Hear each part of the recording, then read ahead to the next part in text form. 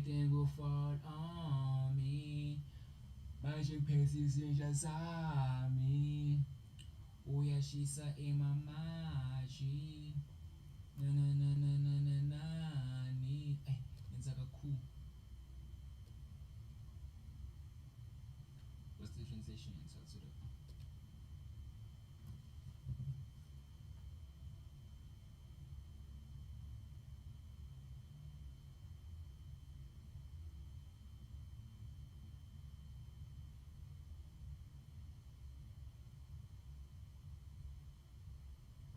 Run away.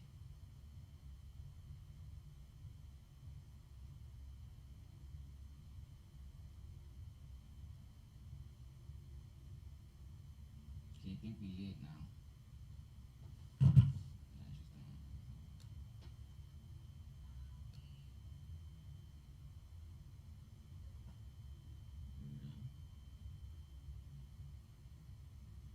Yeah, sweet. Coil, learning the pattern before it commits.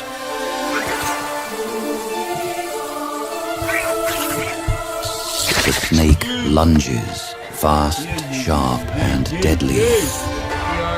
The serval feints in and out, testing distance.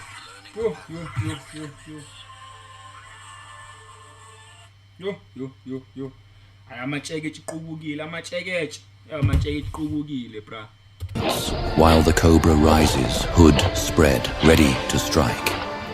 The cat darts forward to pressure the head, then hops away before the cobra can counter, repeating the pattern in quick, risky bursts.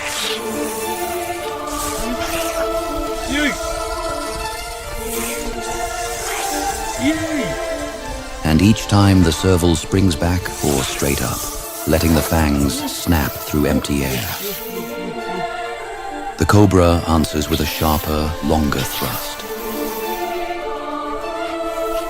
The serval hops back just enough, then rebounds forward, testing whether the head will hesitate on the recoil. A feint from the cat, then another, drawing the cobra into striking at air. The snake tries to time the landing, lunging low as the serval... Bro, look at the size of this freaking snake, dog. Look at the size of this freaking snake, dog. This guy's a brave-ass motherfucker, gang. Motherfuckers don't get brave like this guy no more, bro. Like, real talk. Shout out you guys who's popping. It's your boy FIENT 1496. If you guys are new to the channel, be sure to subscribe to the channel. We drop content daily and we go live every single day. Shout out Dino Cora, shout out Cobra Tate. Yo, that's me. Hey, bruh, I don't think you're gonna survive. I don't think you're gonna survive, bro. I don't think you're gonna survive. Shout out Short-ish. Let me try to write the comments. What's happening with this phone? Shout out Cobra Tate. Shout out Dino Cora. Be sure to get them subs up if you are new to the channel, guys. You know we locked in. Bro, I don't want to lie to you guys. I don't think the snake is going to survive, bro. Nah, this is not AI, bro. This is not AI, though. Like, this snake is literally getting his ass whooped. Serval touches down. The serval jumps again, higher this time, twisting away mid-air and landing out of reach by a breath. The exchange settles into a relentless rhythm. Advance, threaten, strike. Evade, return, threaten again. This guy got 3 slabs, gang. Look at these slabs. The exchange settles into a relentless rhythm. Advance, threaten, strike. Evade, return, threaten again. The cobra begins chaining attacks, shorter and quicker, trying to catch the cat during the split second it resets its feet. The serval keeps refusing the timing, bouncing away, then snapping back in to pressure the head without staying long enough to be pinned. Another feint, another lunge. The serval answers with higher jumps, quick vertical bursts, touching down only long enough to launch again. We need to remember something, guys, about a snake. Like, a snake has better reflection, has better reaction than a snake. Like, I'm not sure about this cat, but a cat in general has better like reaction time than a snake. That's why I don't think a snake is gonna win, bro. The serval twists away midair and lands out of range. This is how Bro, a ramen I brand don't reached think it's over gonna 1 win. Shout out billion Chad, people get without themselves using up, bro. social media. In my opinion, gonna be one. He The line between victory and defeat is the same target, the head, and the serval is ready to take it. you One final leap, one final commitment. Jaws open, a hard clamp onto the face and skull. A lock that ends the bite. The coils beat against the serval's legs, desperate, violent. But the serval holds, grim, consistent, unyielding, until the struggle weakens. The fight drains away. A meal earned by persistence, not luck. Sometimes in the savannah, killing is driven by something other than hunger. The two adult lionesses patrol the margins of the tall grass. Every vibration in the air and every rustle in the undergrowth is recorded. The serval cub is caught in the open. At this tender age, its survival depends entirely on the concealment provided by its mother. But here, there is no cover. The lioness found it as an easy prey. This is not AI, bro. What you mean? She reaches out with a massive, padded paw. It's not AI, bro. The Shut up, cub bro. is pinned instantly. Bro, like, I don't think you guys really understand what's going on, bro. Like, a cat has a faster reaction time than a snake, bro. So a snake is not going to be able to win against the cat because by the time a snake strikes, the cat has already moved and is already in position to throw a slap, dog. So that's what I'm trying to say, dog. Like, it's not even a fair fight, okay? She begins to manipulate the small body with her Shut up, forepaws. let's get themselves up, man. Her movements appear playful, yet I'm not trying to watch cats against cats, dog. Nah, it's better when it's snakes being the one, like, you know. I feel better about that, but nah, no cat, nah, cats, man. Let's look for another video. Let's look for People another always video. wonder. Let's look for another video. Shout out, Chef. This Get is themselves up. Bandile Lugayene. Yo, Jesus. So what's up, y'all? How much I got paid as a YouTube live streamer in the month of March?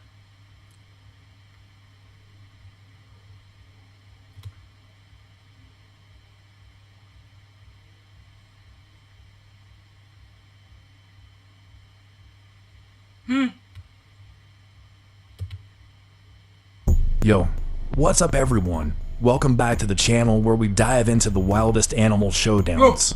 Yo. Today, we've Yo. got something absolutely insane. Fearless cats taking on some of the deadliest snakes out there. From venomous cobras to relentless black snakes, these cats aren't backing down. Who do you think will win? Drop your predictions in the comments below. Bro, like, the snake is not gonna win. TCD Animals. Hi, where is Cass? The speed and Cass is agility at home. displayed by this cat are nothing out, short of Sunny, she's at extraordinary. home. As it faces off against the red snake, the serpent's fear is palpable. It never anticipated such a swift and merciless foe. With each movement, the cat strikes like a blur, so fast that the snake is left with no time to react. Yo. Attack after attack, the cat relentlessly overwhelms the snake, landing heavy blows that shake the serpent to its core. It's not fast enough, though. It's not gonna Unable win. to withstand the cat's onslaught, the snake succumbs to its injuries, And bringing dies. this intense chase to a final, dramatic end as the serpent falls. Bro, like, a snake is never gonna win. We against have a the cat, fierce bro. Siamese cat. Don't let its cute face fool you. Siamese cats are known for their intelligence, agility, and sharp reflexes. And today, it's squaring up Shout against a out, Chad, venomous get themselves snake. up, man. Let me get another spoon. The cat wastes no time, darting back and forth with lightning speed. The snake strikes repeatedly, but the cat dodges every single time.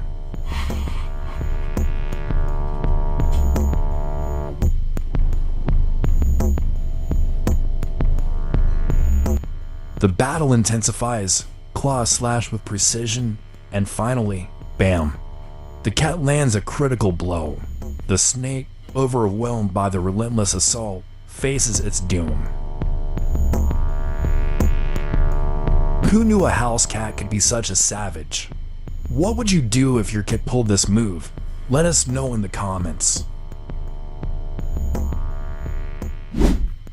In another encounter, the snake launched a surprise attack. But with incredible agility, the cat swiftly leapt to the left, dodging the strike with ease. Wasting no time, it counterattacked with a relentless flurry of blows, Shout out giving the snake Captain absolutely no chance to Lal land a hit. Chandit Desperately, Maharaj. Shout out, the gang. snake Shout out. tried to fight back, Shout out but it Captain, was what's popping, hopeless. y'all. Be sure to get themselves up if you're new to the channel.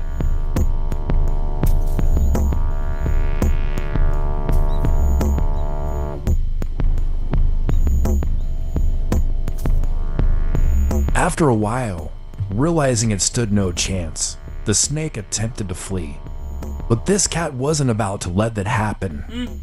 With a firm bite, it seized the snake and began to toy with it as if it were nothing more than a plaything. This video is a clear display of the cat's complete dominance.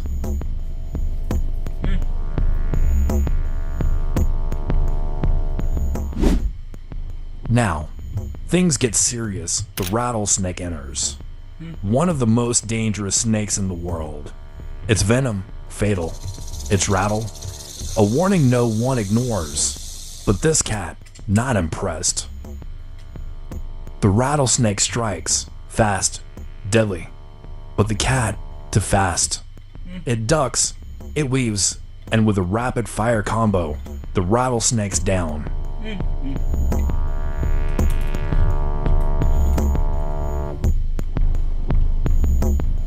By the end, the rattlesnake lies defeated, speed and precision win again.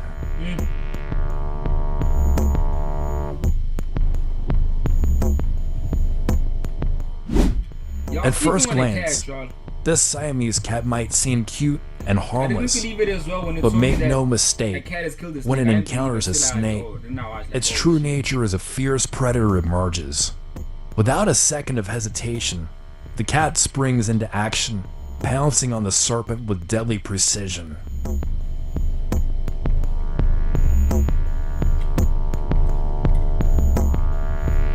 Shout out Jeff, be sure to get them subs up, man. Its strikes are lightning fast, Your boy, F leaving the double I, snake get no to room us, to guys, react. 96. Each attack lands with overwhelming force, and soon, the snake is completely overpowered. The cat grabs the snake by the head, sealing its fate.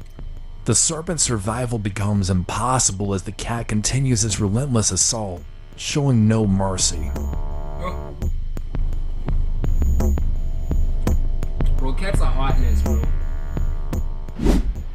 A hidden camera deep in the forest has captured an incredible moment. A wildcat emerges, its sharp senses picking up something rustling in the bushes. It wastes no time, launching a series of rapid attacks into the dense foliage. And there it is, a large snake. The wildcat strikes relentlessly, its movements so fast that the snake can barely react. Compared to the cat's agility, the snake's every motion looks like it's playing in slow motion.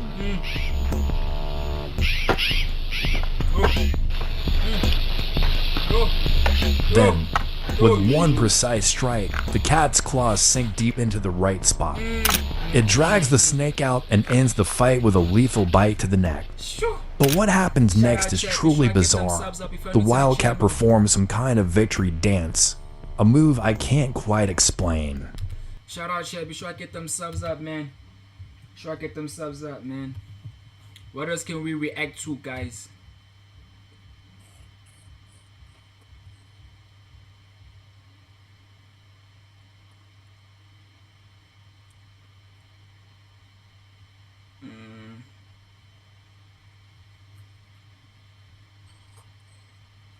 What else can we react to, y'all? Do you have any like ideas what y'all want me to react to? Let's look at that.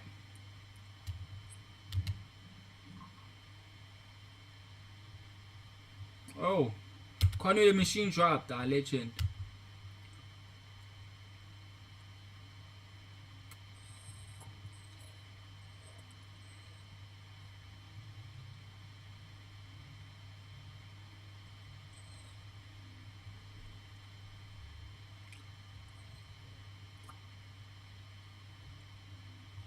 Shout out, yeah.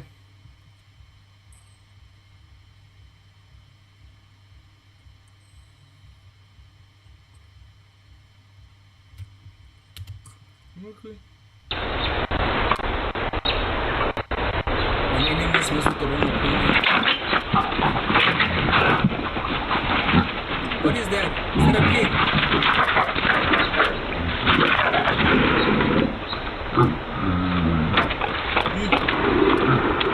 Good.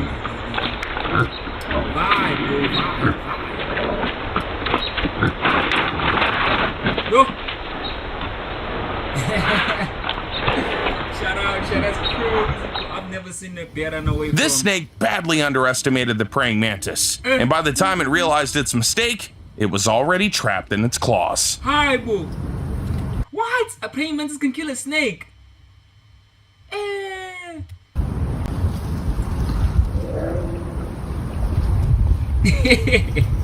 Praying mantis and the snake fighting. Yeah.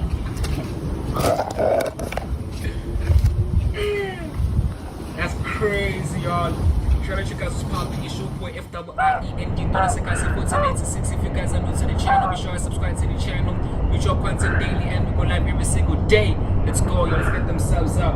Roll to 10K subs, guys. Let's get that shit before the end of the year. Let's go. We're ready for that shit.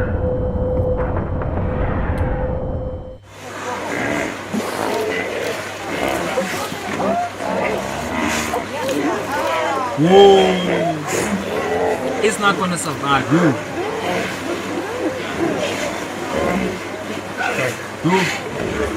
How did you get there, bro? Got him big time.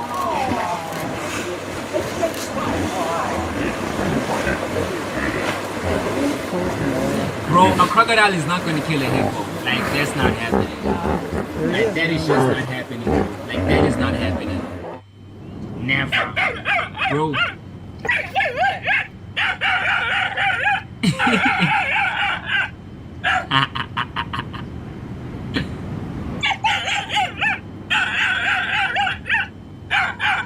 Bro's confused, like, what the hell is happening right here?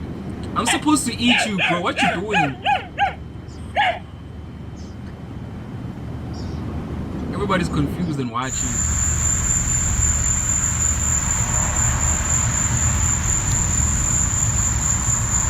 Ha! The spider killed the snake.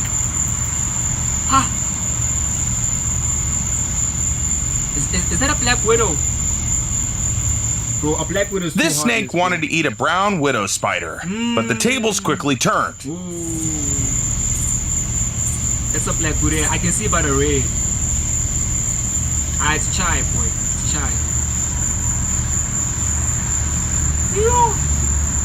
Bro, nature's wild, bro.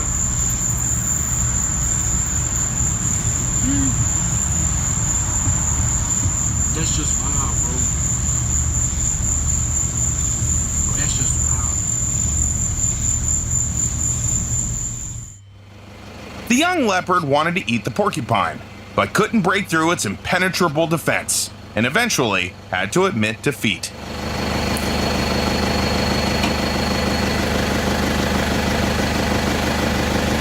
You're not going to porcupine, bro. You're not going to.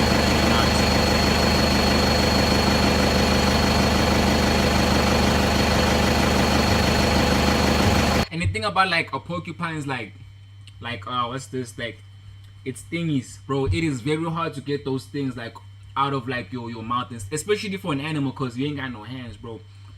Imagine trying to take out something that prick you from your mouth up until your brain, gang. Nah, dog, like some things are just not worth it. Shout out, Chef. Try to get them thumbs up, man. Oh, yes, What's good up? move, Cheetah. Look at right behind them.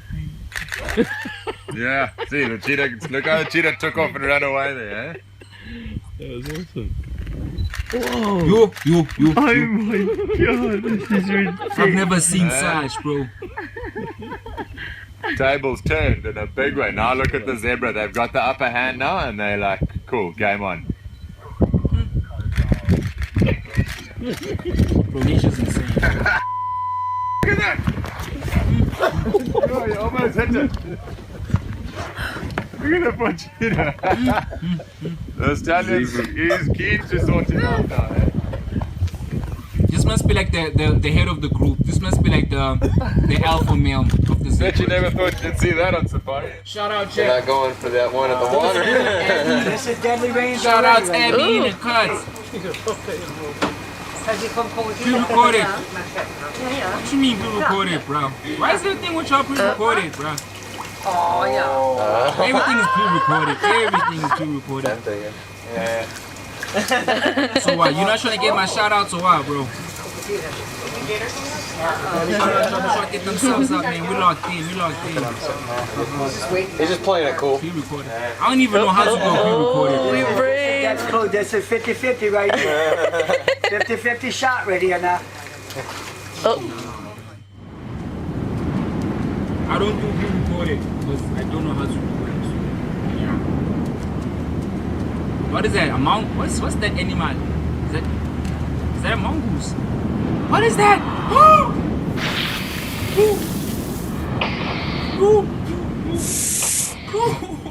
Bro, what the fuck? You. That's a king cobra, gang. That's a honey badger.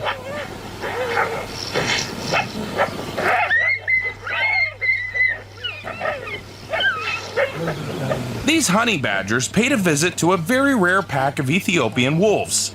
The canines had to team up to drive off the fearless predators that are afraid of no one. Wolves are afraid of badgers now. Shout out, let's get themselves up. An eagle saw an opportunity to steal a fish from two marabou storks, My bad. but while defending its catch, it had to fend off a curious How long buffalo. it took me to get here? How long did it take you to get there, gang? How long?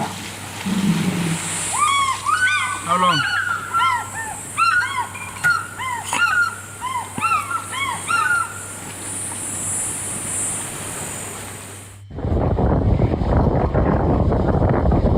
A kangaroo. Bro, you're not, dog, this is a kangaroo we're talking about, though. You're not doing nothing to a kangaroo. Like, forget that. Dog, this is a kangaroo, dog. Don't do this, dog. Yo, if it grabs you, my dog, it's chai. What is that rabbit doing? How stupid are you? Oh, you hear that? Look. That's crazy. What? I've never seen a rabbit intimidate a snake before. What do you think it is? It's gonna kill you. What are you doing? That is crazy.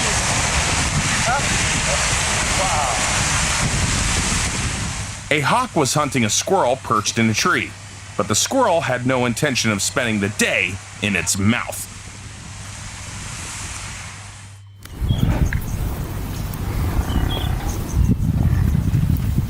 Shout out Anthony.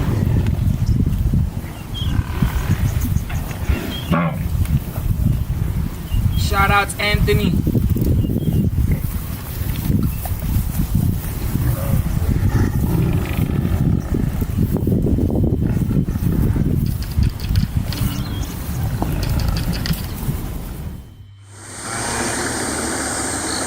Alright, but be sure to follow him on TikTok and on Instagram as well, gang.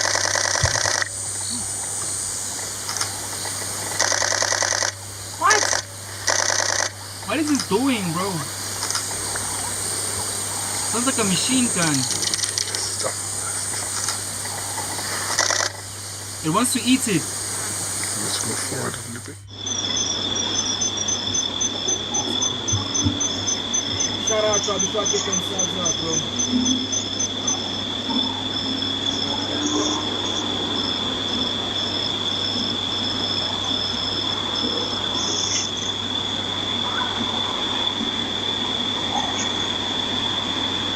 Rechat, dog. I rechat, dog. You're not saying anything, bro. Like legit, you're not saying anything.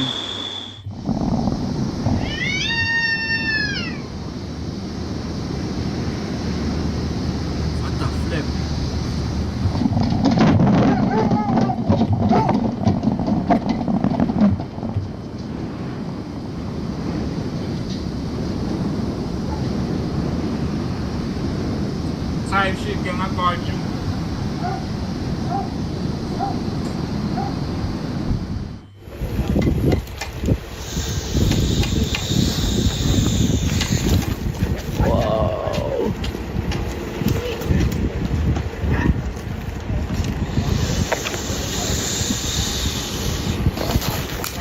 Alright, bro. What's happening?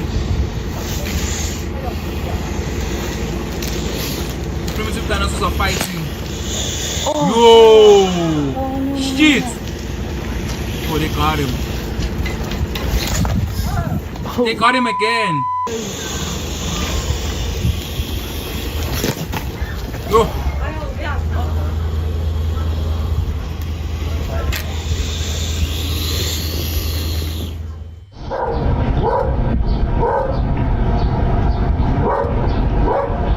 It's a monitoring lizard, dog.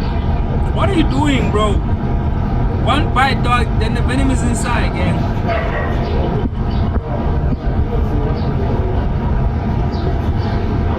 One bite and it's shy, bro.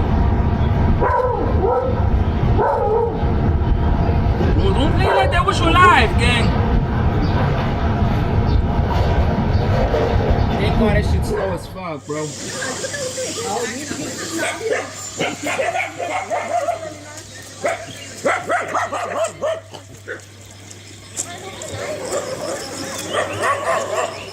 Nah, bro, I gave you a mod because you've always been around, dog, and you've always been supporting, so it makes sense to make you a mod. You know what I'm saying? Because you've been around, you've been supporting, gang, so it makes sense to make you a mod, bro. Black bears often stop by this house uninvited.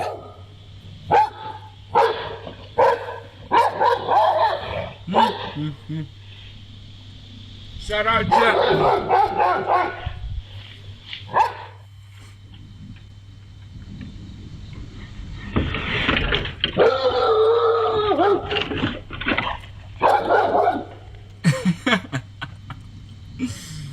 We're gonna hop on TikTok, I don't know when though. But this was actually funny, bro. Shit.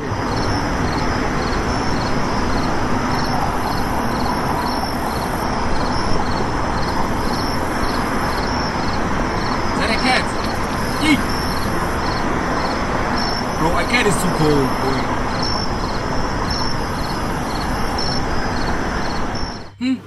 You don't What's it mess got with the yours? cat, bro. No sweat, no sweat. I have a question. Yeah, cool. Ask. Ask the question. That's what I'm saying. Shout out, Saying Check. about that. Sure, What get is them pulling subs out? up, man. We're locked in. Hey, Alice. Listen. Oh. What is he doing, bro?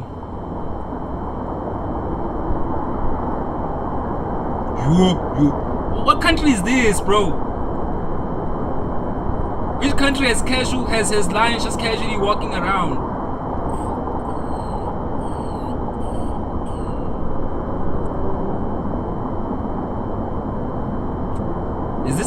Does India have lions? I don't think so. The question is, who is Diddy? I'm still 8. Listen, Abby, you do not want to know. All I can tell you, baby girl, is that man is a horrible man, and you need to stay away from men like him. That's all I can say. He is a terrible man, and you need to stay away from that man. Very terrible man. Very terrible. Very terrible.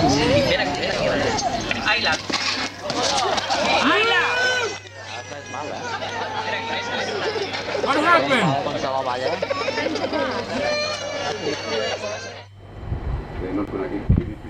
A rhino. A rhino, bro. You're not serious. I'm a boy. Oh, my bad. Baby boy. Stay away.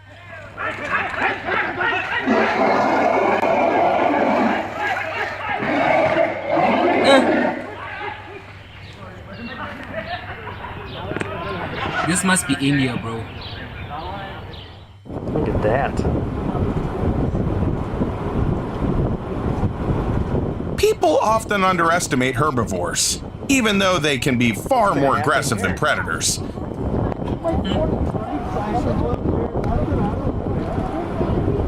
Oh my gosh. Bear can go up probably better than the bison.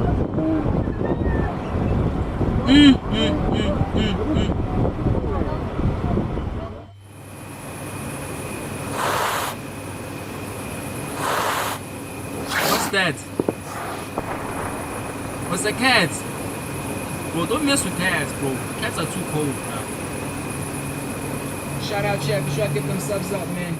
Yeah, see you later, Ken. See you later.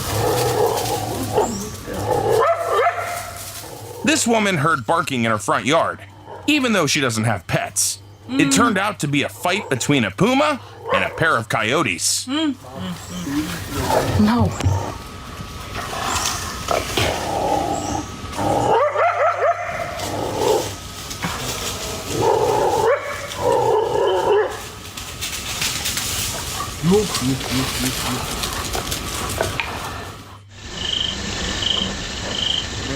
It's not just dogs that can protect your home from bears. Cats can do it too.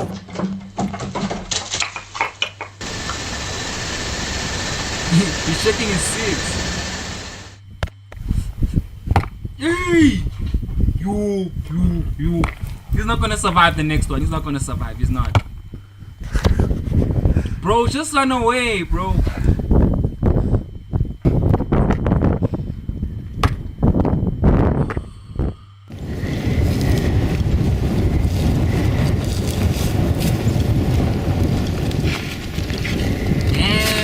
I didn't think a camera was that large, bro.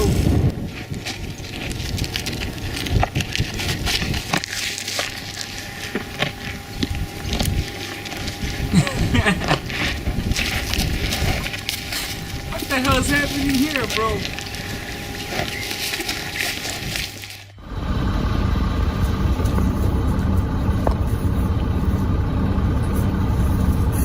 Male kangaroos fight to settle disputes and decide who gets the females. Yeah. Sometimes these fights can last for hours. Yeah, they do. Those fights be lasting an hour or so.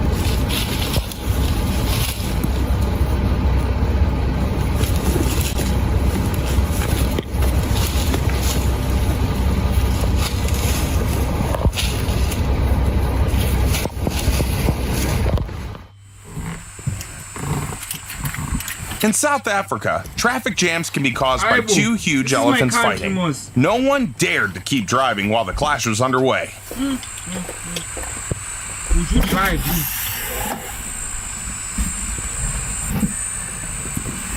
Shout out, chat. Thank y'all for joining us. If you show a sub up, man. This is my home country, guys. This is my home country.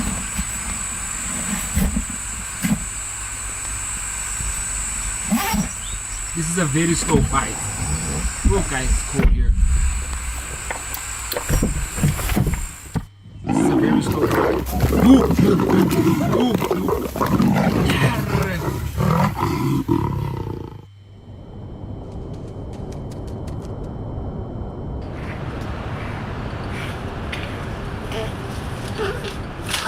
What is that? Bro, what animal is this, y'all? The fuck? This shit looks like... She looks like a fucking ghost. What kind of animal is this, y'all? This shit looks ugly as hell, bro. Shit, what kind of animal is this, y'all? It looks like a huge rat. What is this? What's the name of this animal? A possum. Look at that. Look at how ugly this shit looks, bro. This shit looks ugly. Shit. Right now it's 8:30. My time it's 9 o'clock. 2 minutes past 9.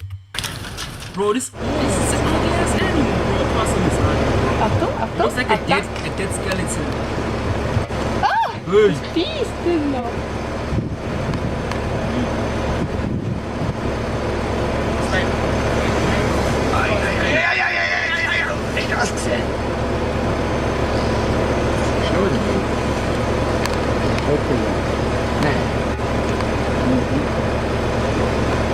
Bro, what the hell is happening here, bro?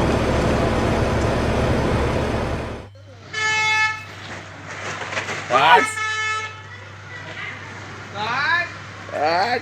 One, two, three. What the fuck? 1, 2, 3. What the fuck, bro? See you next time. What the fuck?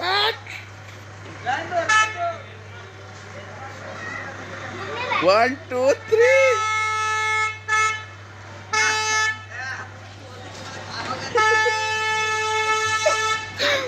मेरे मत Yeah, the cow is not gonna win, bro.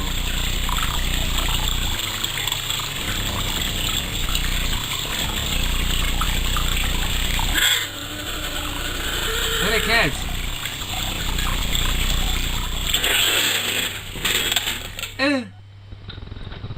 A raccoon.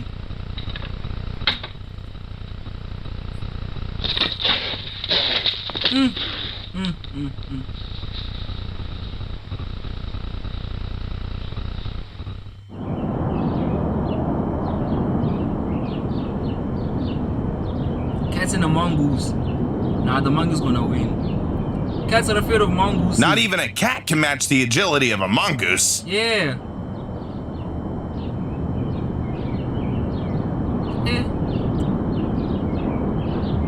Gone. Alright, bro. Bro, a mongoose is. Wow. That means a mongoose can whoop the ass of a snake, though. Elephant versus rhino.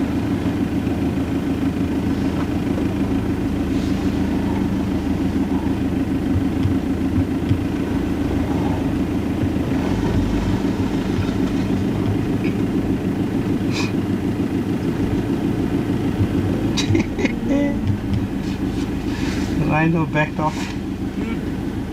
That's cool. Hey! Hey!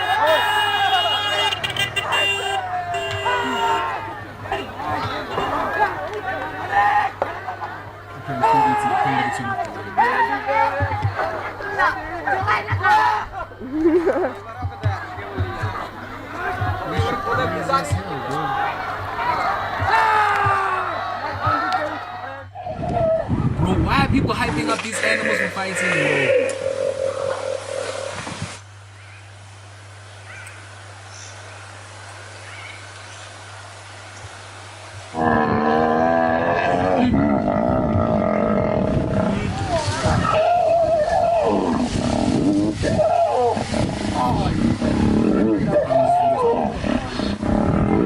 I 8 more minutes.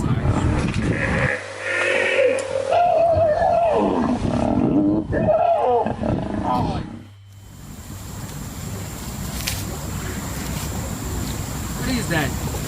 Komodo dragon.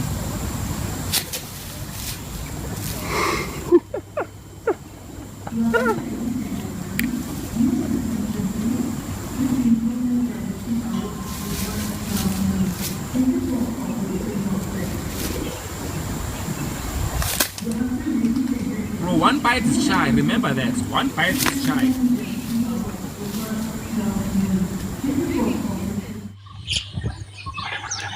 Not even a tiger is safe when it crosses paths with elephants ready to protect their young. Is that a tiger?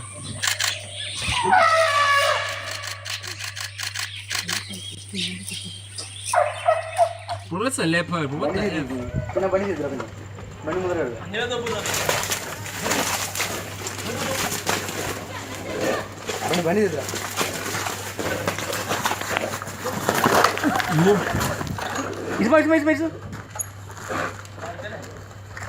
తగ్గిదే power మామ ఏంది ఎల్ల 10 నిమిషాలు తక్కువ చేసినాడు సలుగుని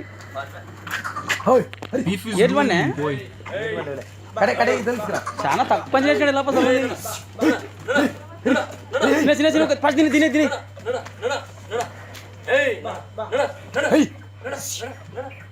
చిన్న కొడుతుంది.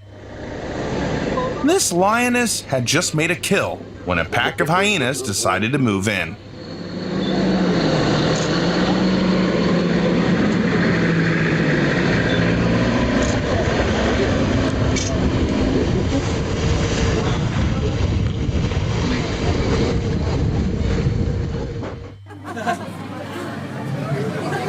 Look at a dog. Yay! Oh, dog takes down cheetah. Oh, they playing. Oh, man. They're getting crazy now. Oh, I thought it's serious. I thought it's beef. What's beef? That's the fun of it, dog.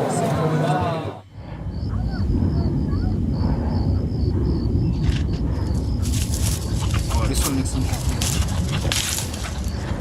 Fight! Fight! Let's watch this. No offense, but if you're thinking of starting an e-commerce store or getting into the stock market, there's something. Tula. Hello, everyone. The owner hadn't even realized what was going on, and the dog had already stepped in to protect him. Yo. Yo, W dog, bro. W dog. Hey! I have you on camera! Yeah, Zero!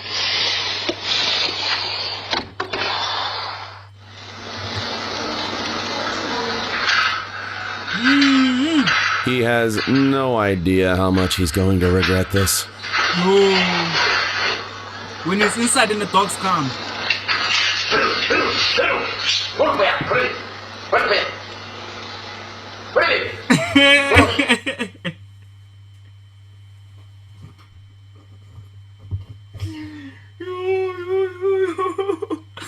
Yo, bruh, you know you screwed.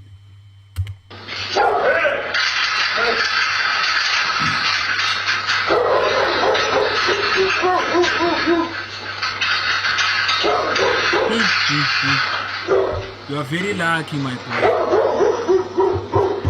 are very lucky. Oh, but that guy was so. That guy,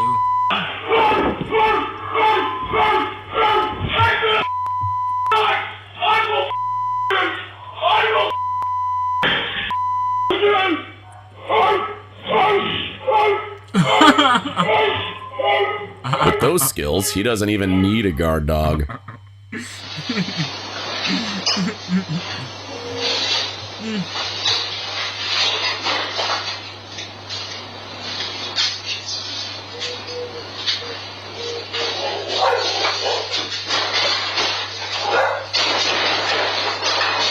Yo. Two thieves in Brazil. I remember like a couple years ago when I still had a dog, bro. This one time, bro, I swear to God, my dog saved my life. R.I.P. Mantu, gang. R.I.P. Mantu, bro. So, imagine, bro, you are sleeping at night, né?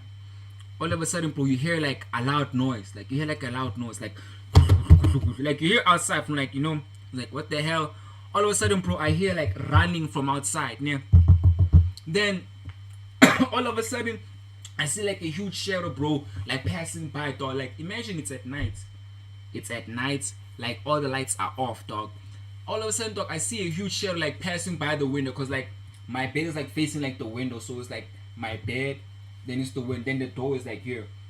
So all of a sudden, I see like a huge like shadow pass by, and my dog like, okay, I didn't see my dog. Then all I hear was quang quang quang quang quang quang quang quang. Bro, I won't lie, bro. I did not go outside, bro. I did not go and check. I was like, man, fuck that shit, bro. My dog got it covered, bro. Then the next morning, dog, when I woke up, dog, I woke up the next morning, bro. When I woke up, my neighbor was like, yo, did you hear what happened yesterday? There was a guy who came in here, bro. So as we check like the fence, right? They had put up like some glasses.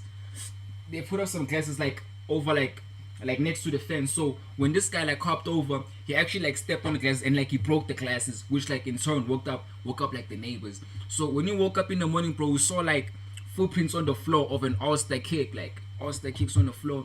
Then the glass was just like broken, dog. But I swear to God, bro, that day my dog saved my life, dog. R.I.P. my dog, man. I need to get another Still one. decided to steal a businessman's safe. Everything was going fine until some fluffy guards showed up.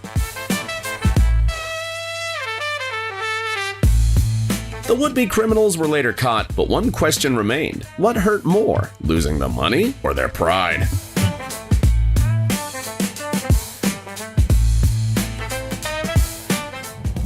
best to stay still for a long period of time.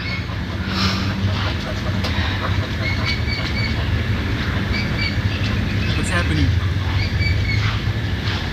Jeffy. Oh. Who's that? Go.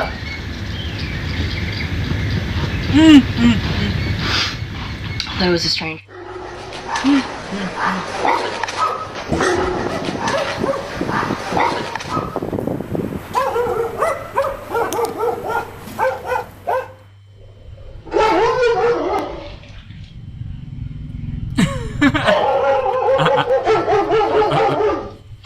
This guy's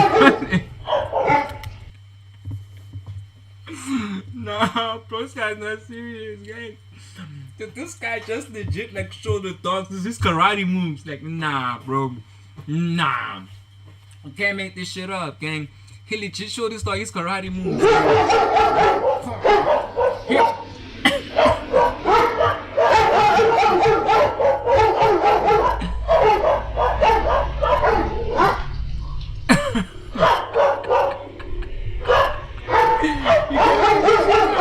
Shout out, chat. Be sure I get them subs up. You can't move, bro. Like, you can't make this shit up, bro.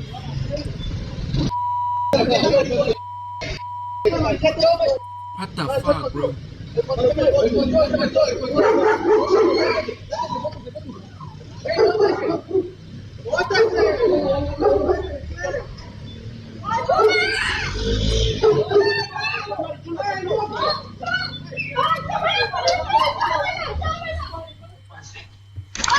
I won't lie, bro. From most of the animals we've seen on these clips, like these dogs are very much like I haven't seen a dog bite anyone, bro. I kid you not, bro. If you're in South Africa, gang, those dogs would have been had bodies on their necks. Like you see that guy with the trans to the bike, would have been shy, bro. Like would have been like should have tried, boy. We should get them subs up, bro. Like there's no way you're gonna do this dog in South Africa. Like no way, bro. Like, no way. No, put that. You.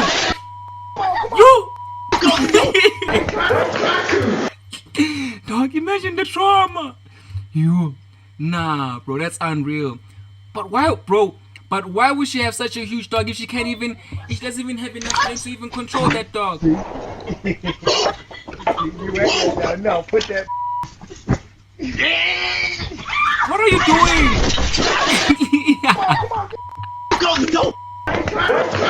I ain't trying to.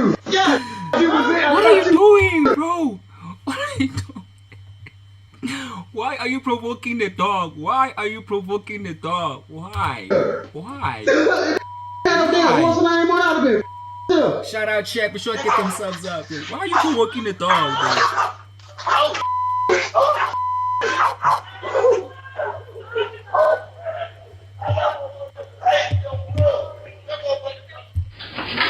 What's up with it? Yo? Hi, buddy. No, we don't want to do that. Alright. Because you're the coolest dog I've ever known. I love you too. You're a sweetheart. How about you come home with me? Where's your dad? Where's your dad? She's not enough to leave your garage open. I love you too. What's going on, fighting? I know.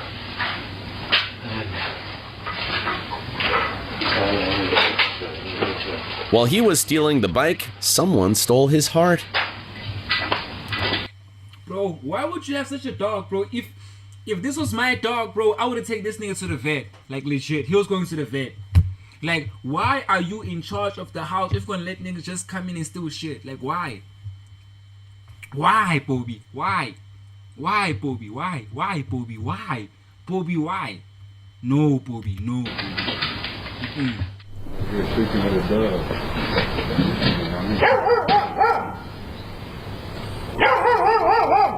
Today, the neighbor's dog learned that sometimes defense really is better than offense. Yo. You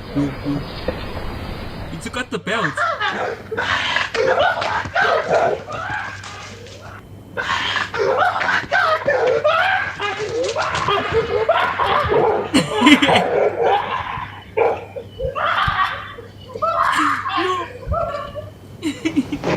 Are you okay?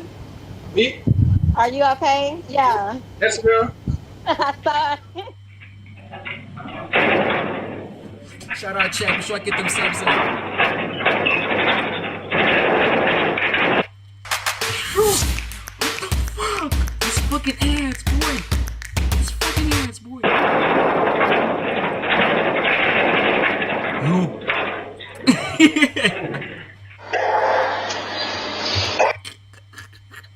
Bro, that's just dummy luck. Imagine you trying to escape the dog, then imagine you trying to hop over the gates, then the gate opens up. Now you just there suspending in like mid-air.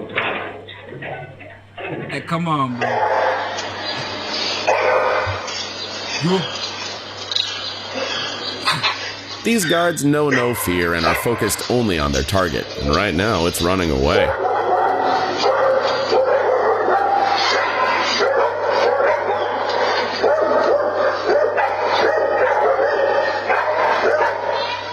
Bro, what kind of dogs are these, bro? Like, I honestly thought dogs would be more aggressive than this, cause this is just wow, bro.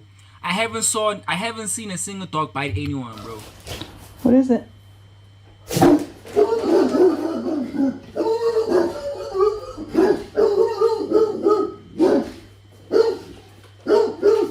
Good dogs. All done yet. Good girl. See. Can I help you? Yeah. I had a package that was supposed to be delivered here. Have you seen it? No. You sure it was a Yeti pool? I'm positive. Are you here by yourself? No. Well, yeah, me and my dog. Oh, okay. Yeah. Well, let's talk. No! No, bucket! Come on!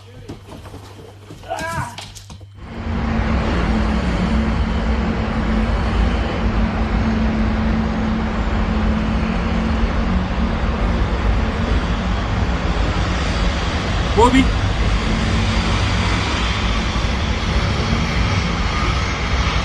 Yeah. Bro, good dog. This is the type of dog you need. Now, this is the only dog I've seen who did their job right. This is the only dog I've seen, bro. Like, what you doing? What you doing? What you doing? Who's gonna bite? Who's gonna bite? Who's gonna bite? I tell you, dog. I tell you. Shout out, y'all. Be sure to get themselves up before I do. That's crazy. The loose dogs.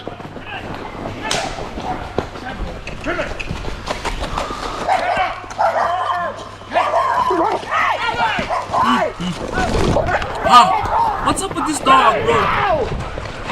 This dog is not here to play no games, bro. Hey. Is she okay?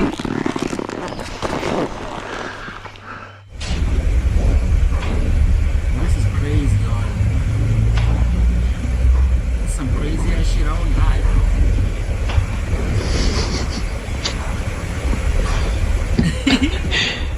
This fighter doesn't care about warrants. He's got his own laws to enforce.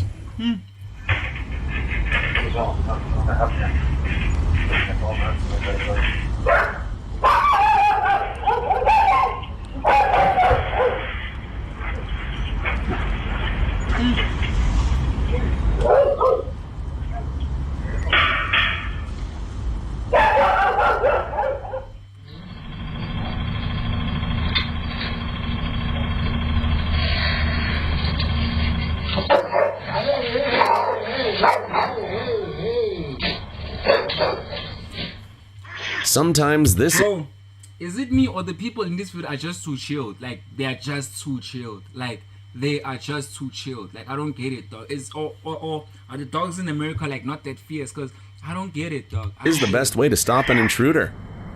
Take off their clothes.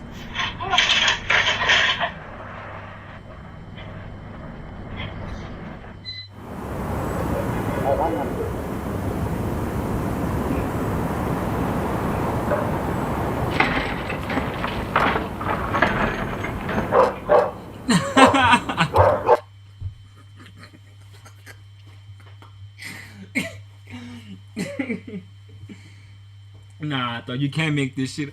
This guy literally came like, oh shit, I'm off my post. He came here, he's like, okay. He jumps over the fence, then he starts doing his show. Like, what the hell? Where were you? Where were you this whole entire time? Like, where were you? Where were you this whole entire time? Where were you?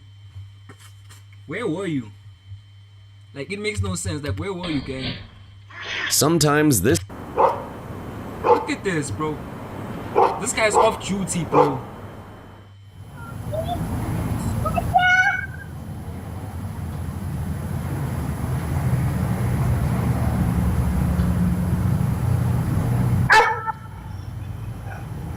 Riley, come. With these bodyguards, there's no need to explain anything. Where were you, dogs, gang? Copyrights. Copyrights. Yo. Shit.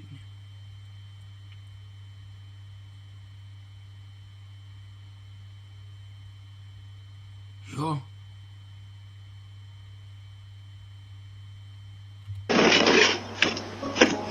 Holy shit. Hey, stay back. You got shit? Go. Bro, why are you being so casual, dog? Like, do you not see what's going on, bro? Do you not see the size of this nigga? Like, look at the size of this guy. Yo. This guy's not here to play, dog. Hey, stay back. You got shit? Go.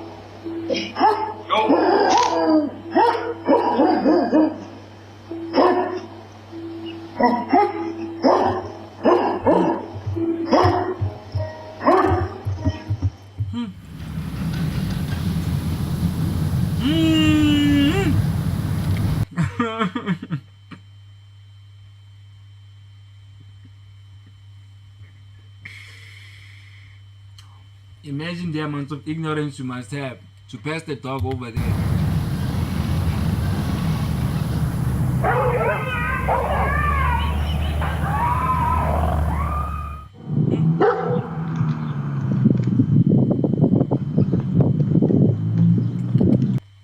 It's gonna jump. It's gonna jump. It's gonna jump. Trust. It's gonna jump. Trust. It's gonna jump. Trust. And so.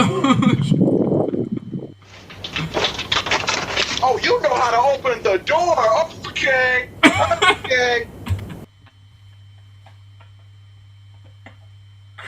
What the fuck? Shout out. Yo, be sure to get themselves up. What the hell, bro? Be sure to get themselves up, bro. Oh, you know how to open the door. Okay. You're gonna have to run. Well, what do you know? Okay. Well, this is what I'm gonna do. I'm gonna run. I'm gonna take this picture. And I'm gonna run. And I'm gonna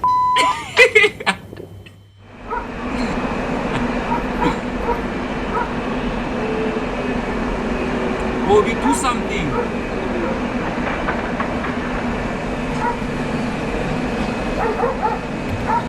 Which country is this one where like they're stealing bicycles and bikes? Probably like India. If you're not flirting, you're friending. This can be where most guys go wrong because friendly. Is this India, dog?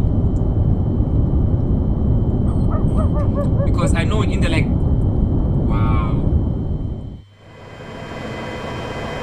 Hey guys, be careful. My dog is loose. It could bite you guys. Okay, have a good day.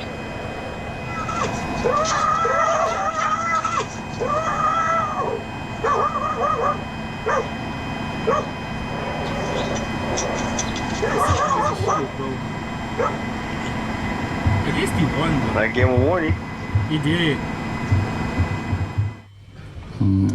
Easy. The one inside the back of the pillar. Is it the dog? I using the dog. The man inside, the man want to jump. The man is jumping. You see, dog is pushing him. Do you see the man? He's jumping. The man run away. You know, I don't know if he's screaming.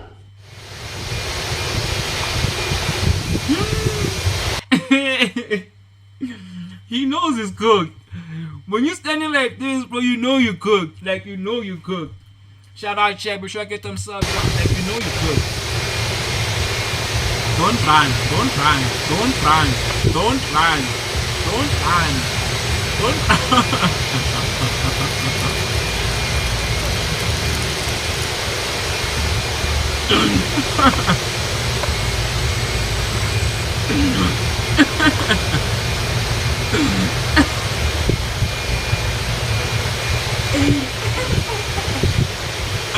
What? What? No. Did this child legit steal this guy's mail and run away? You can't make this shit up, dog. You can't make this shit up. This guy running at the speed of 5, dog. Running at the speed of 5, dog. Come on.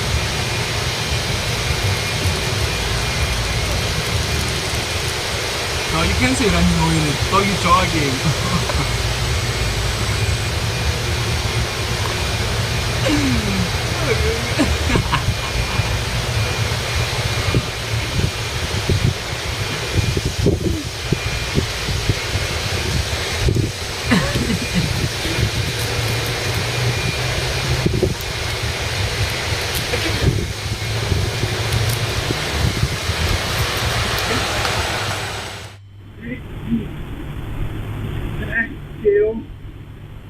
Not gonna hurt you. Please do not bite. Bro, but like on a for real, dog, like working as one of these people must be like one of the hardest things to do, bro. Shout out Sonabi, say what's popping, G. I won't lie, bro. Working here must be one of the hardest things to do, bro. I won't lie, bro.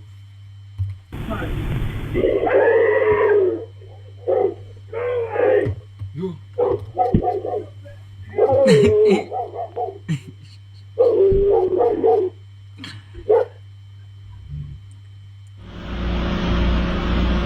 What are you doing? What are you doing? What are you doing? Yo, bruh.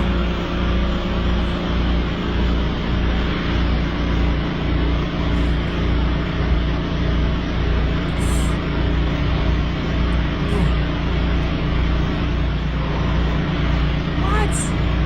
No, W dogs, man. W chihuahuas, bro. India's not safe, dog. I won't lie.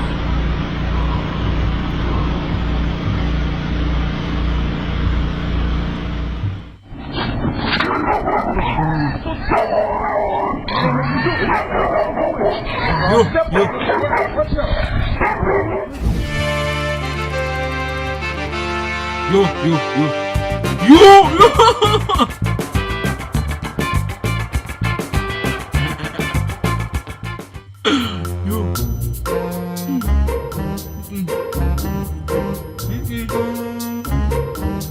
Being a man must be a stressful job, bro.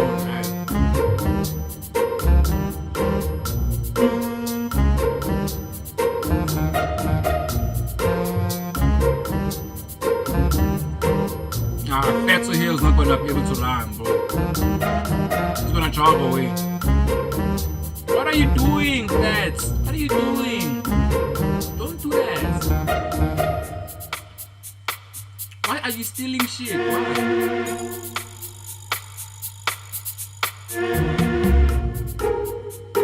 Does he live here?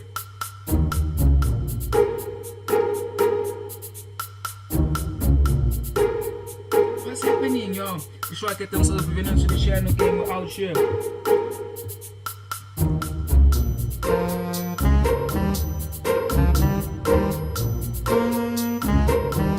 What's happening, bro? I don't get what's happening. One more time. Better make 200.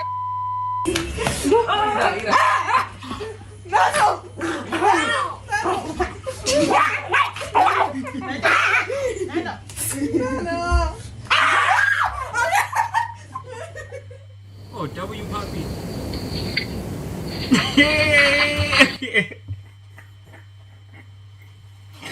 Dog, where the fuck do all these people come from, bro?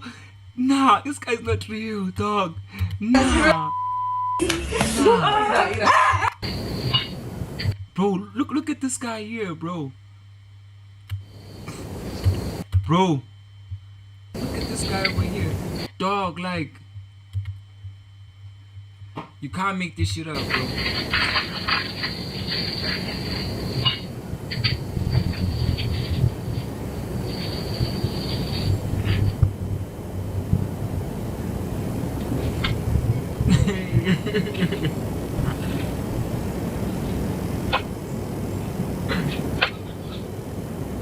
I think it's his dog though. I think this is his dog.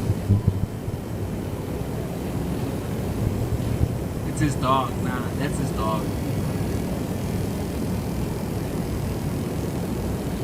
Oh, what? Wait.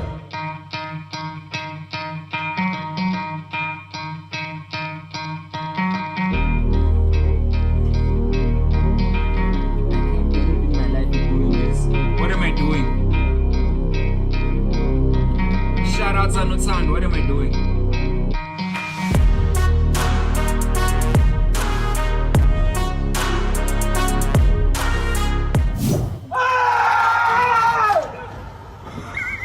Oh, what call? Oh!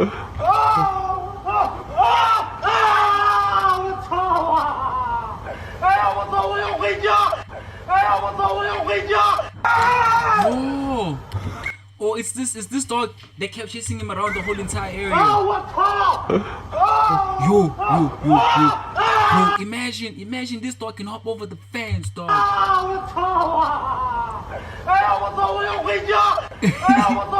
It's still coming, bro.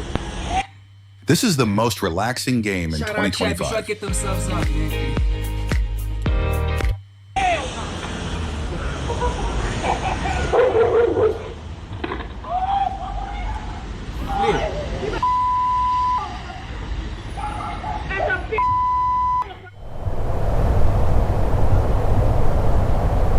Some lessons come fast.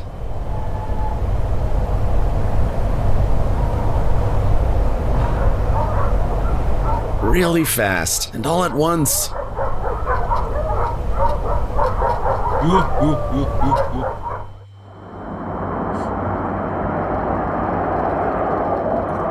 out chat, be sure to get themselves up before I knew, man.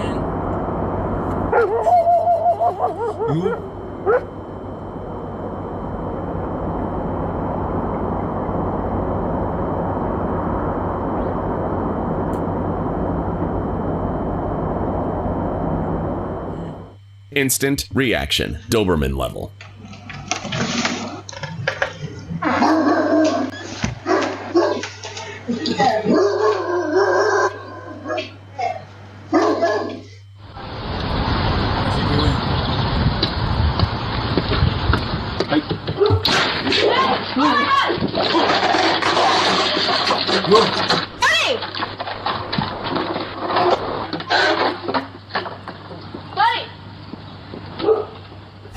In case you wanted to know how a Cane Corso would protect their turf. Bro, don't mess with a big dog like this, dog. Like, why are people messing with dogs like this size? I don't get it, bro. Oh, it's a cat. No cats were harmed.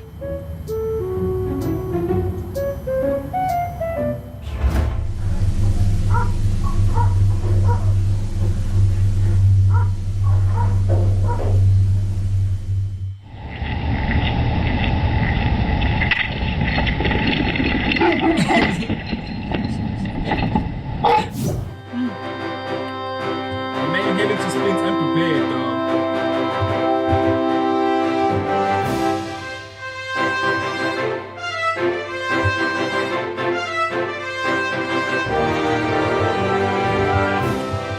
Shout out chat, be sure to get themselves out in front of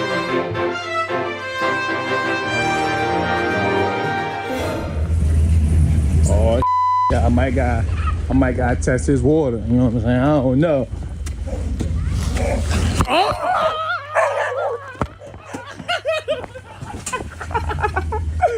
Oh, yeah, you bluffing.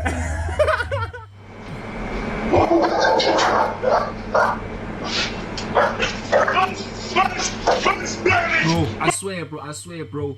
Like, this is one of the most terrifying jobs you can ever have, bro. As a mailman, especially in America. At least in South Africa, though, you throw that shit over, then you keep it moving, though. Because, like, a lot of the houses here, especially here in the hood, is like, it's gated communities. Not gated, it's like, there's fences, dog. So, you don't have to go in necessarily. You can just put the mail in and just go. You know what I'm saying? But when it comes to, like, these people, like, you know, hey, Run.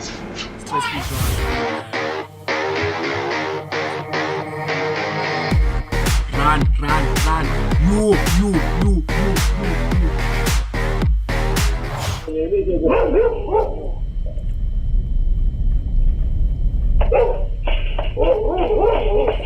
If they open the door, if they open the gate, though, you could, bro. 2023. Oh.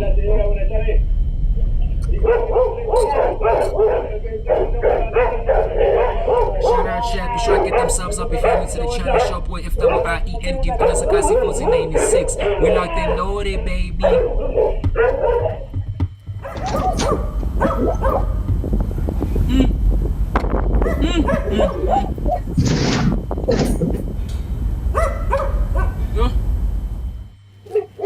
When your opponent's bigger than you, but nowhere near as brave.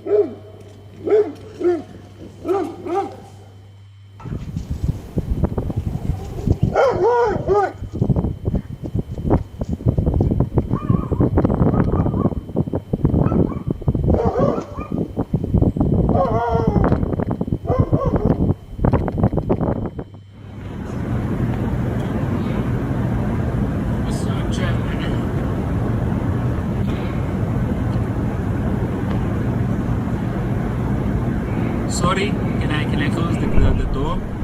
Okay, good boy.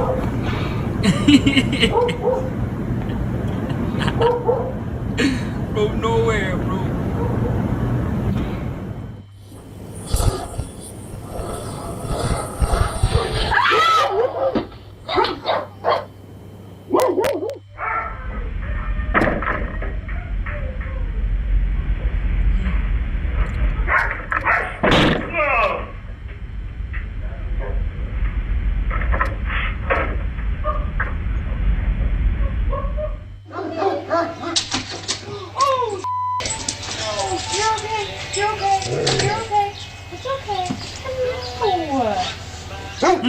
Stress levels, boy. Stress levels, boy. Stress levels, boy. Stress levels. Look, the stress levels here, boy.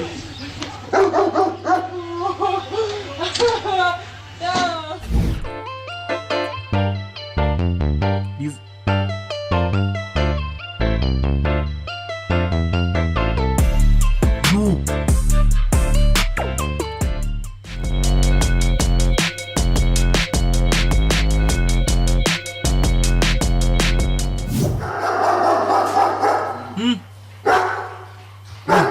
Levels in here, my opinion, boy. going to be one of the top 2 ad platforms in the future, and it'd be kind of stupid of you not to jump. How did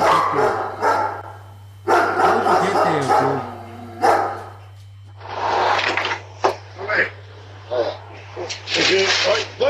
No, he won't be. Don't bite. Oh, he doesn't bite. He doesn't bite. Don't run, he won't bite you. You don't bite. Aye, this one bites.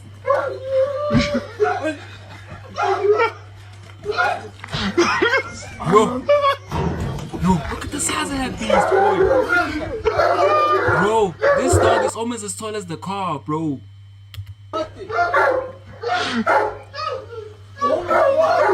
Oğlum arabanın camını kırdın. İn aşağı oradan ya. İn aşağı, bir şey olmaz. Bak yerdekine bir şey yapıyor mu? Niye korkuyorsunuz ya? Sus Esko. Arkadaşlar.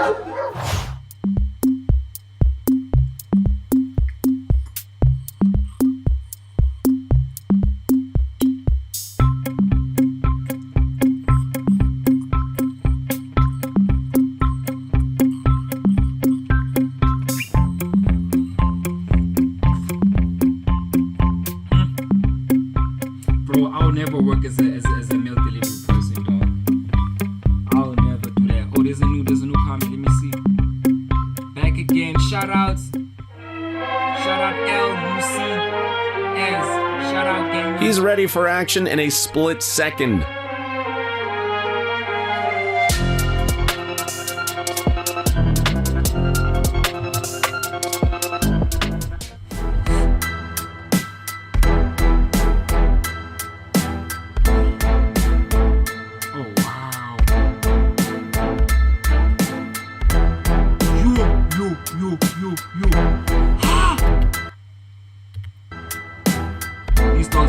a long lie, bro. Joke. AI, boy, AI. Yeah, that's real.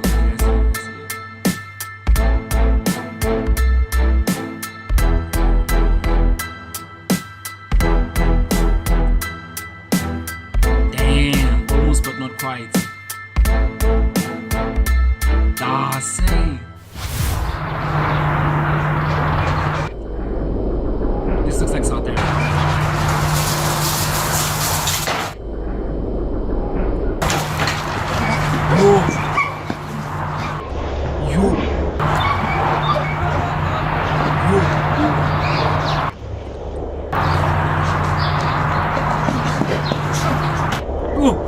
What the fuck?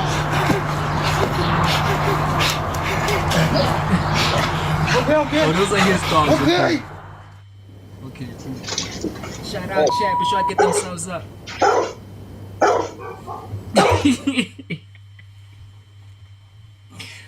He's looking at the distance.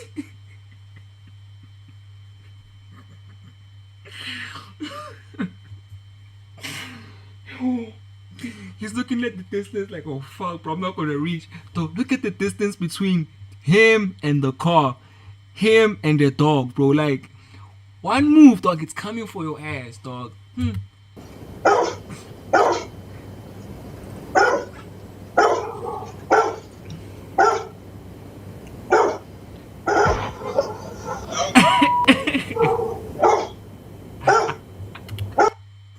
He doesn't know what to do, bro. Like, what would you do in this situation? What would you do, bro?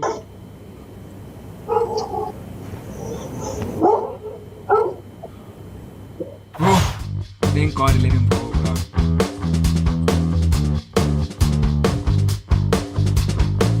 Why are you panicking, bro?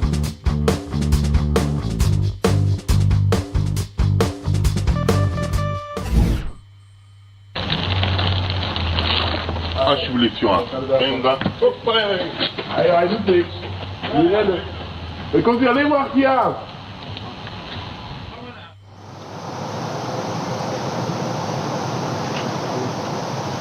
Oh, sorry. Sorry. Ah!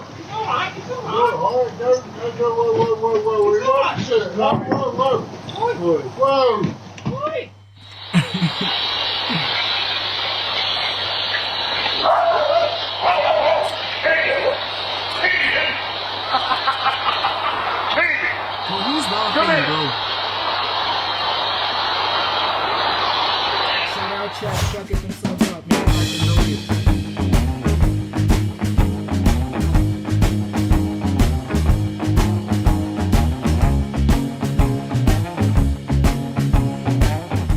Bro, these dogs are crazy, bro.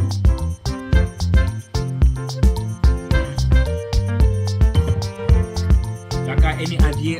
Any video ideas you want us to watch next, y'all? This video is basically done, though, so we need to find another one.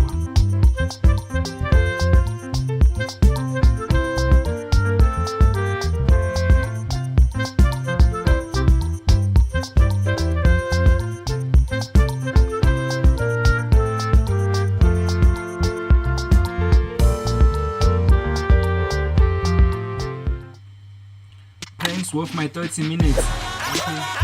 Let's check them out then. Let's see if they're really worth our 30 minutes then. Oh, it's unsorted. Hi. Sometimes we feel guilty. We can only do so much. Let's see what they have for us here. Oh my god. Oh my god.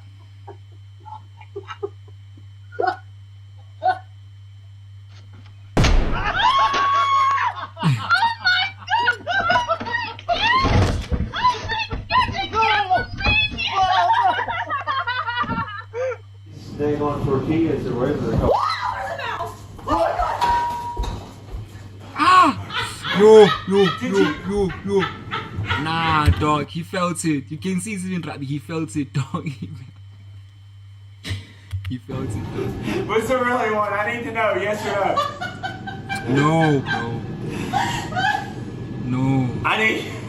Get off the table. Brittany, I possibly broke my leg just now. Excuse me. Do you know where any banks around here are? Any what? Banks. The ones in town. Is there? What's your security like there? Do you know? Huh? What's the security like? Do you know? Not too bad. Might have to get one of it. Yeah? Alright, lovely. I'll give it a go. Thank you. Cheers. Excuse me, I don't speak English well. Do you know where the near said cash machine is? Yes. Follow me. I'll take you there. Shut your dirty back to where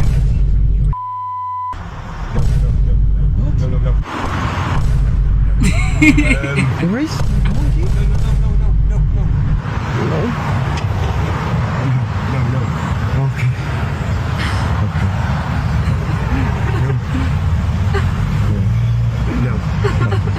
Very wrong.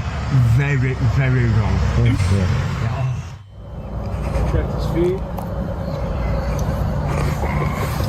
You're playing 36, boys. What is this, though? Gary, there's a snake behind you. There's a snake behind you. Gary definitely hasn't had his morning coffee yet. Gary, are you kidding? Gary! Gary, you step on me!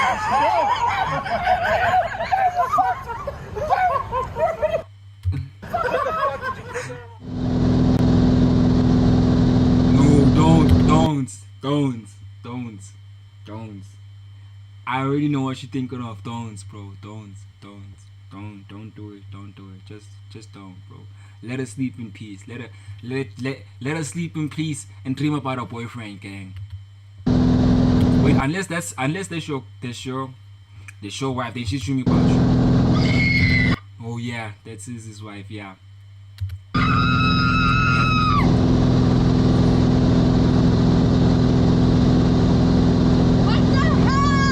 Yeah, that's his wife.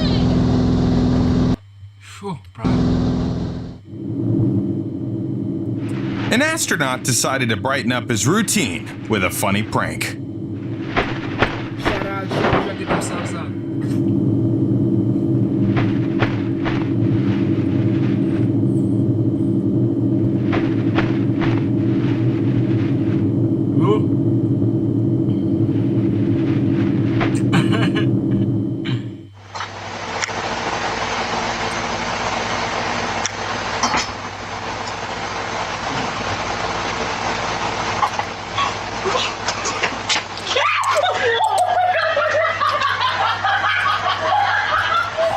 Nice food, John.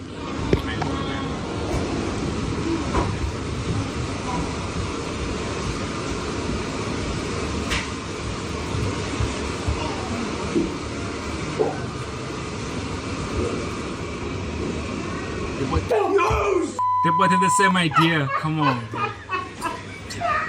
You lost focus, bro. You lost focus.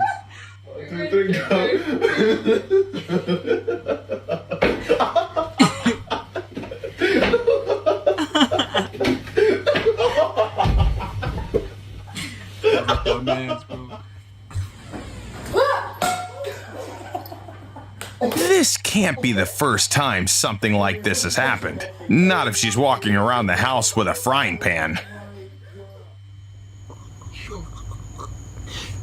If nobody come out within the next 2 minutes, we're gonna come in with force.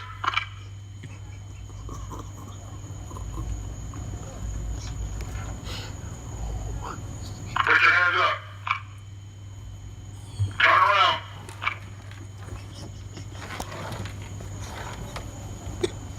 Lift your shirt up. Niggas not been in the gym in a while. The guy actually started believing he might be a wanted criminal.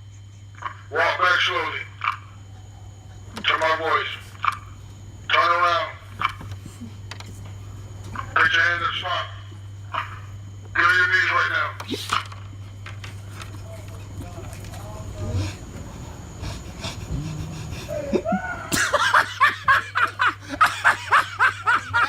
Oh, shit! Brain is that?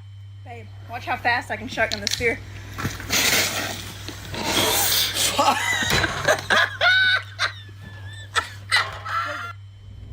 All right, bye, buddy. Have a great day at school. All right, bye, Dad.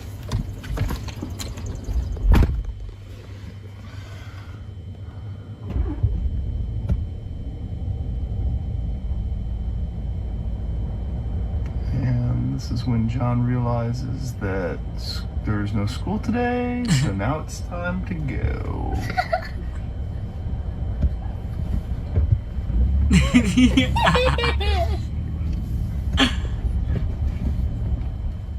Oh, yeah.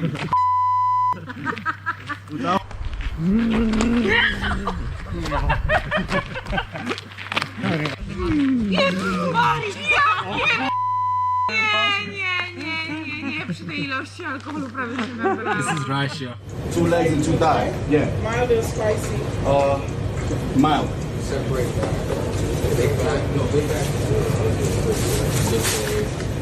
Separate by Here, I want it fresh. Here.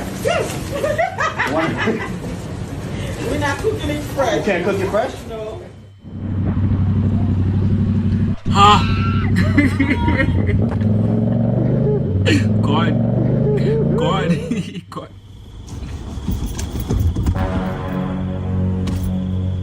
Yeah.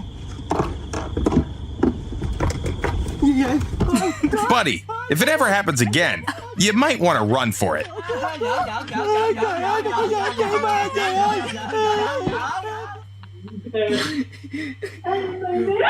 out to Sean. You guys are so cool. You're so real. Can I touch you? Oh, please. Thank you. Are you real or fake? Are you real? Shout out to Am I real? Someone decided to prank the fast food crew. It turned out not just funny, but genuinely creepy.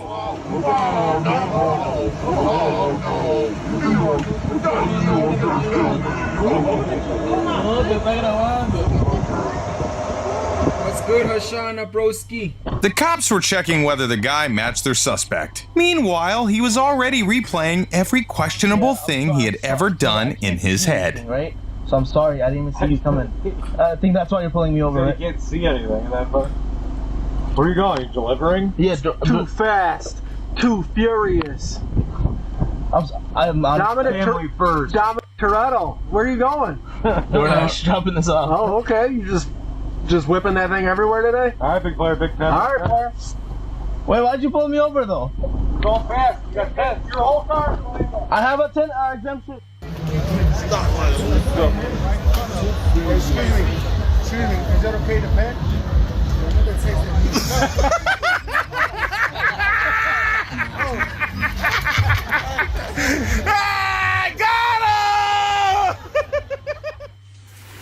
Wow.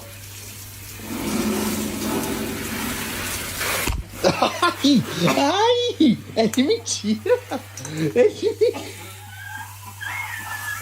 Agora vamos esperar minha mãe sair do banheiro que você vai jogar nela. Tá bom. Vira. Vai. What the camera doing? Nate. Oi.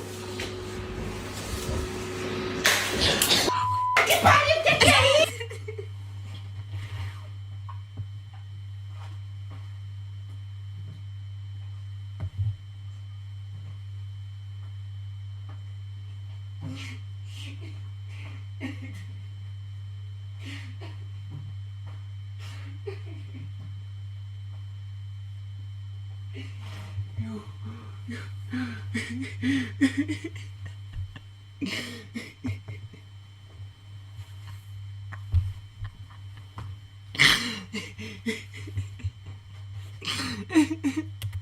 Isso, mãe, Gabriel! O que a senhora fez, mãe?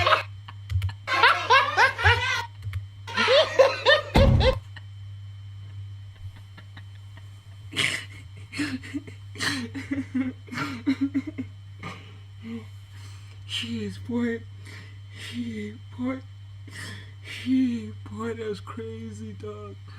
That was crazy. Grandmama actually believed it. Vira. Vai.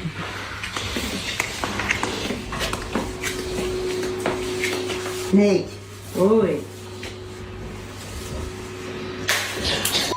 Que pariu, que é isso, mãe? Gabriel! O que a senhora fez, mãe?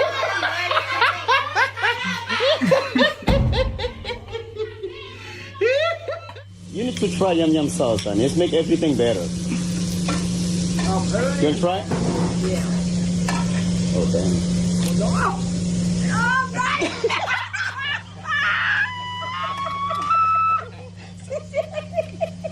Judy. This for you, man. What's that? Training me how to do TikTok. Man, why you? What is this, man? I got a spider. Stop! Don't do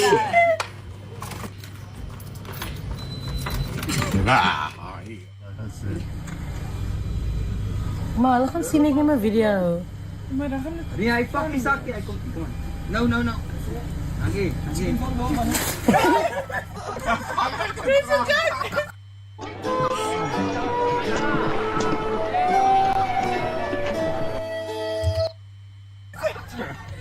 You've got to admire how seriously he takes his job. Is it okay if I bring someone over?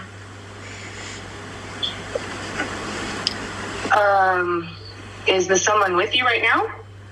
No, not yet. Okay. Well, like who? This girl that I met at the gym. What? I met her at the gym today. No, it's not okay.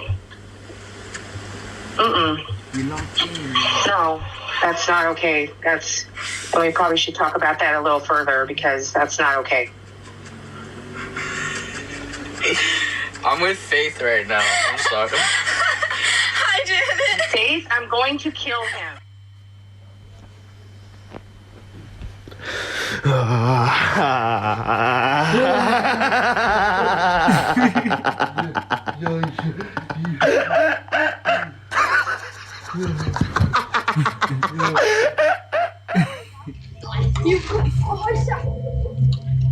Das Lichtskind.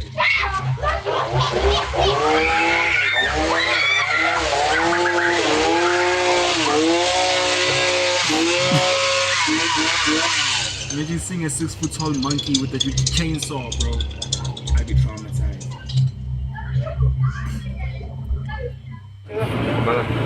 Señor. Dígame, ¿me hablaba? Perdón. Señor. ¿Sabe dónde se escuchó lo que? No sé qué escucharla. He'll remember this workday as the worst one he's ever had.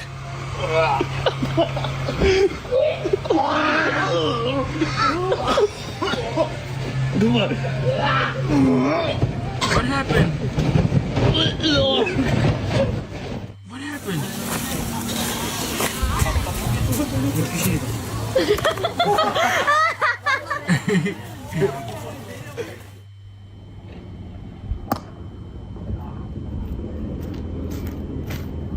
Oh, Ricky. Ah, what the What the? Dude! What the?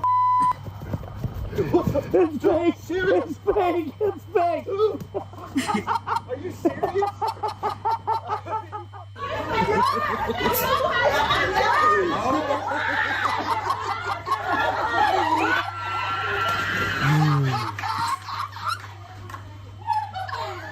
Here we go. Ready? Is the ice gonna fall out? Well, not if you catch it. You gotta catch it. Oh, it's just ice cubes? Yeah. Oh, okay. You ready? It's gonna make a bunch of noise. Get ready.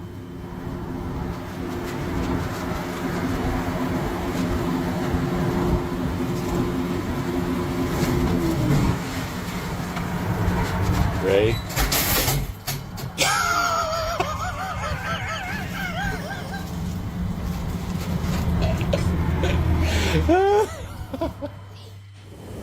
A family traded gifts they found at their grandma's place. Me and Kev. For a moment, she probably thought they were already dividing up her estate. Oh, this is I got one of those too. No way. Will you move me, man? What are you trying to say? I love this. I have this and I have the tea at the exact same time. Oh, you're That's so cute. Wow. I got one of them. Do you? Yeah, we got one of them. Oh, man. I love Like that. that. Oh my god.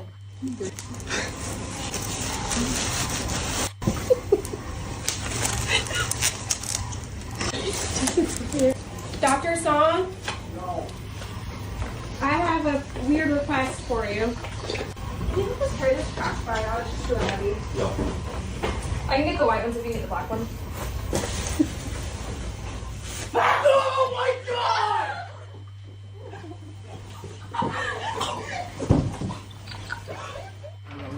Just run down, roll the blade, he will. Brendan,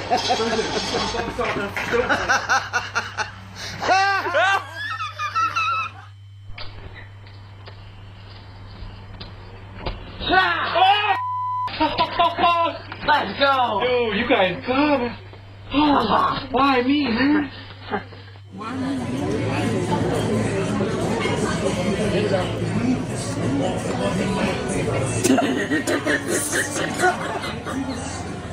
What happened?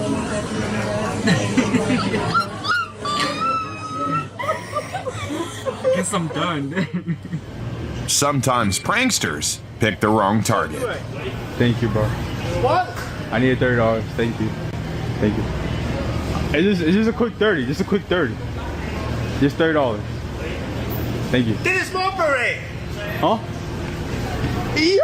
I'm joking, bro. I'm joking. That is a robber. Yeah, non, il m'a prend peur. Bah ouais. What are you doing? Y'all making this weird order. What are y'all doing? What are y'all doing?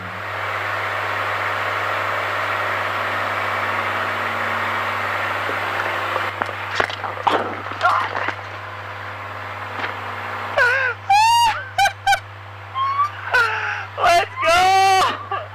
Good morning.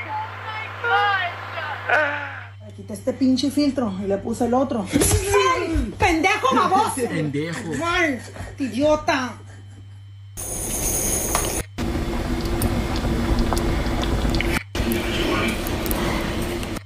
Why you fucked that up like you did?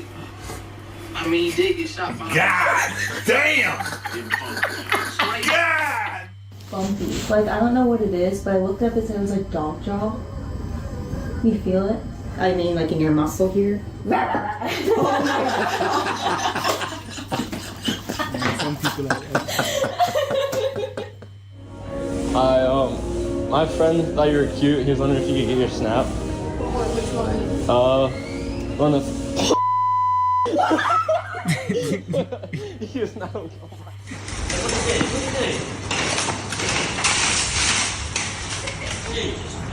Hello? Someone there? Oh, thank you very much. Oh, lovely. Thank you very much. Déjame si se lo come, mira, mira.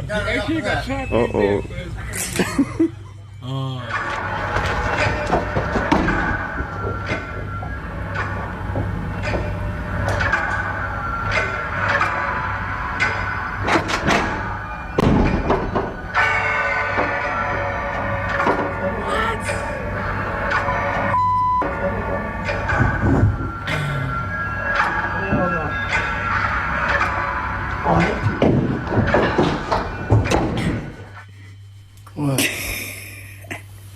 Yo. Baby.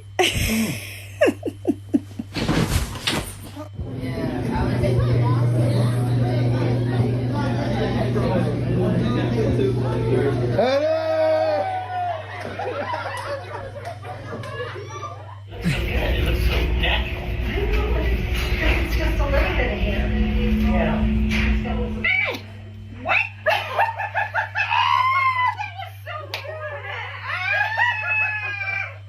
Here you go. You ready?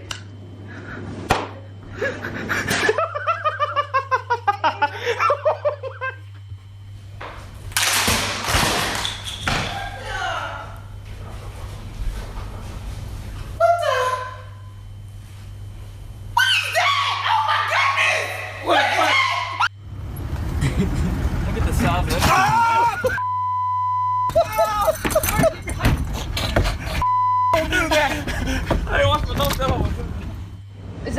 on your shoulders like this, yeah? Okay. And this is safe, yeah? The rope Yeah, should it's hold safe. you. Your friend, he'll count down it for you. 5, 4, 3, 2, Okay. 1, and then you'll fall, yeah? Okay. Okay, so just straight. Yeah, yeah. only straight. Mate. Okay. Mate, tell me when you're ready. 5, 4, 3, 2, 1. Go on, mate. Do it.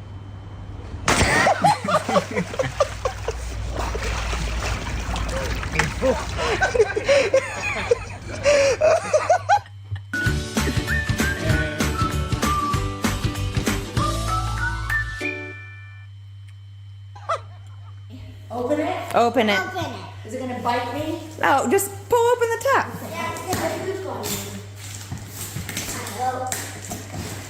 Can I help her?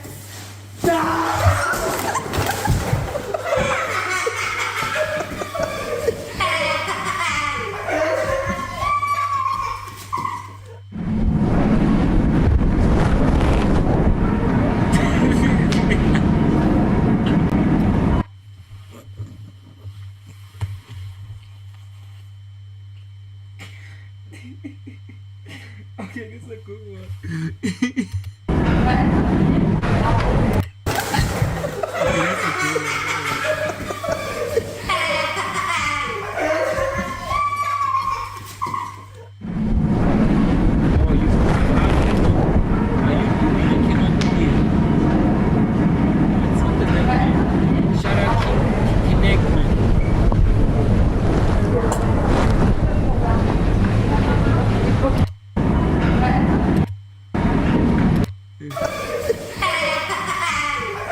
Be sure I get them subs up before you to the channel, gang.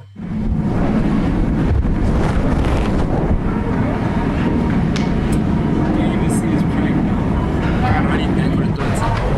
Be sure I get them subs up, chat.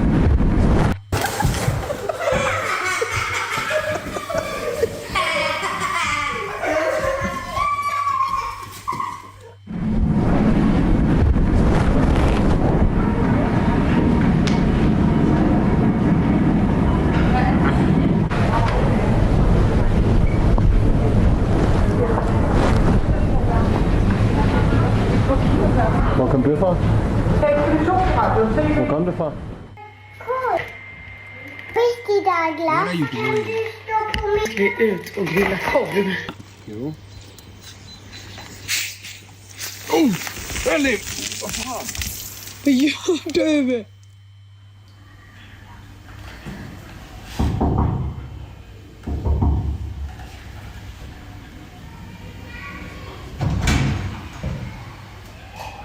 What? What?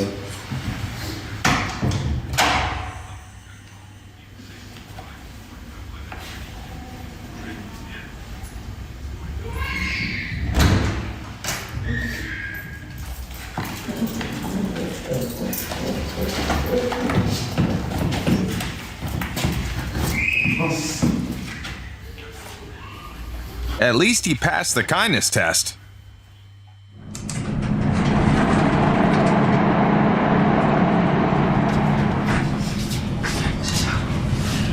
So oblivious, gang.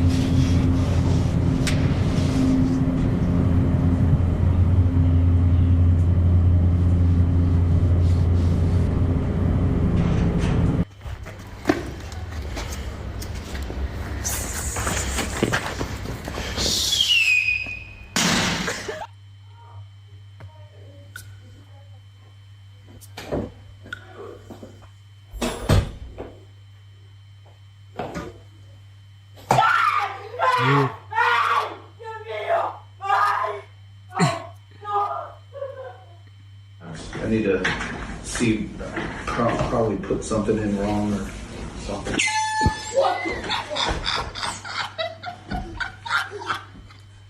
Ask you to record a quick video. My phone's already rolling, just literally hold it and put it in. Is that alright? Yeah. Thank you. Ah! Sorry.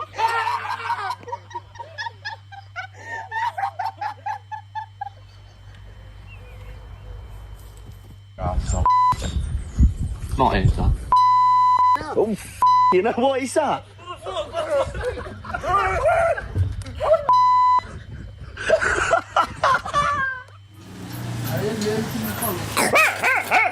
assusta outro capeta, já.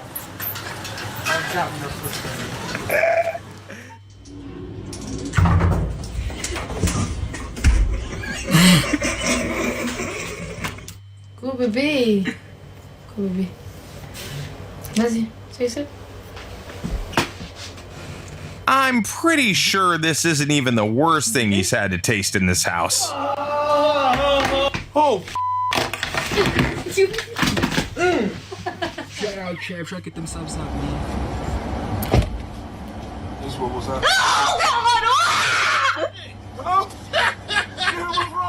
It's wags for dogs and perms for cats. It's purrs for cats. That's going to be so confusing to our customers. We can't do this. This is brand illusion. We can't have, and you're all of your kids. This is rude. Turn your cameras on, please.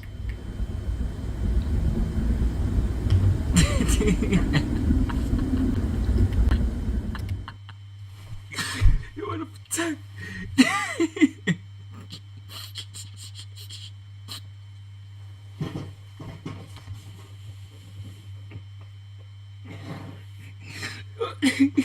Yo.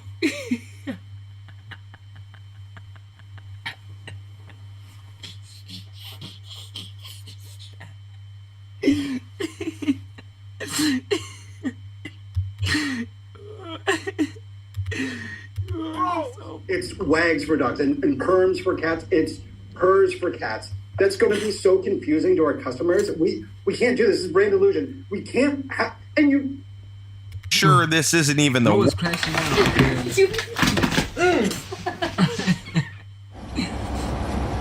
Noah's crashing out, bro. This what was that? It's wags for dogs and perms for cats. It's purrs for cats. That's going to be so confusing to our customers. We can't do this. This is brand illusion. We can't have, and you're all of your kids. This is rude. Turn your cameras on, please.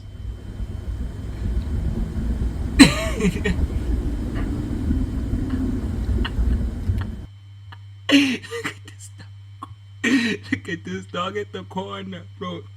This dog at the corner for me takes the cop, dog. Yo, and even this one with the week, bro. Hi, señorita. Mama. Mama. Oh, mama. Mama.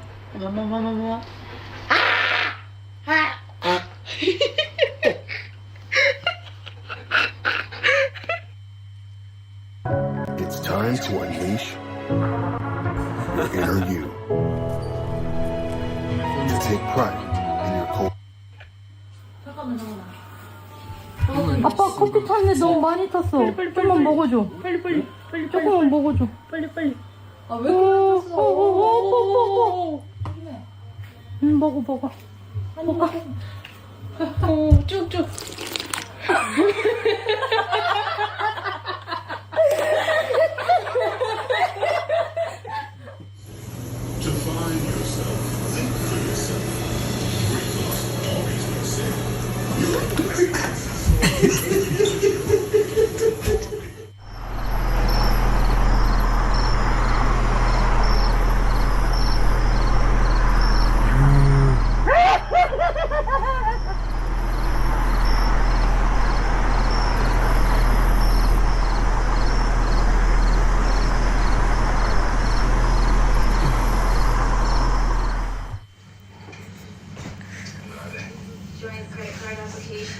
Yo.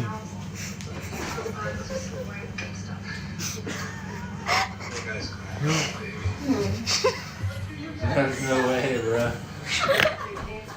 Bro was asleep.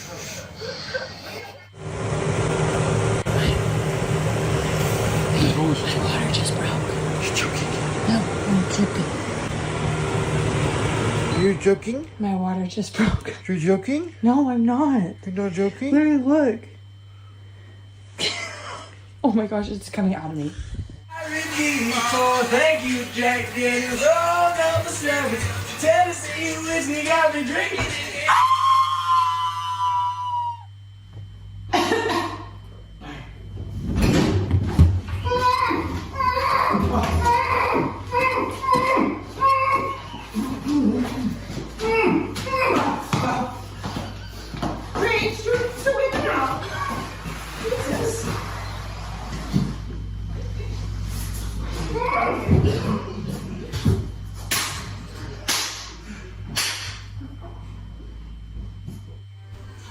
What the f? Hi.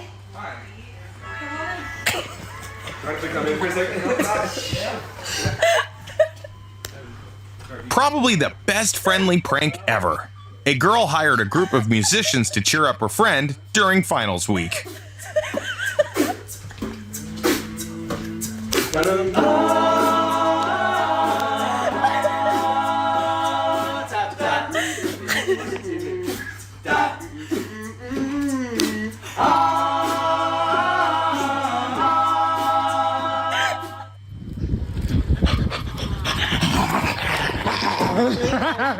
South Africa. South Africa. Definitely South Africa.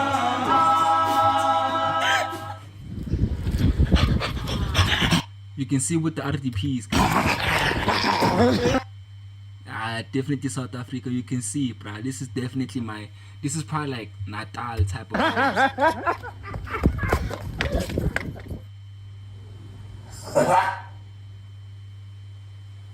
It's kind of cheating. Cheating? Yeah, because it's doing it itself. I'm just like following a red dot. So it's not going to do anything. I mean, I can't lose. You right? might win something. God!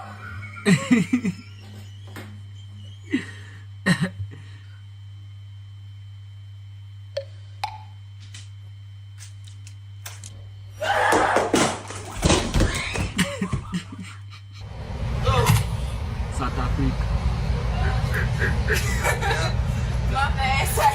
Nope, nope, America, nope. Did you get me?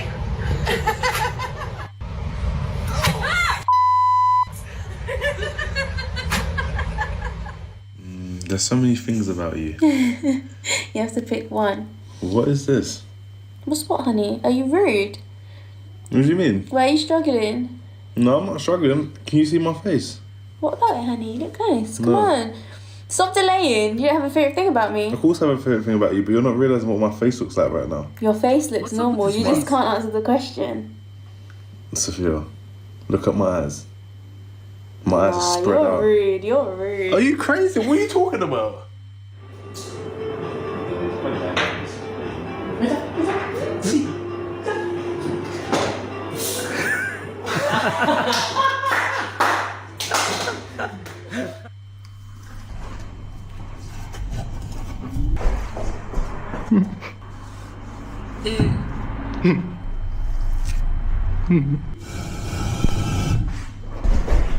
Bro's a deep sleep.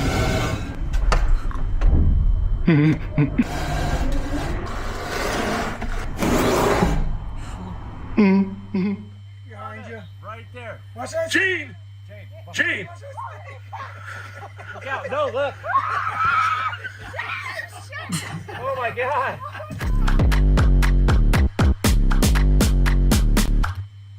That's crazy. I didn't want to do that. I wanted to pause the video.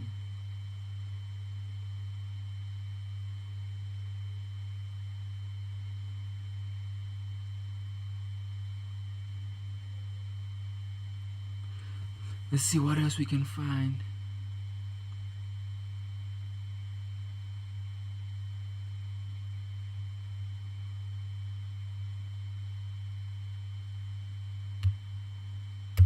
Best fails. This one looks interesting.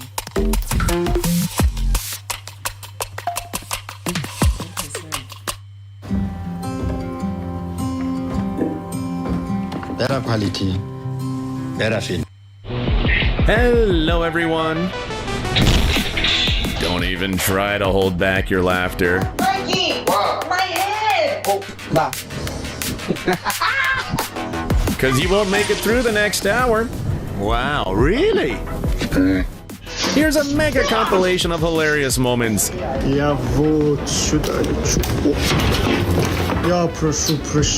Let's get it on.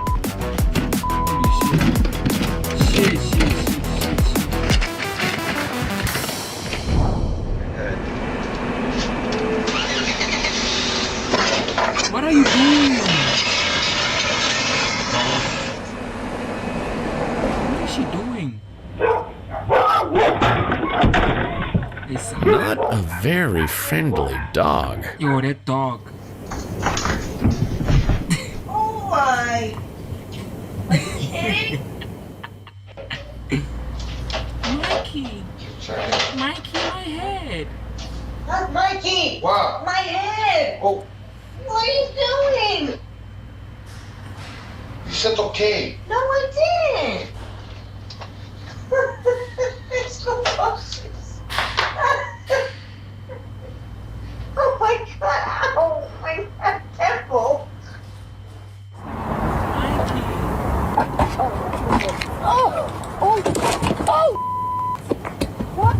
What is? I won't lie, bro. Like this right here, like this jack here, like this is the most unreliable jack you can ever get. If you get a car, bro, don't use this one, bro. Like this one will legit crash you. Like this one is the worst one ever, bro. Don't buy that. Oh, tak nie róbcie. Dear God. You cat. Oragon.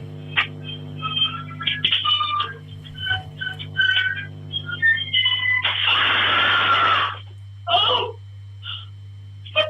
Shout out Joyce. What's up, Joyce?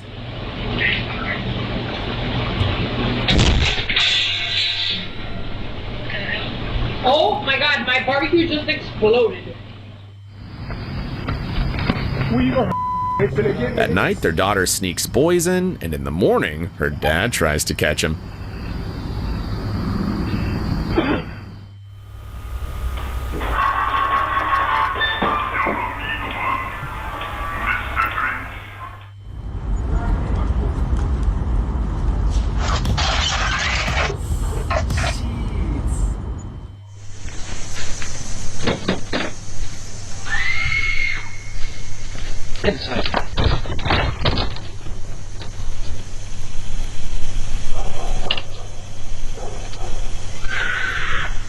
You alright?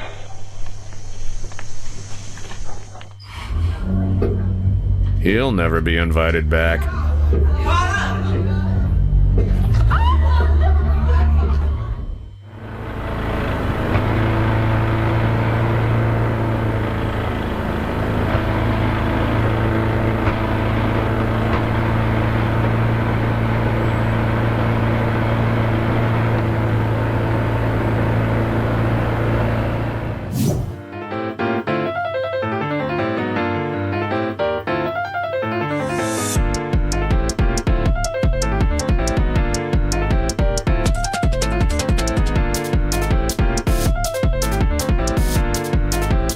After that, they've got no choice but to adopt him.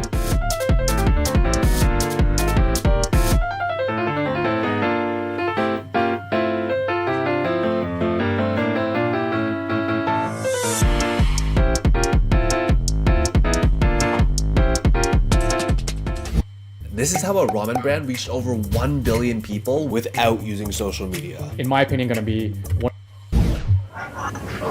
This might be one for Police. Can you just open the door for us so we can talk to you? We're hearing a lot of commotion going on. Just want to make sure you guys okay. You okay? We're hearing yelling. Yeah. You're not screaming, we're watching baddies. That's a movie?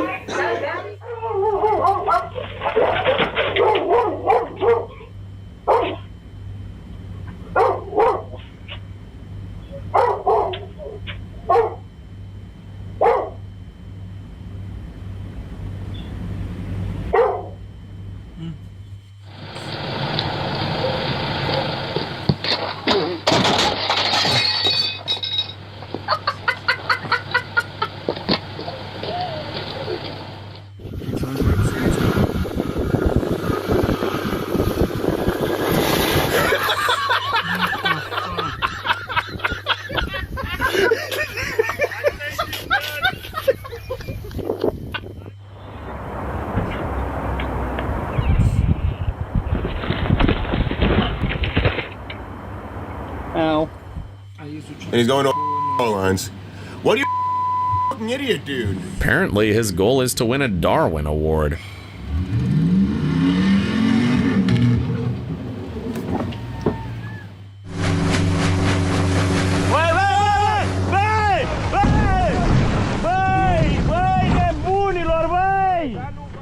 With our hands, okay? Nobody's meant to say anything because that's how we do it. Everybody's in the crocodile. I'm going to shoot the crocodile, okay? Are you ready for the crocodile? I'm ready. What are you doing?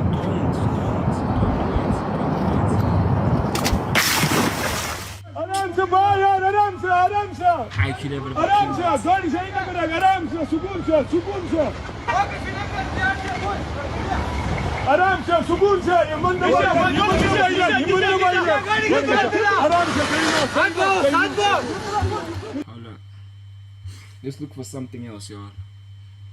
Oh, what is y'all fucking with these videos? Alright, look for something else real quick.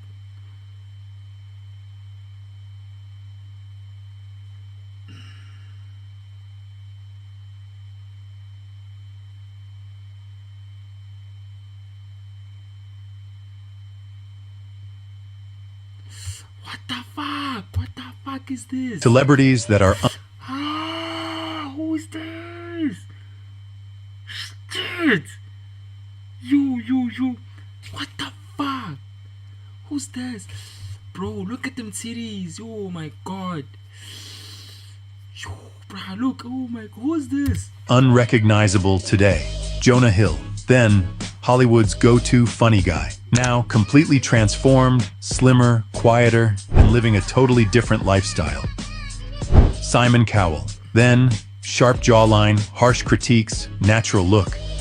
Now, altered appearance after years of cosmetic procedures, barely recognizable to fans. Matthew Lewis, then the awkward kid from Harry Potter. Now, a full glow-up that shocked the entire internet. Rebel Wilson, then known for her plus-size comedy roles.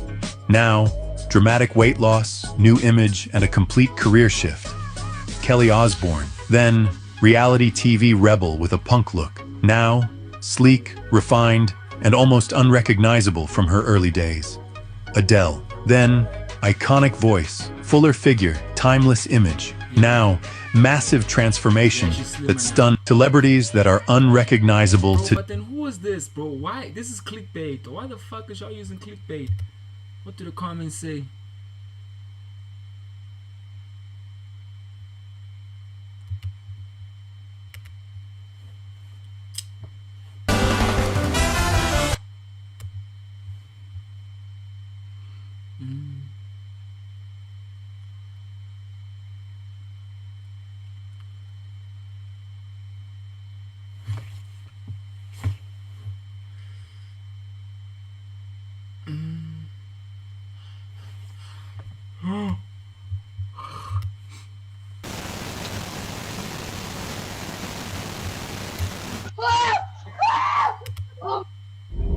Hello, everyone. Trying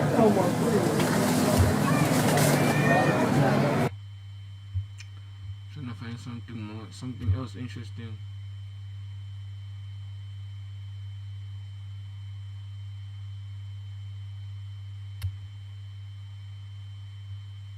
Okay. There's a code on the street. Don't start what you can't finish. But some people learn that the hard way, picking fights with strangers until one finally shows them why that's a bad idea. These are the wildest moments of street fighters messing with the wrong people.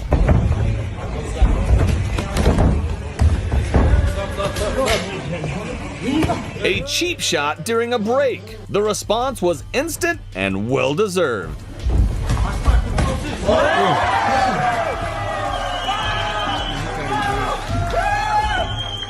Just had somebody walking off the street saying they wanted to take on one of our fighters, Jeremy Holloway. Okay, ready, go.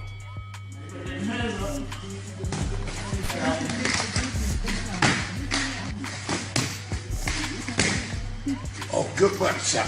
Oh, good one. I like that. You gotta hit it, man. Nice one.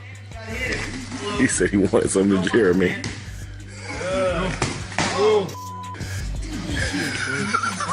A street kid felt real tough after beating up someone half his size. He got jumped by 9 people. My son Justice is 145 pounds. 4 of the people that jumped him were like 250 or better. What he didn't know is that the boy's father runs a boxing gym. So instead of calling the cops, he invited the bully in for a sparring session. There was 9 of you that jumped my son at once. So we're gonna put you through a shark tank. 5 of us, but at least you get them 1 at a time.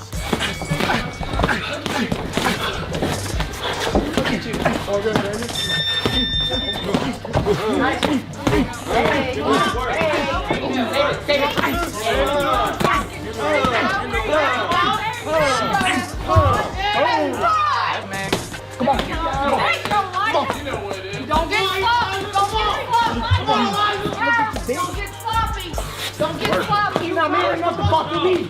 You're not man enough to fuck with me. Look at you. Look at you. Look at you. Look at you.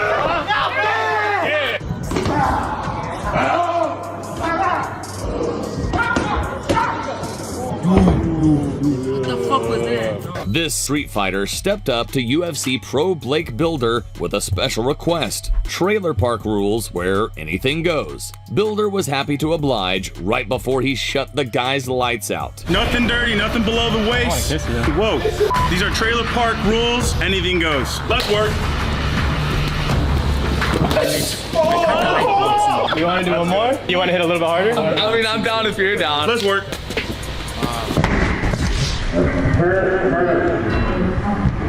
Nah, I'm done. I'm over this. After the knockout, he still wanted to test his jiu-jitsu skills. Let's just say there's levels to this game, and Blake showed him every one of them. That's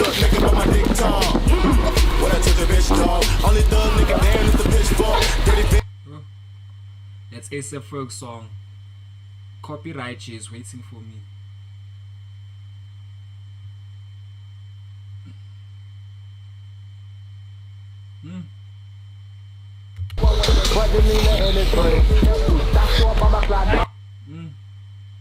Up on us. It's all right. Delete the video from Chill.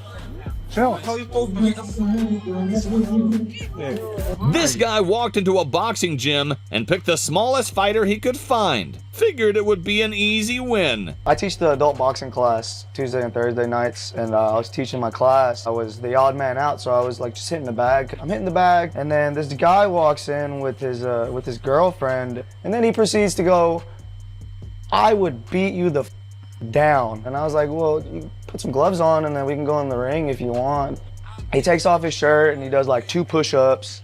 Wait. Did you just say he did push-ups? He did like 2 push-ups. This guy comes in and picks on the smallest dude in the gym with his ass hanging out.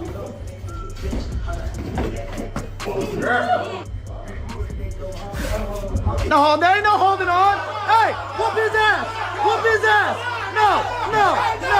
You call out the smallest guy in my gym, and now you want to pop sign out? And now you want to pop sign out? All right, now get out of my gym now. Wait. Okay, no, get out. How much time do we have? What are you talking about? Get out of my gym, fool. What's up, man? We have got to the point where literally anybody can build a fully working app without knowing how to code. This is Base 44. This is a first look at the current industry-leading AI app builder, and you wouldn't believe the kind of apps that people are creating. Smart nutrition apps. Shout out, Chet. Try to get themselves out. What part you in? I ain't in any of these Let's go. Then you gotta get out. Let's go. Nah, I don't gotta go nowhere. I'm live right here. I don't got. Yeah, I live here. You don't got. Okay, what you address? walking up on me like that for? What's up? Let's get it. Let's get it, bro. What's up? What's up? Do me a Take favor. that shit off. Nah, take that shit off. Let's get it. Where do you live? Your partner here like he's gonna do something. You ain't gonna do shit. Where do you live, man? I live right here. There ain't nothing about What's it. your address? Do something about it. How about that? Take it off and you'll see. Well, what you laughing for? I'm right in your. Take it off. You. Put your hands behind your back. Put your hands behind your back. I'm on mine. So why'd you get in my face? What, you gonna hit me? No, sir. Huh? You were about to hit me, dude. I was not about to. So why'd you bar your fist and get in my face? Because, dude, you're running up on me. Bro. Yeah, okay. Guys are crazy. Bro, why are all of these guys challenging boxers, bro? You're gonna challenge a professional. You're gonna challenge an athlete, somebody who trains every single day to throw punch. You're gonna challenge that person. Come on, bro. What are you doing? We need to do better, bro.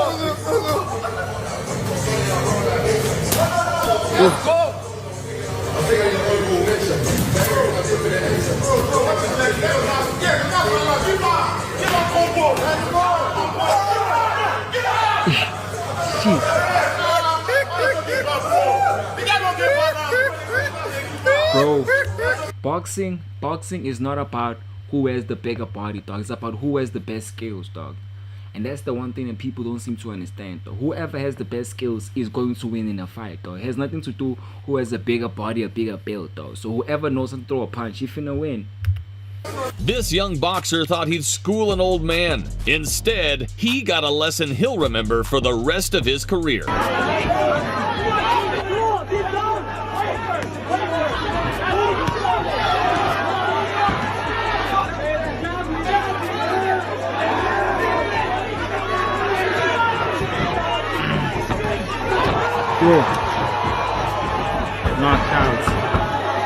After weeks of trolling British boxing champ Sonny Edwards online, the Italian finally stepped into the ring. Sonny kept it professional, just long enough to give him a proper lesson.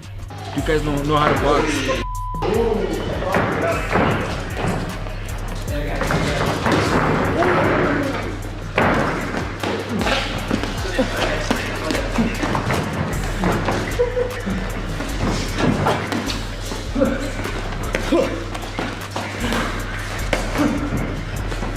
Yo, it's too fast, boy.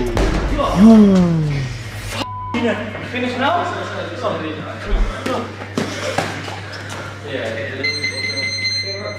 How you feeling now? I need to vomit.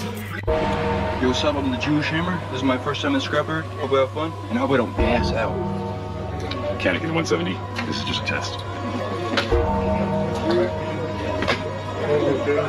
MMA, this martial arts.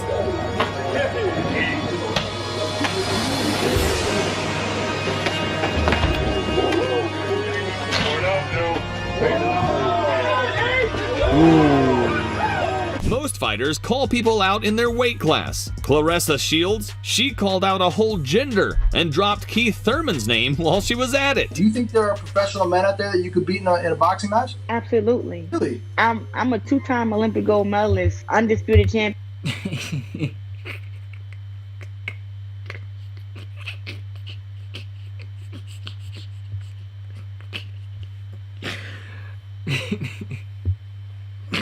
Man, you can't make this shit up. They always say, "Oh, you know, one man can't beat a man." I spar with men. I think I can beat up Keith Thurman.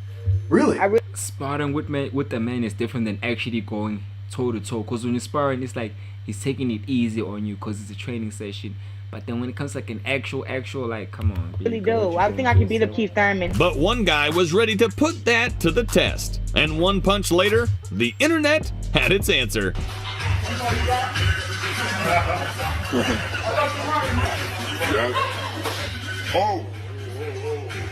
The guy I sparred, he was like a little Russian hater. He took the patent out of his gloves. I had whooped his ass on a Monday, and his coach wanted to spar again on Thursday. But he caught me, but he didn't have no patent in his gloves. He know exactly who he is. Damn. Yep. You're parking? Sick. Okay, see you soon. Bye. You here to train hard? Let's do it. All right, take your fucking shoes off. What did I tell you? What? Yeah, sure. Do you know the rules or no? The rules? Did he tell you? You said you're a street fighter. Oh, yeah, but are you being a smart ass or not? I'm being dead ass, actually. No, we can fight me and you. What? No, next week. Anthony warned me that you can try to fight me. Huh? Why the try to do that right now? Huh? Why would you try to do that right now? You're the one. My time, bitch. You want to see an amateur fighter beat your ass? I have a white belt beat your ass. I do the train for a month. He'll beat your ass. So have some humbleness and some respect. How about that? Oh, shit. I can put both my arms behind my back and you up. Get the out of my gym. This guy called himself an undefeated street fighter and wanted to test it against UFC fighter Chris Curtis. That record didn't survive the first round. What's the story on this guy, Shine? He hit up the coach and said he had like 200 street fights and like he's gonna a lot of guys up. Bro, why are you challenging this guy though? Or is challenging Chris?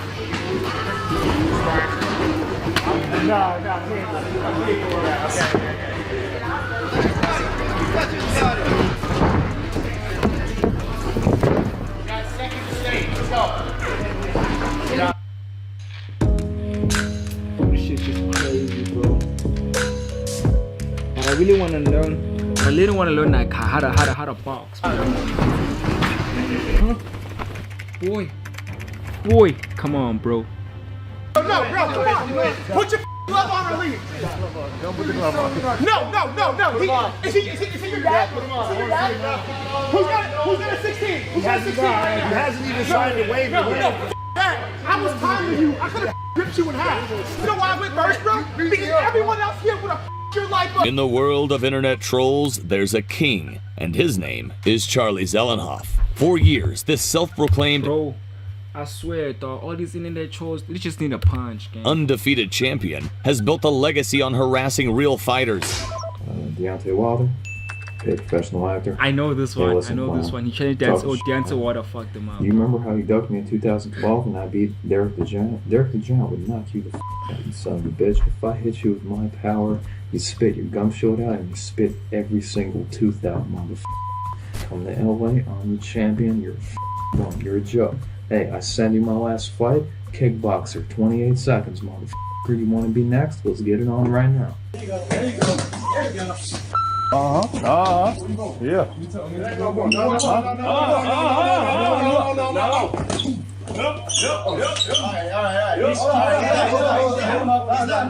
Get up.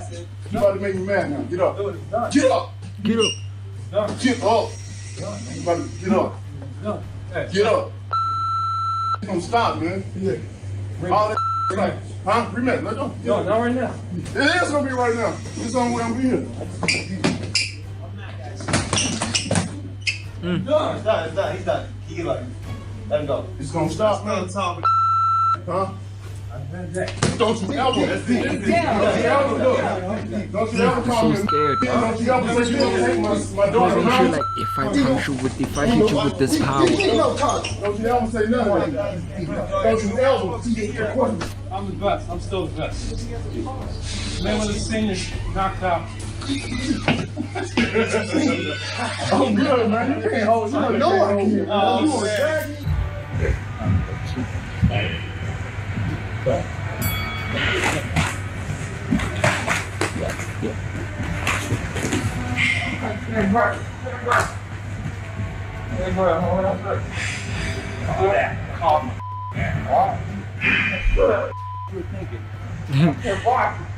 You said friendly. You did say friendly. No, that wasn't friendly. No. You were trying to sleep me. No, I wasn't. Yes, you were. All right? Imagine this nigga got you in a fucking headlock, boy. It's Chai. My bad. What think you were doing? My bad. It's Chai. Aikido is better than Brazilian Jiu-Jitsu. This Aikido guy thought wrist locks and flowing moves would save him. Yo. I'm out. You going? Come on. Hey, yeah. Come on. Yeah. Yo. Alright. Oh, like, this just makes me want to go and like learn how to box even more. Be careful what you wish for. This fan begged John Jones for a leg kick and limped away regretting it.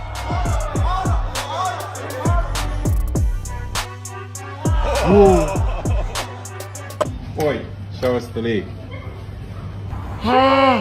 Pro fighter Joe Schilling was at a bar when a drunk guy decided to test him.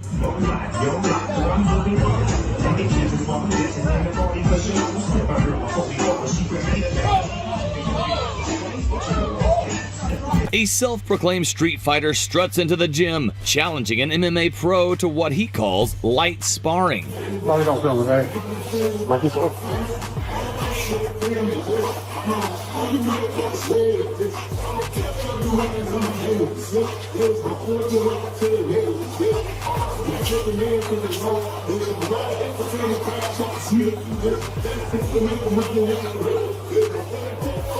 Cut it right there, cut it there.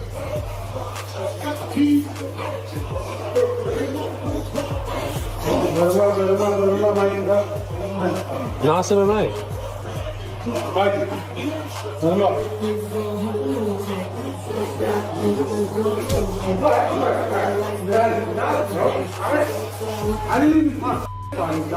UFC champion Merab Dvalishvili asked someone for directions. The guy thought it'd be funny to send him the wrong way. Merab didn't appreciate the joke. He said he was trying to troll y'all. No. That's what I'm trying to say. That's what I'm saying.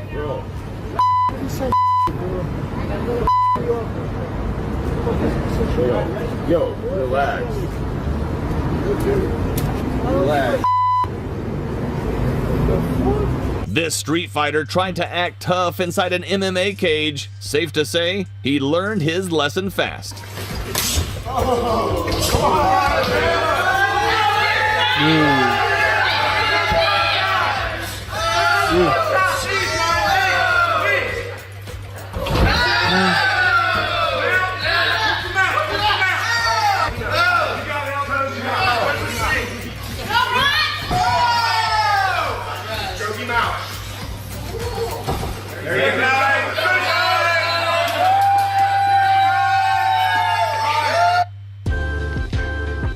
Wake up. You don't need a glow up or makeup.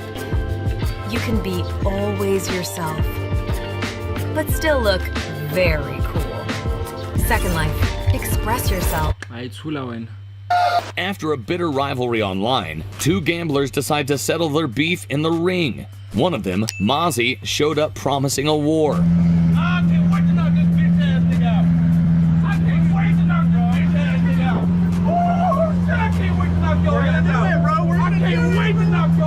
Bro, this guy's gonna get moved. We gotta fucking out. I'm gonna knock you the out. I'm gonna knock you the out. I'm gonna knock you. I don't need nothing. I'm gonna knock you the out, though. I'm gonna knock your big ass out. But once the fight began, all that trash talk faded, and he had to face the truth inside the ring. Round one, baby, let's get it. Let's go, Sean. Let's go, baby. This guy can't box. He can't box. No. Dog, listen, bro. Even I can beat this nigga's ass up. Even I can. He can't fight for shit, bro. How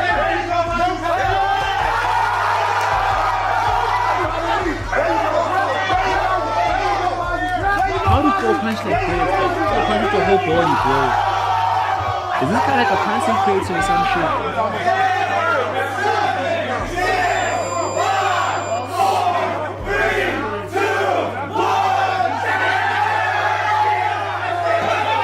When someone calls themselves the biggest bully in the world, you already know how this story ends. I just said when I was a kid, I used to bully people like you, like pretty boy models. No, bro, you're an American boy. What are you talking about? You grew up here. Like, what are you talking about street fights? You've never been in a street fight. I was born in the street. You think you could submit me in less than 5 minutes? Yeah. Why does he not even joke? He's being serious. Because he can't. No, let's do it. Let's do it right now. Let's do it. See how easy. We'll wait till they're done. Don't walk over here all tough and mean. Like.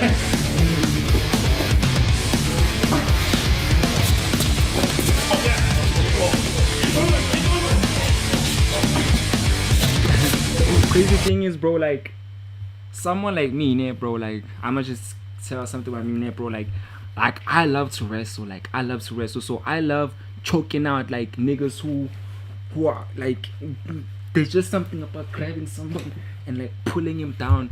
So crazy thing is, then you find women who are trying to pin me down, and it's not even like in a malicious way or something. It's like my girl sometimes she be trying to pin me down. I'm like, what is she doing, bro? That doesn't she know that I be taking down giants for a living, bro? Shit, dog, I love to wrestle. Oh my God, his nuts are mad. Bro, this guy's got meaty nuts.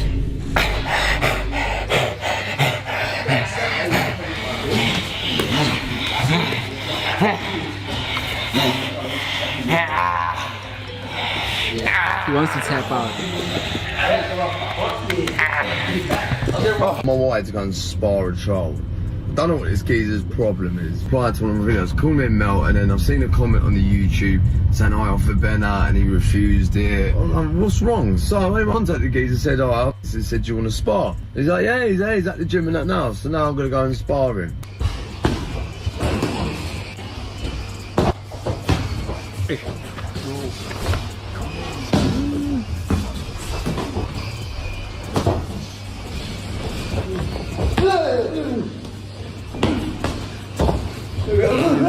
If I catch someone who trolls out there on the streets, y'all just like it that we don't live in the same castle, man. I would've whooped your asses up, man.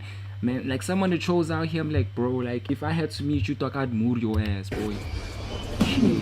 There we go. These trolls always got something to say. There we go.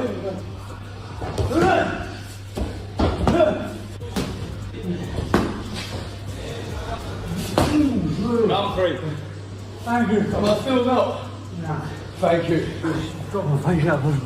Big up to Jimmy. At least he actually back to this day, dude. You got some more big numbers.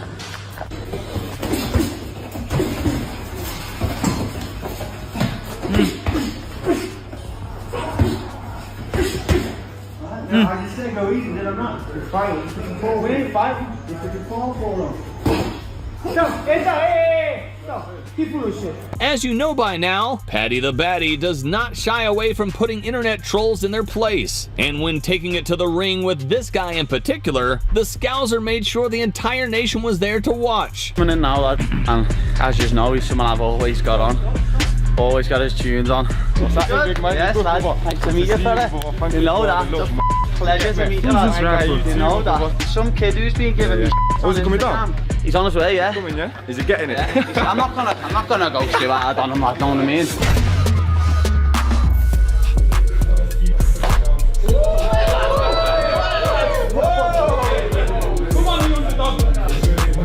Hey, he's done before him.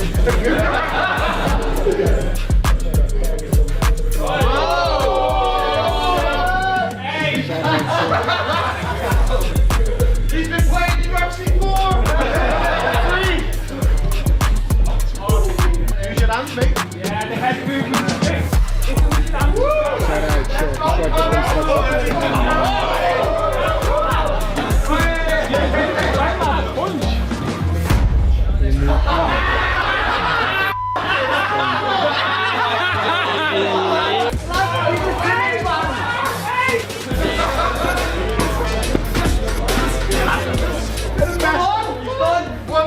He's got balls, lad, I've got a lot more respect for him than anyone else on the Instagram who talks.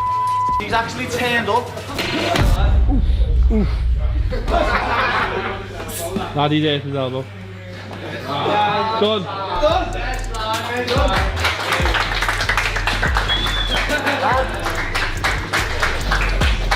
Turned up, lad. I've got major respect for you for turning up, lad. Oh, baby, we here!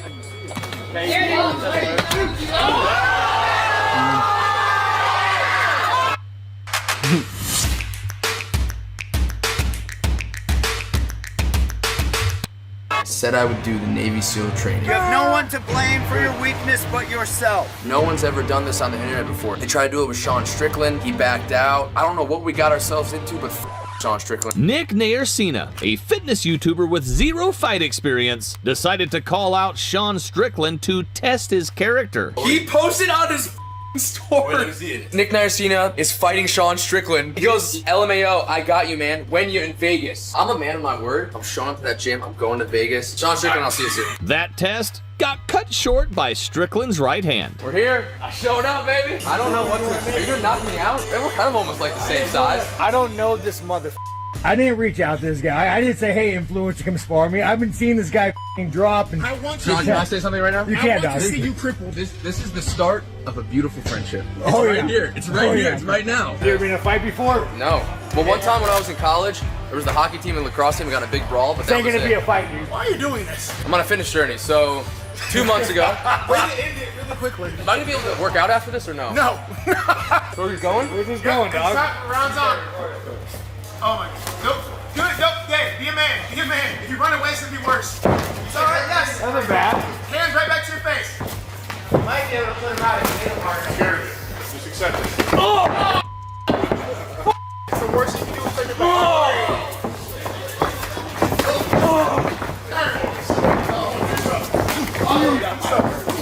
That definitely hurt, but it's fine. You're dead. Are you elbowing him?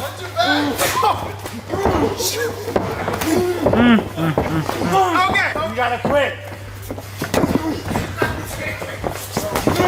Don't throw a punch or something, bro. Punch him! Okay, go. I don't care what the fuck you do. How you got? Hands tight. Jesus. You're a fucking turtle. You're a fucking turtle. The worst corner of my son. He knows nothing. I said he's Okay. I can't hit my elbows, bro. I'm done. That was I'm ready for the fight. My mental, my physical, my whole being, my whole essence is ready to go. I'm gonna be too much for this kid. I'm gonna cut this boy up. round one.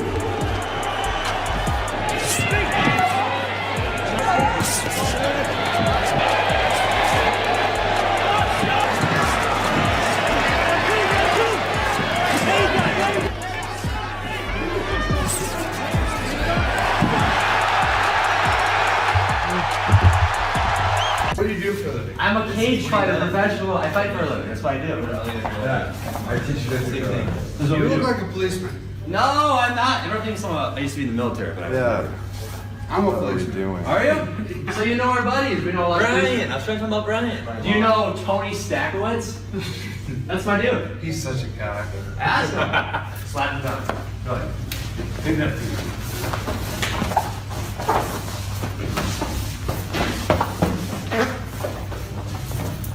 That was quick. Come on.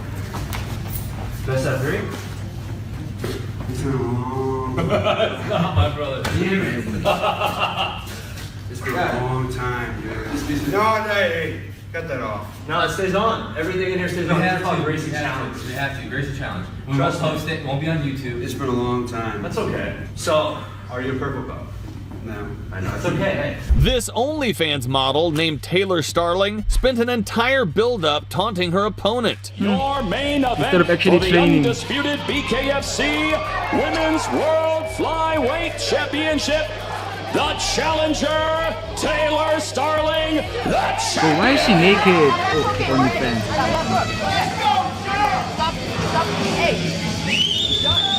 I mean, the OnlyFans chicks, like they look chopped, bro.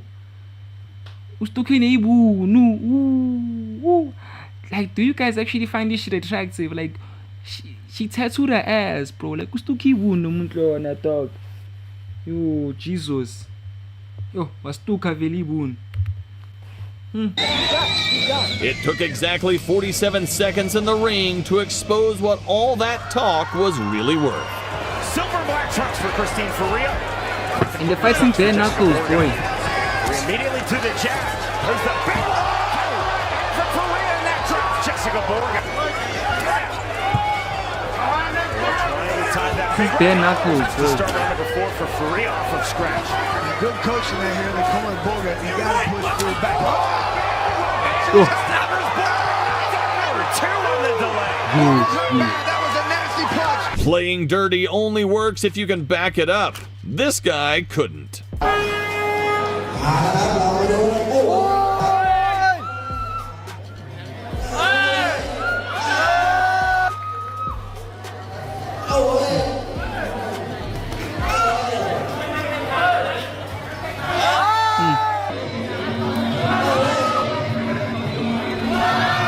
This guy was so busy celebrating, he forgot he was still in a fight. Follow it up again with the jab.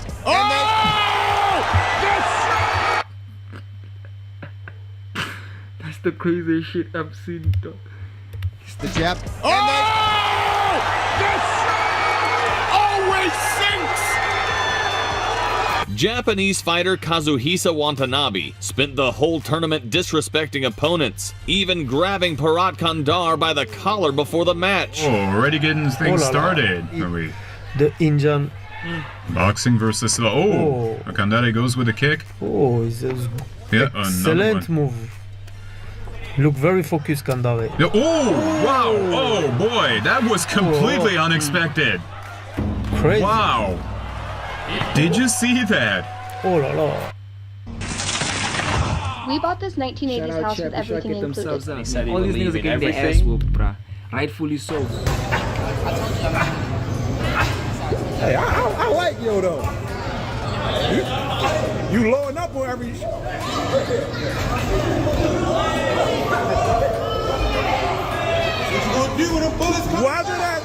Weather that storm, young man.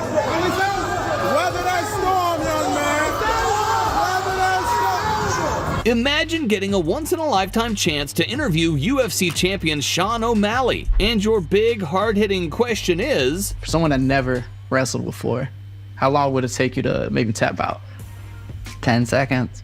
I probably grab your neck pretty quick. Like in this, I think I would do 30 seconds. No. No? No shot. 30? No. You gotta give me some respect. 15 seconds that's respect. I said 10. 15 respect is crazy. We could try it. All right, let's get this shit, man.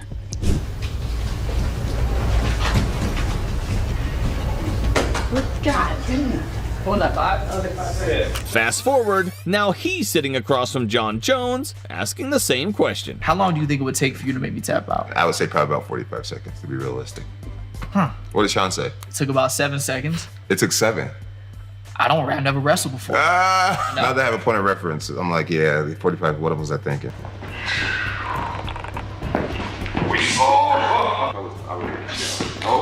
That was not. That was blocked, bro. I'll be kicking out too. He's having fun, bro. Get your ass. A college wrestler jumped into MMA without learning the basics and found out quick that wrestling alone won't save you. Yeah, Jack, perfect. Yeah. That was a nasty punch.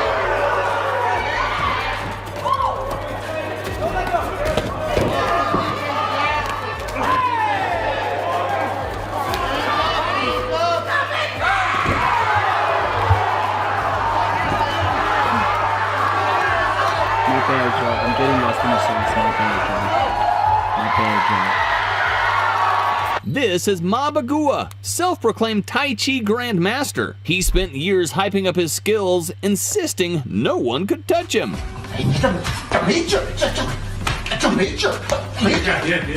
To prove it, he stepped into a ring for a real fight.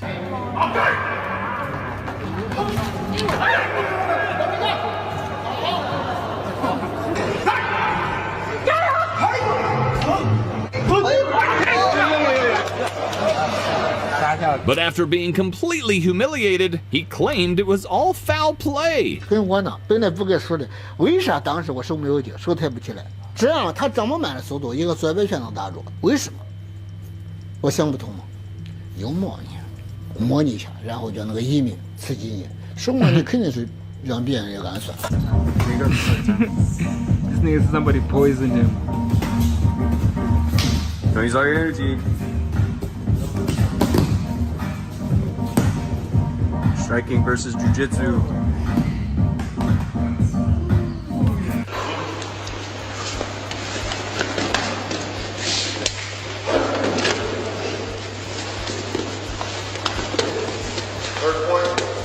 Third point pressure. Time. You can use the body.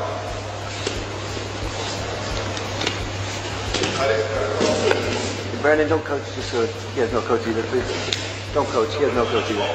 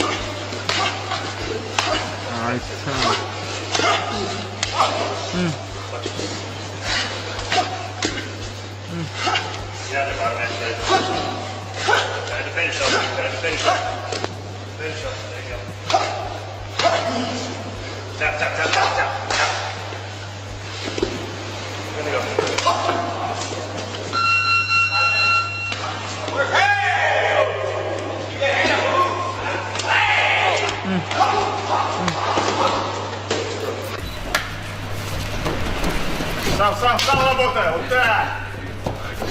Нет, спокойно, нет, спокойно. Взял, давай. Растягивай назад. О, давай. Накрыл, все, накрыл. Давай. Мой.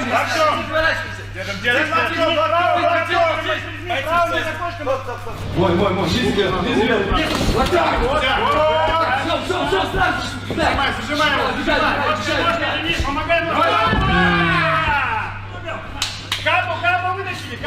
Most fighters get pretty irritated when you underestimate their skills, but this sensei, he's clearly having the time of his life.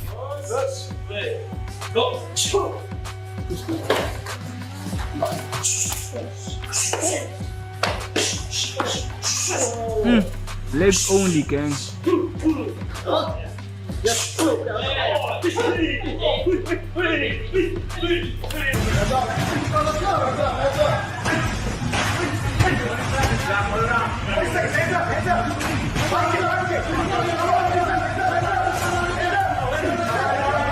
That troll wasn't the only one to underestimate a pro. A YouTuber called out Sean O'Malley for a light spar. O'Malley gave him the kind of welcome only a world-class striker can deliver.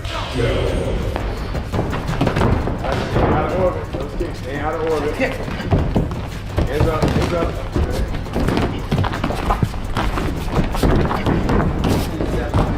Go ahead. Face him, make sure you face him. Face him, face him. Face for the shrimp. Spinning. Spinning, buddy. Back. Come on, Frankie. Hands up. Frankie!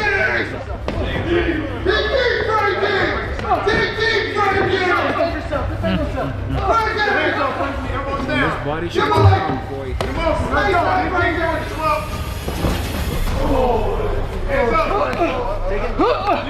on, defend yourself. Read through that. Read through that. Where's your tablet? Hands up. Hands up, Frankie. Hands up.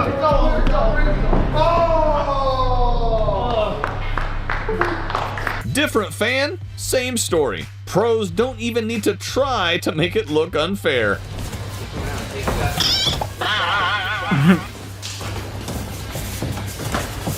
Come on, be quick on that. Be quick on that.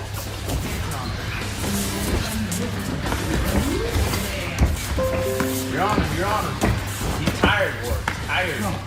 Ward, he's tired. 5, 4, 3, 2, 1. A Tai Chi master challenged Zhu Xiaodong to prove tradition still ruled. Seconds later, he was blaming the sun, the mat, and the temperature for the knockout.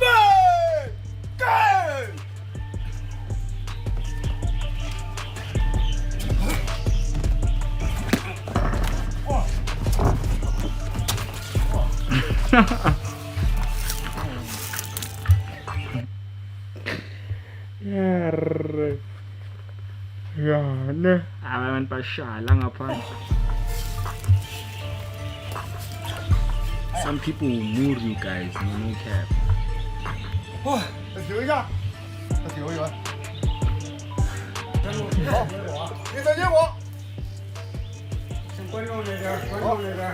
Streamer iShowSpeed decided to test himself against UFC fighter Vanessa Demopoulos. See, I'm not a UFC type person, but I know a little, you know what I'm saying? Yo. What is Speed doing, bro? Hey, watch out now. Watch out now, hey, watch out now. Watch out. I gotta take this serious now. I can't let you do this. Oh, what the fuck? What the fuck?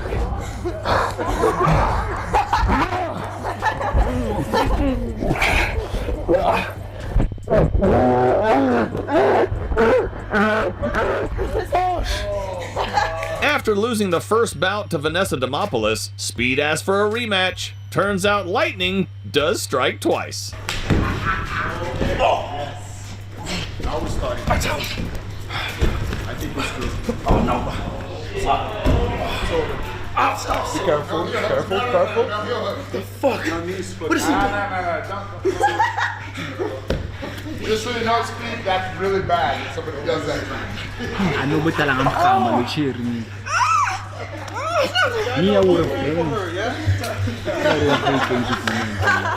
A beginner stepped up to the gym's best boxer But and next learned thing you know, I'm there on the ground as well. fast why that was a mistake. Good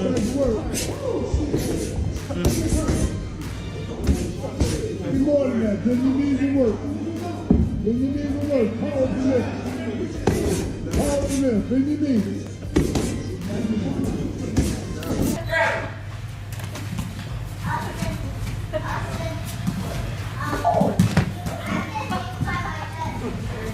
Oh, he's on top now.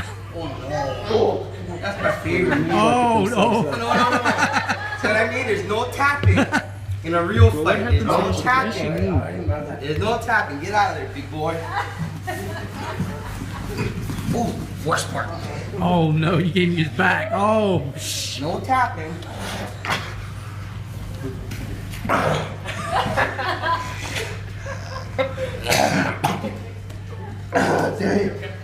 Dang what? If I didn't want, I told you, if we're in the room together and nobody's around, no one's coming to see you, what are you gonna do?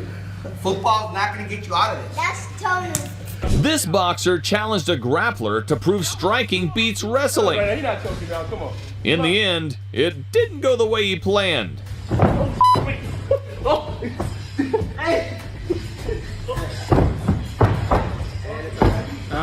It's Chai.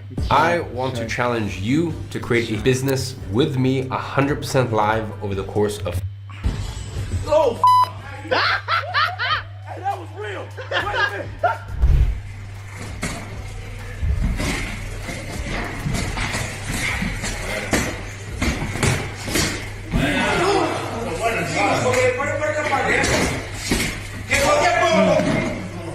Among all these fights against non-pro fighters, however, some are all in good fun, such as the time he was challenged by an ex-Navy SEAL. Fine, now I know you're in the Navy, bro, so let's not make this weird. I don't want to knock you out, I want to make you quit. Come on! Bro, I don't know why they challenge this guy. Like, this guy, this guy's gonna move your ass. This guy is gonna move your ass. I don't even know his name. Hey, breather. Body. If I knock him out, he doesn't quit. I'm not gonna knock him out.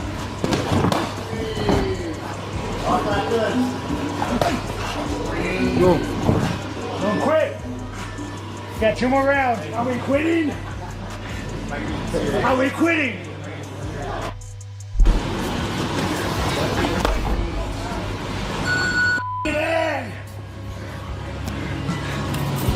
I've got to be honest. I don't think you have as much strength and can compete with a man, even though I'm a white belt. You know how to push my buttons. That was exactly how to get me to throw you.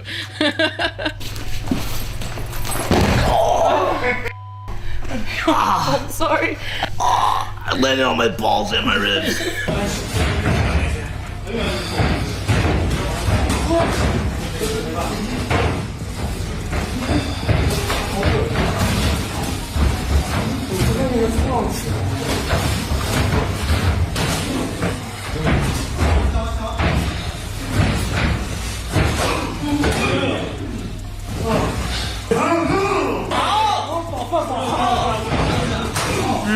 If you find yourself in Thailand, we suggest you don't overlook this spot.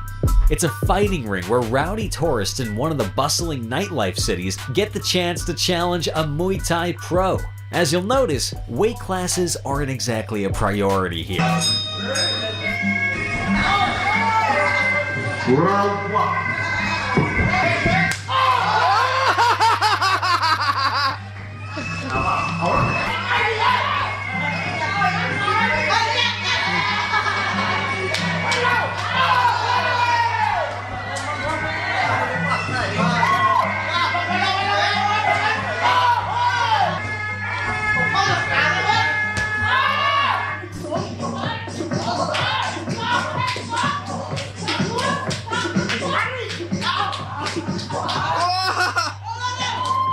Yeah. He's tired now. Body shots.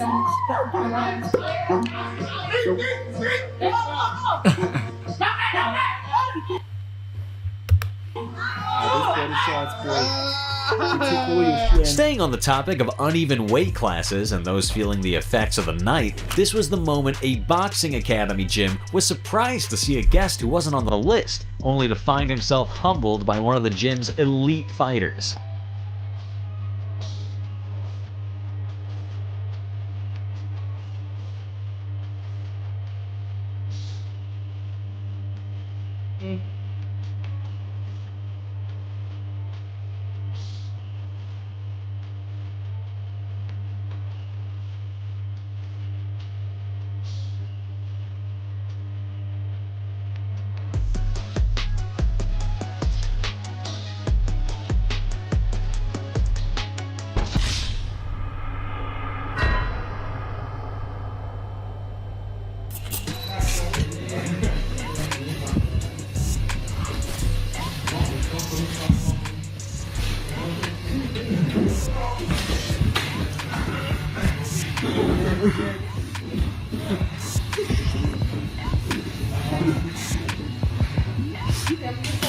I spoke to Sol Papi.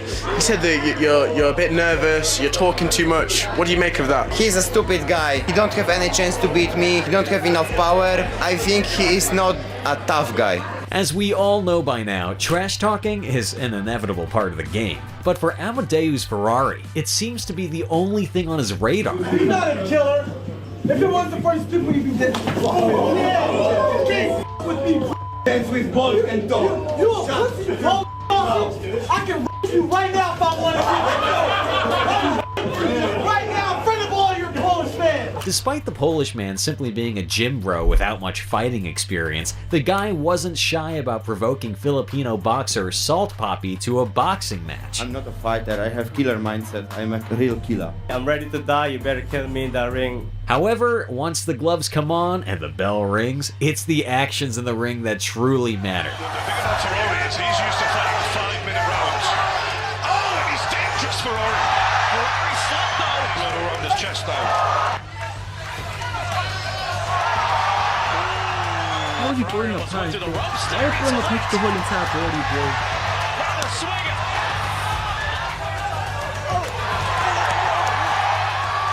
Just a matter of time unless he can land one of these big wild shots.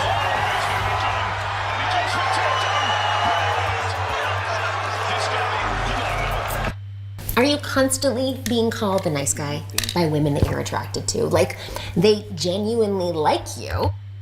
One thing you'll take away from the fight between Kevin Walter and Drazan Janjanin is that bodybuilding doesn't protect you from getting knocked out cold. Aussieht. Bei mir. Ja, die anderen Linie sind. One punch. Oh mein Gott. Walter.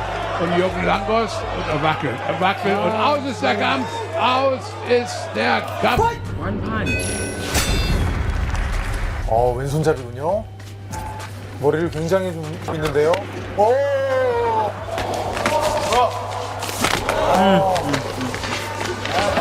자, 양현준 선수가 좀 진정하고 살살해주고 나가요 지금. 자, 지금 세컨이 턱이 너무 많이 들어있습니다. 지금도 맞았습니다. 네.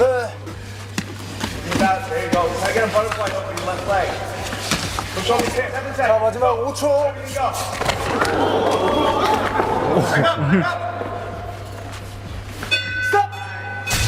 Wow. Remember that fighting spot in Thailand we mentioned? Here's one of the rare moments a tourist actually knocks the Muay Thai athlete out.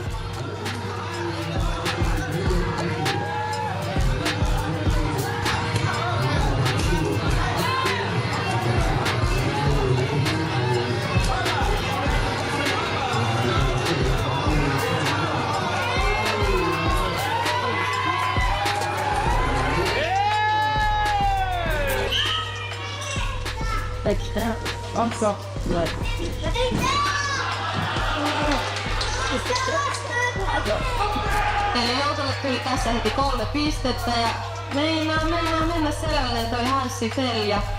No, Hanssista. Ja vyörytyksiä sinne niistä taas pari kertaa ja vielä lisää vyörytyksiä.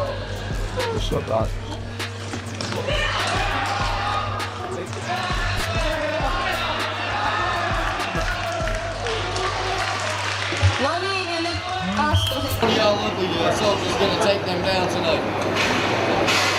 I'll take them on. I don't know if I'll take them down, but I'll take them on.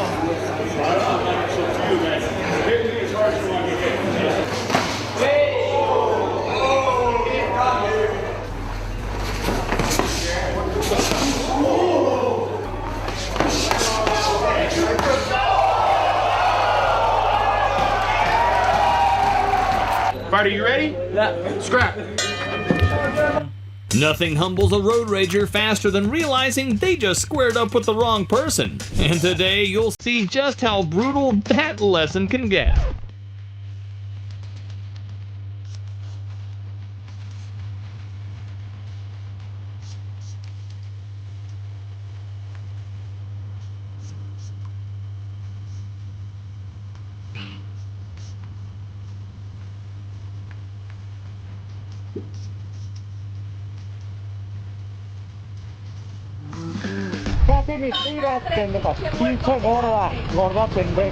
Looks like someone's late for their anger management class.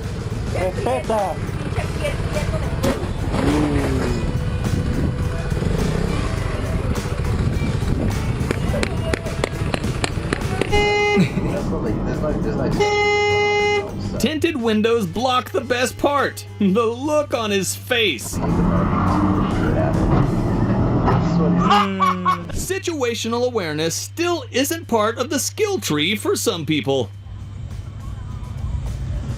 Oh, perfect timing.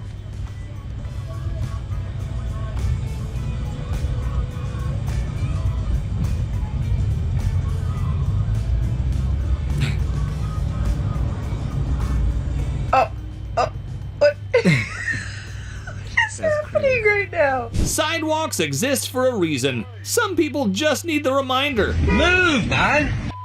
Move! What are you doing?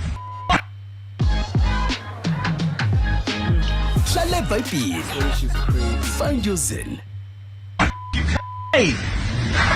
They hit the car. Come, let's go. They hit the car. There's a puddle there.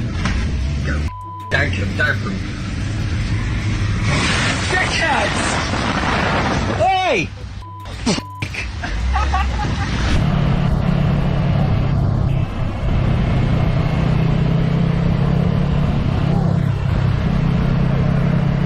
That's what we call earned damage.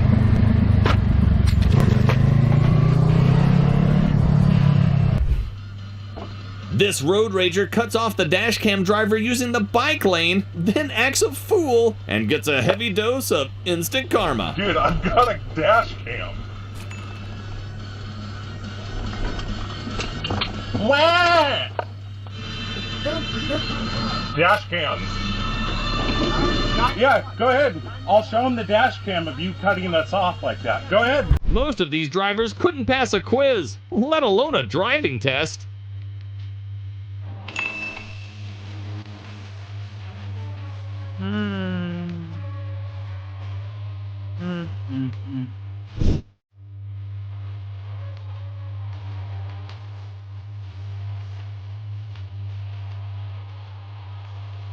All that's missing here is a lecture about actions and consequences. Karens are very territorial creatures. Here, we can observe them in their natural habitat, fighting for dominance in their nesting grounds. Oh, she spit on her. Man, these women are crazy, gang. Road Rage 101. If shouting doesn't work, just pretend you're packing heat.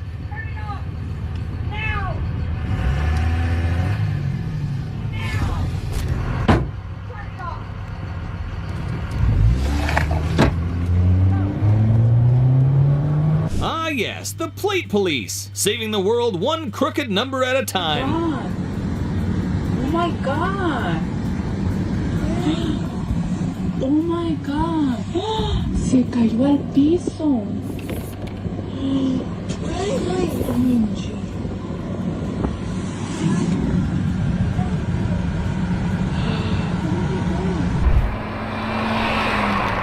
It's easy to show respect, but apparently acting tough is the only currency this guy knows.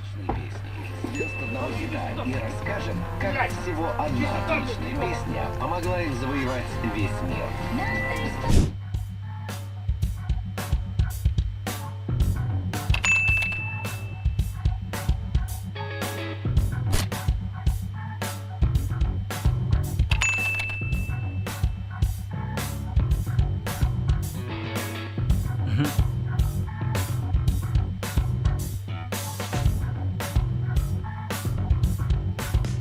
Nothing like slamming the brakes on someone and then acting offended. Oh, what the? Wow. You got the. Wow. You got this on death cam.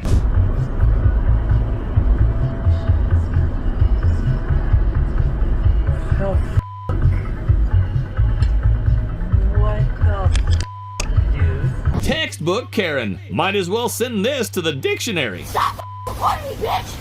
Stop recording me, bitch! You can't drive. Drove the front of your car into mine. Stop recording me. Here's the cops. Stop recording me, bitch. Here's the cops. Stop recording me, bitch. Well, I'm pressing Stop charges recording me, now. bitch. I'm Stop pressing recording me, charges bitch. now. Stop! You can't press charges. I'm pressing You're charges. recording me without my permission, bitch. It's illegal. I will do whatever I want. Knock it off. Bro, Yep. Stop recording me, bitch. Stop recording me, bitch. Bro, what the f*** is this? How are you gonna arrest me when I got places to be? Some drivers treat the blinker like a magic wand. Flick it on, and suddenly the lane is theirs. Следующая волнующая тема нашего блица. Наблюдаешь, по-моему, ты единственный из чернинцев, кто еще не в курсе. Об этом говорят тут да там. Вообще послушай. Интересно, и к чему же все это?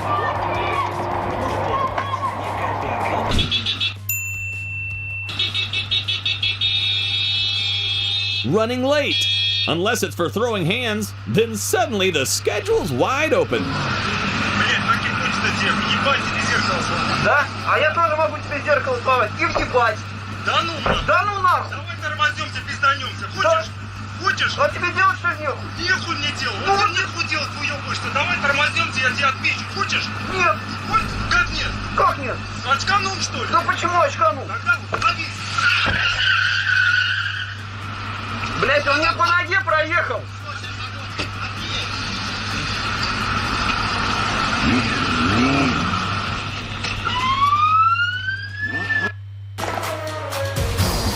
Snitches. Shout out by Felicia. What's good, brody?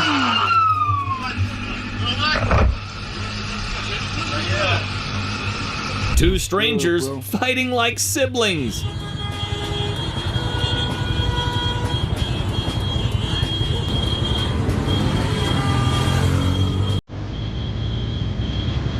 High beams for no reason. Cool. Now both of us are blind.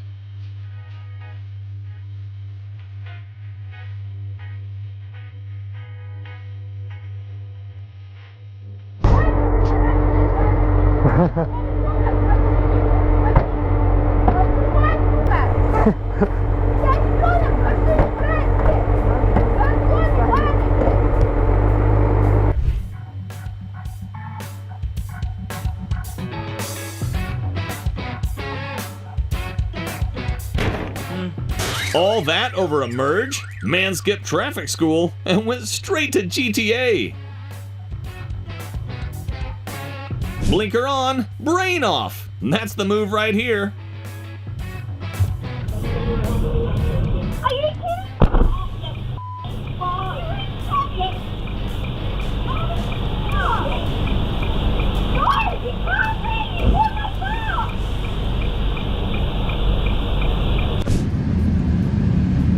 What? Seriously? He's got it. Whoa. Wait, why won't he let him pass? Like, what the f is happening? Well, I feel like this guy's about to, like, beat him. It's just crazy all over.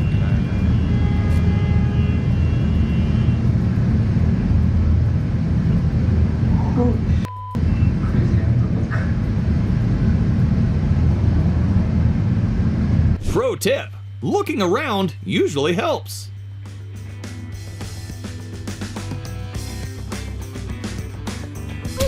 What's wrong with you? Get in your car, dude. Get in your car! I'm in my car. That's fair. That's fair. Nothing beats a twist you didn't see coming. Oh my God, call the police. Oh my God, he is the police.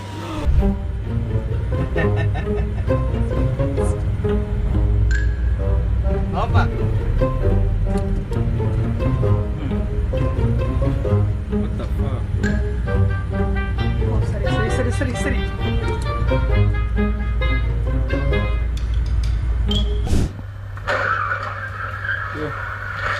Either he's drunk or that car owes him money.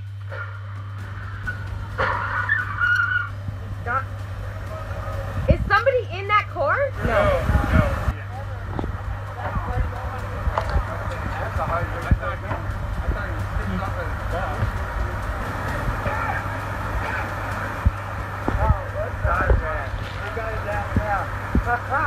POV, you're the problem you're honking at.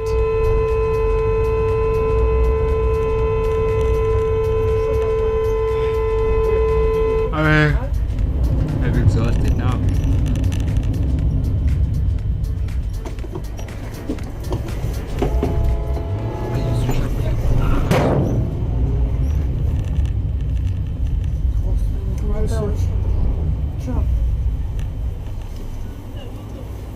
Видел тебя. Блин, ты что такое-то, а?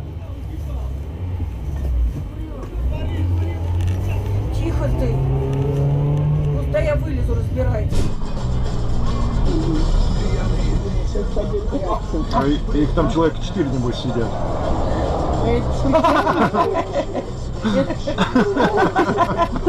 Вот прикол. Nothing screams safe driver like threatening people and drop kicking their bike. You're on camera. Excuse me. Would you like that broken?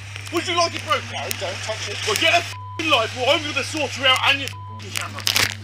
Sad little. Yeah, put your seatbelt on. That's put your f***ing mouth shut. You are really pissing me off. And you do this for a hobby? F***ing annoy people. I'm taking your camera. Right.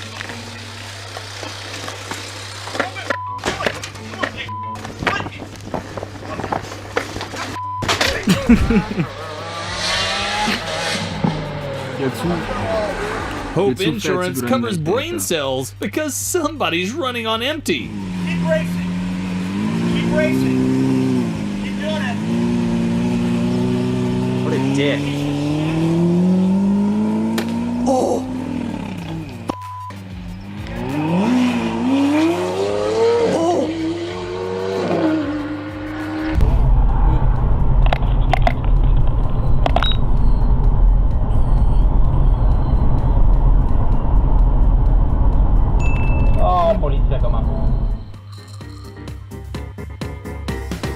Road rage, or just another Tuesday in Australia. Let's go for a ride and a jump off and run over me. Go on. Go on. Go on. I don't care. Run me over. You run me over first.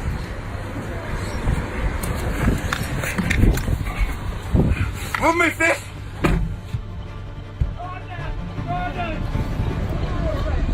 A bad day to be a mirror.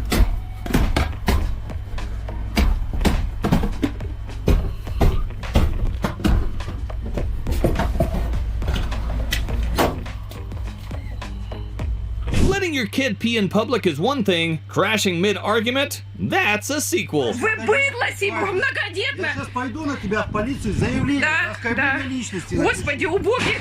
О!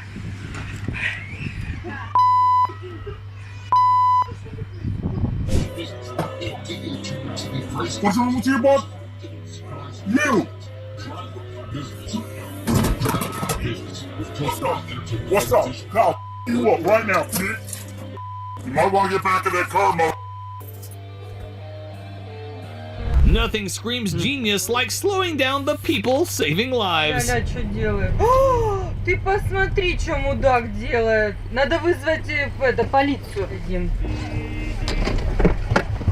Слышь, ты конченый, больше, а пизды ему дай, тварь такая! Блядь!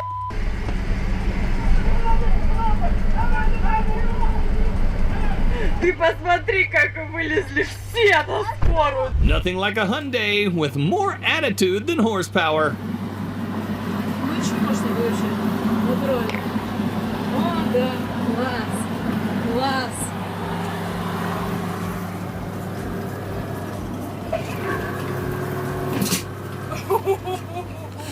Shit.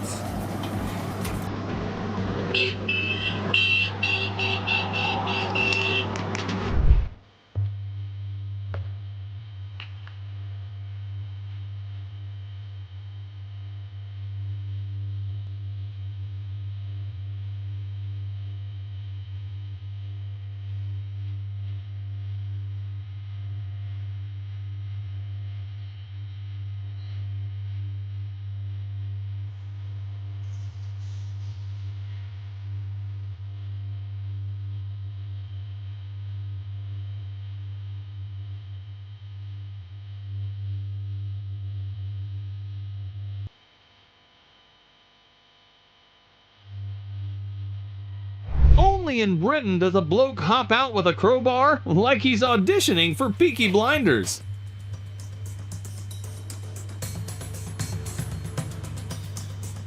If you're going to play Roadblock, expect someone to play petty. What are you doing?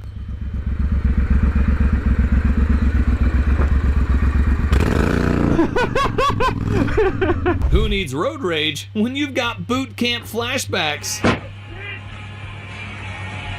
Yeah, take the video!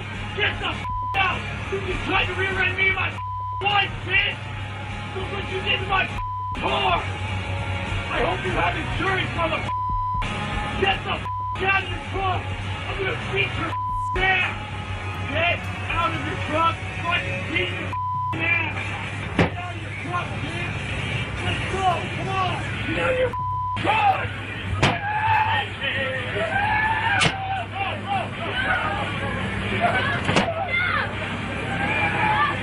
This guy's lost it, bro.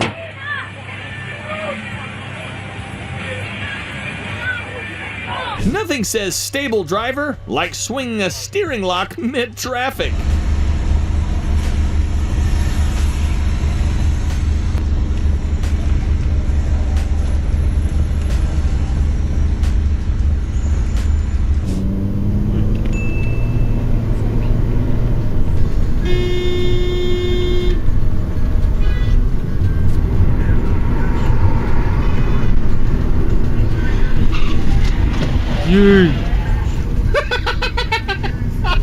You can't fix stupid.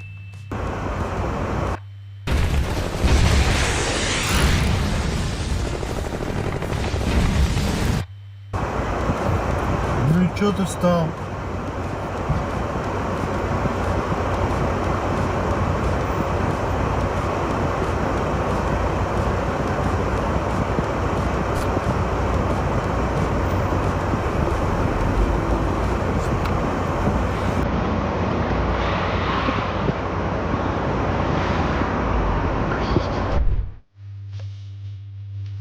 Thank you, too. As long as you can kill it, thanks.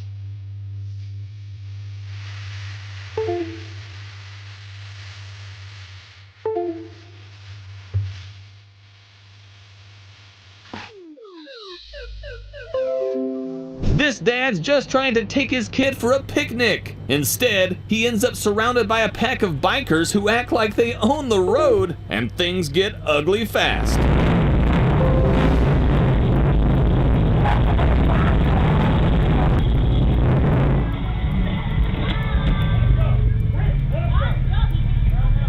I'm trying to pull over there!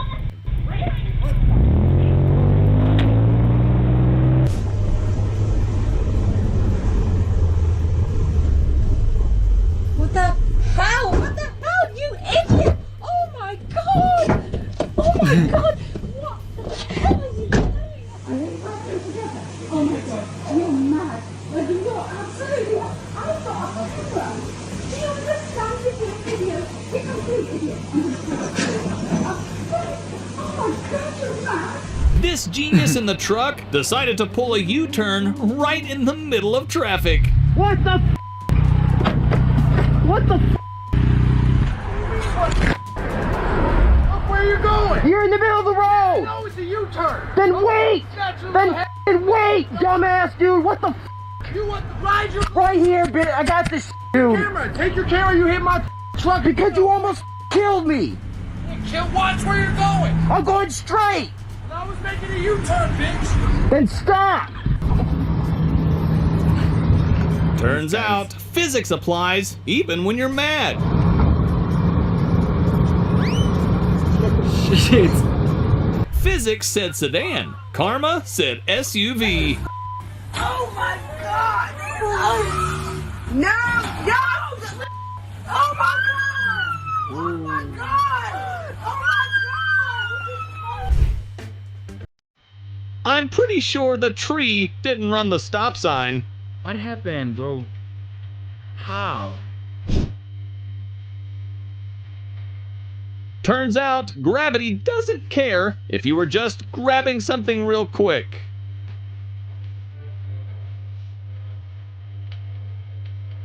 This cyclist blew through the rules and the crosswalk. The universe had other plans. Classic BMW move, trying to invent a lane where physics says no.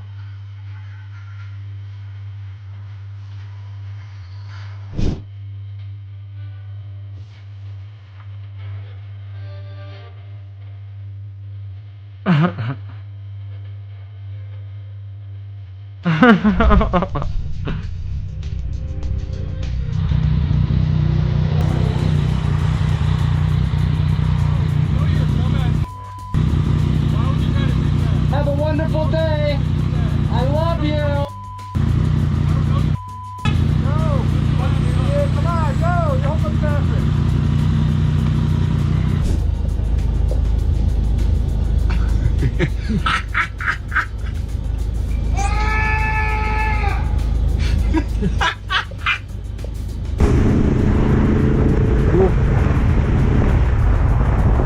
You're gonna crash, bro.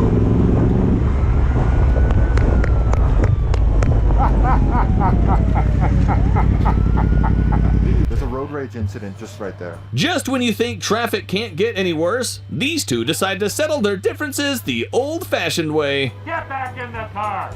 Come on, boys. Move it. Nothing says bad idea like roasting your own back tire.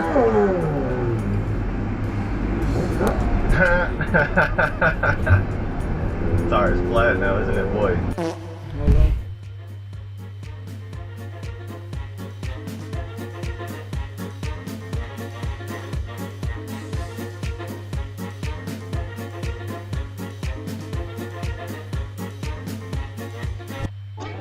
Listen, bro, forget about fucking sleeping. I'm still streaming, dog. 840 views, god damn, hell nah, dog. Fuck sleeping, dog. Fuck sleeping, dog. Fuck all this. Nah, guys, this is the highest numbers I've gotten so far. What the flip, gang? Like, real talk, bro. What the fuck, bro? Look at this, y'all. I don't know if y'all can see. Hold up. Can y'all see this shit? Can y'all see this shit? Can y'all see? Y'all can't even. This is highest numbers, boy. Like, oh, fuck sleep, dog. Let's push for that 1K views, gang. Let's push for that 1K views, bro. Let's put that 1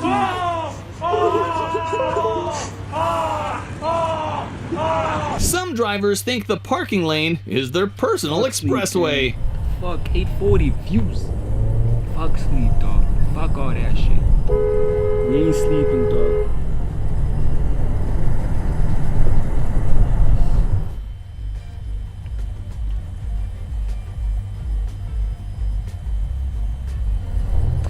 Idiot, man. I'ma sleep. What's the view says? 960. Nothing like two grown men turning Rush Hour into WWE with props. Let's see what else we can find here. Shout out to y'all for joining. Shout out to y'all for joining. This is so unexpected, bro. Alright, bro.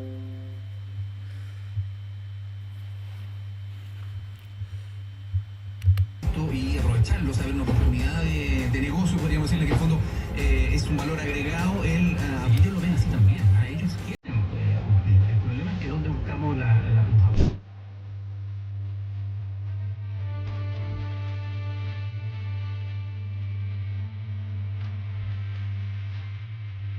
That's not road rage, that's a casting call for the next Yakuza movie.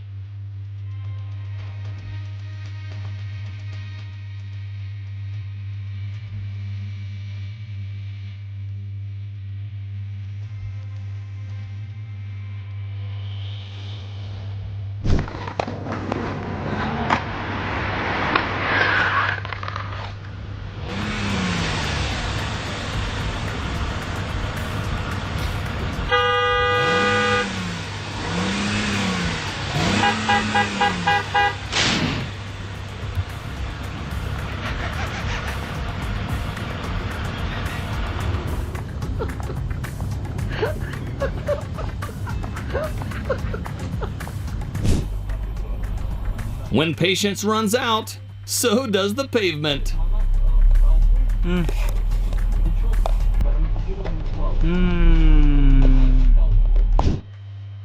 Stupid. Nothing says bad decisions like pulling out a whip in traffic.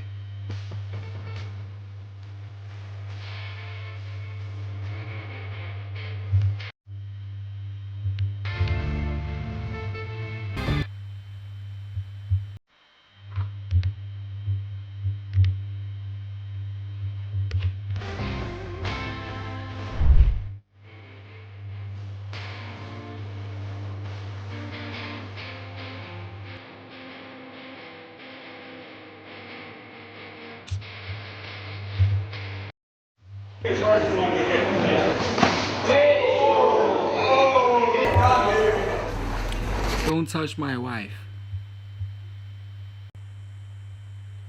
Gen Z is risking their life for steroids. And this would have been a great video to react to if I hadn't already been streaming. This would have been a great video. It's time to unleash the inner you. I should watch this tomorrow, gang, not now. Because then what am I going to... Okay, I have a video dropping tomorrow, but... Because this is like the channel like I be reacting to like more often than not, you know what I'm saying?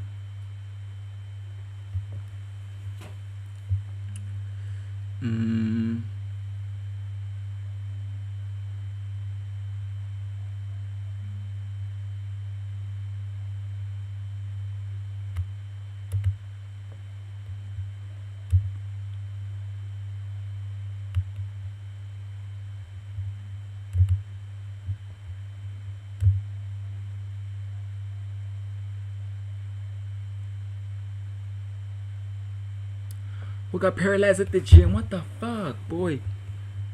I don't think I'm gonna watch that. That video looks scary.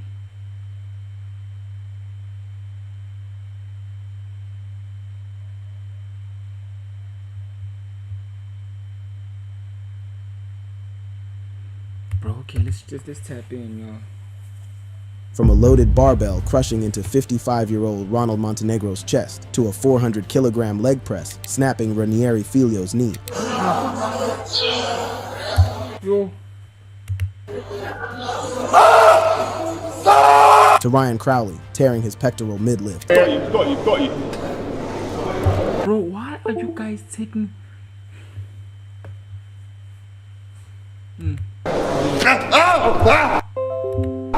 These are the times bodybuilders suffered devastating injuries that left them paralyzed. Let's start with one of the most cited gym safety cases in recent memory, Kevin Ogar.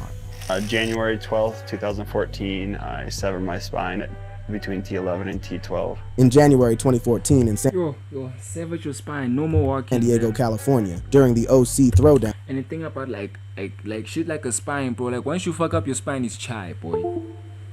Like once you fuck up your spine, it's because the thing about a spine, like the spine is like a connecting, it's like a connector between like your entire body and your brain, dog. So once you sever, it's like all of these bones, right, like here in your spine. So like once you break like one bone, let's say you break like your spine from here at the bottom, right, you break like one of the bones here at the bottom, that means like your whole entire legs, like, okay, let me explain this shit to y'all, nah. You know, let me explain this shit to y'all.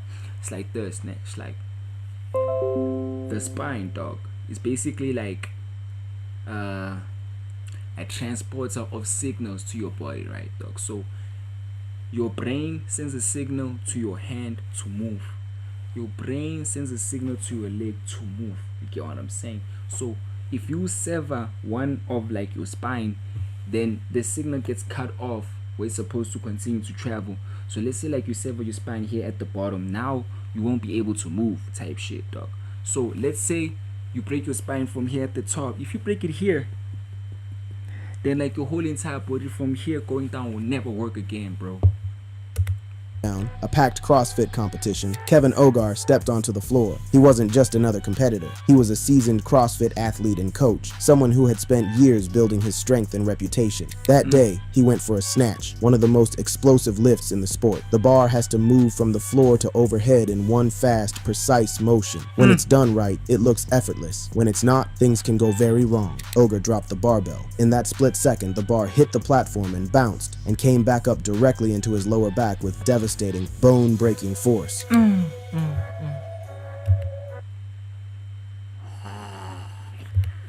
The impact severed his spinal cord at the T10 to T11 level. The crowd around him had no idea at first what had just happened, but Ogar could not get up. He could not feel his legs. He could not move them at all. The injury was permanent. Kevin Ogar was paralyzed from the waist down. He lost all function below the mid-torso. A young man in peak physical condition, brought down in seconds by a single catastrophic bounce of a barbell. Not every life-changing injury happens under extreme competition conditions. Sometimes it happens during an ordinary workout, on a machine people assume is safe.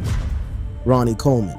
If you want to understand what a career of truly I know Ronnie Coleman. I know Ronnie extreme Coleman. training does to a human spine, Ronnie Coleman is your case study. You've also, since then, you've had a bunch of surgeries. And 13 so far. Coleman won the Mr. Olympia 8 consecutive times, a record he shares at the very top of the sport. During his career, he trained with loads that most powerlifters would consider extreme. He squatted 800 plus pounds. He deadlifted 800 plus pounds. He did this routinely for years as part of the most successful bodybuilding career in the history of the sport. The problem was that his body was accumulating damage the whole time. Multiple herniated discs developed over the years, the kind of injuries that would end most people's training permanently. What started that off? Well, I kind of hurt my back in high school when I was powerlifting, and then I hurt it again in college when I was playing football. Hurt my back and neck, and I did chiropractic for a long time. And then one day in the gym, I hurt it like in '96. I kind of herniated a disc, and I guess it just got worse over time. Coleman kept going. He competed through the pain. He trained through the pain. He won titles through the pain. After retirement, the accumulated damage reached a breaking point. Coleman has undergone more than 13 surgeries. Listen, bro, Ronnie Coleman, as we speak, he cannot walk properly, dog. I seen like one of like a recent video on Yana, cause like he's also like the people who's been using like steroids for a very long time, bro. Like it's another effect. When you use steroids for a very long time, this is the type of shit that happens to your body, bro. Spinal fusions, hip replacements, and more. There were periods where he could barely walk at all. A man who once carried 800 pounds on his back found himself needing help to get around. But is it also that you look at, like, you're a legitimate legend, and so do you look at it like, hey, this is the price that I paid to be a legend? I look at it like, hey, I'm still alive and I can still work out every day. I'm still normal, so I'm good. Wow. That's a great, healthy attitude, man. Yeah. You're obviously still huge. You're still very strong. He has said, famously and repeatedly, that he would do it all again. He does not present himself as a victim. He chose this path with both eyes open, and he owns every consequence of it. Ronnie Coleman was not the only Olympia champion whose body paid a steep price for dominance. Dorian Yates. Dorian Yates won the Mr. Olympia 6 consecutive times, and almost every single one of those victories came with a torn muscle somewhere on his body. In 1994, in the lead up to that year's Olympia, Yates tore his tricep. And in 97, I had another injury, the tricep tendon tear that I had 3 weeks before the contest. Again, how do you compete? I'm going to be out of the contest, like 3 weeks out from the contest. I was doing an exercise. What happened, it was giving me a lot of pain all year round. And what I really needed to do was take a break and get treatment and get this inflammation down and get it recovered. Most bodybuilders would have withdrawn from competition. Yates competed and won. In 1997, he tore his bicep close to the competition. Again, he competed. Again, he won. His training philosophy, high intensity training, or HIIT, was built on the principle of pushing to absolute failure with extremely heavy loads. It worked. The results on stage were undeniable. 6 Olympia titles is not an accident, but the physical cost of that philosophy accumulated rep by rep. For some athletes, injuries were not rare setbacks. They became part of the rhythm of training itself. Ranieri Lopez Filho. Ranieri Lopez Filho had been training for 10 years. He was 31 years old, competitive, and in the middle of preparing for a bodybuilding event scheduled for May 2026. His training was structured. His commitment was deep. This was not someone improvising in the gym. This was a man building toward a specific goal with a specific plan. On a session in Teresina, Piauí, he loaded the leg press machine to 400 kilograms, roughly 882 pounds. On his second rep, during the eccentric phase, the controlled lowering of the weight, something in his right leg gave way. His quadriceps tendon ruptured completely. The sound was audible. The pain was immediate and total. He screamed.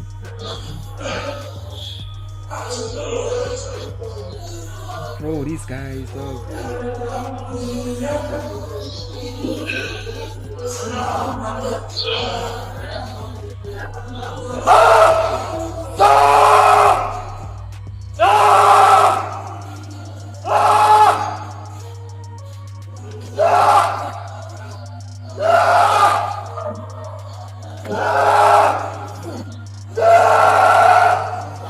His knee became an anchor point with nothing attached, the quadriceps muscle bunching up uselessly above, the kneecap untethered below. His head rolled back in the seat. He could not move. Gym staff responded quickly. They removed the weight plates from the machine and lifted the carriage off his feet before helping him to get care. Pessoas comentando, a posição dos pés estava errada, era muita carga. Assim, para indivíduo treinado, não é muita carga, não é nada de absurdo 400 quilos no leg press. Diversos indivíduos treinados, hormonizados e não hormonizados conseguem chegar a essa carga e realizar o exercício sem maiores problemas. Surgery followed the next day. Then came 3 weeks of complete immobilization, leg fully extended, no knee flexion allowed, electrical stimulation therapy to maintain the surrounding tissue. Doctors estimated it would be several months before he could walk normally or return to light training. His May competition was off the table. What he did next is worth noting. He posted the video of the injury on Instagram, graphic, raw, and painful to watch, specifically to warn other athletes about what can happen when the body is pushed past its limits under extreme load. The quad tendon, under enough stress, reaches a point where it simply cannot hold. When it goes, there is no catching it. But the most severe damage in bodybuilding is not always caused by a single accident. Sometimes it is the result of years, even decades, of relentless strain. Marcel Mancuso. In 2016, Marcel Mancuso was 23 years old and living the kind of active lifestyle that most people dream about. She did bodybuilding, she ran, she trained in Muay Thai. Her body was her temple, and she worked on it from every angle. Then, a single piece of equipment failed her. At a gym in São José do Rio Preto, Brazil, Mancuso was performing an inverted sit-up, the kind of exercise where your feet are locked in at the top and your body hangs upside down. It is a demanding core movement that places real stress on the straps or footrests holding the person in place. The leg strap broke. Mancuso slipped head first off an elevated bench and slammed the back of her skull into the floor with full force. The impact shattered her C5 vertebra, displaced another, and compressed a third. The damage to her spinal cord was immediate and complete. She had tetraplegia, total loss of movement from the neck down. She could still move her eyes. That was it. Surgeons grafted bone, inserted a titanium plate held in place by 6 screws, and put her back together as best they could. Doctors warned her family that she might remain bedridden for the rest of her life, that she might never walk again. But then something remarkable began to happen. Movement started to return, slowly, one finger at a time, one toe at a time. She threw herself into intensive physiotherapy with the same fierce commitment she had always brought to her training. Within weeks, she could stand with assistance. Within 6 months, she was walking independently. Mancuso returned to the gym. She resumed inverted sit-ups, and she has spoken publicly about her recovery in a way that carries real weight, because she knows better than most people exactly how much can be taken away in a single second, and how much work it takes to get any of it back. And even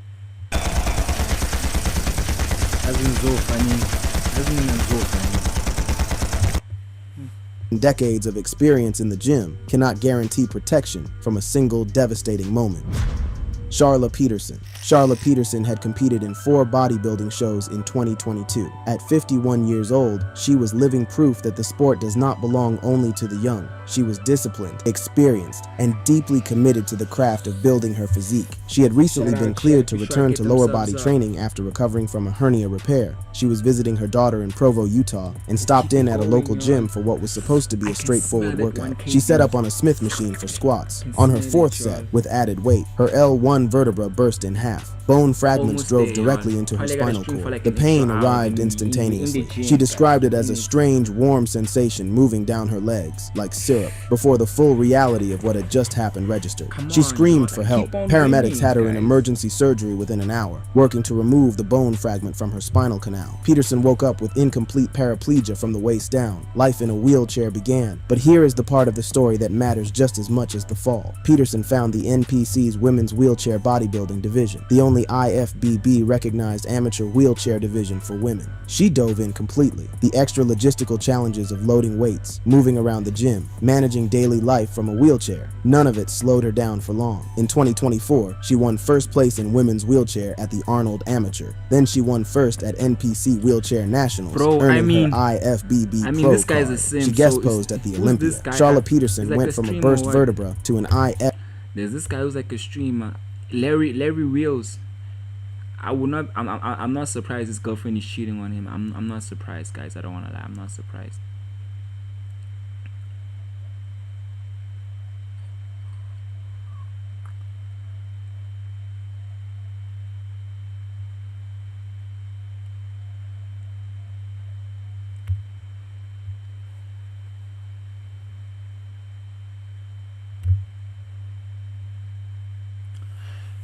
I'm not surprised.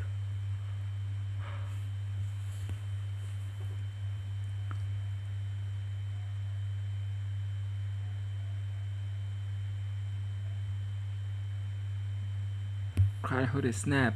Guys, really, what? Like, this one is disturbing, guys. Like, I don't want to. Guys, I still have to go and sleep, guys. Remember, I'm still go and sleep, guys. I don't want to be traumatized, guys. I'm still young.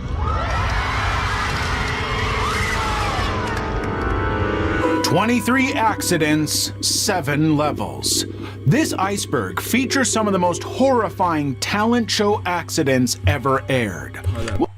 Why does this thing keep on moving, bro? God.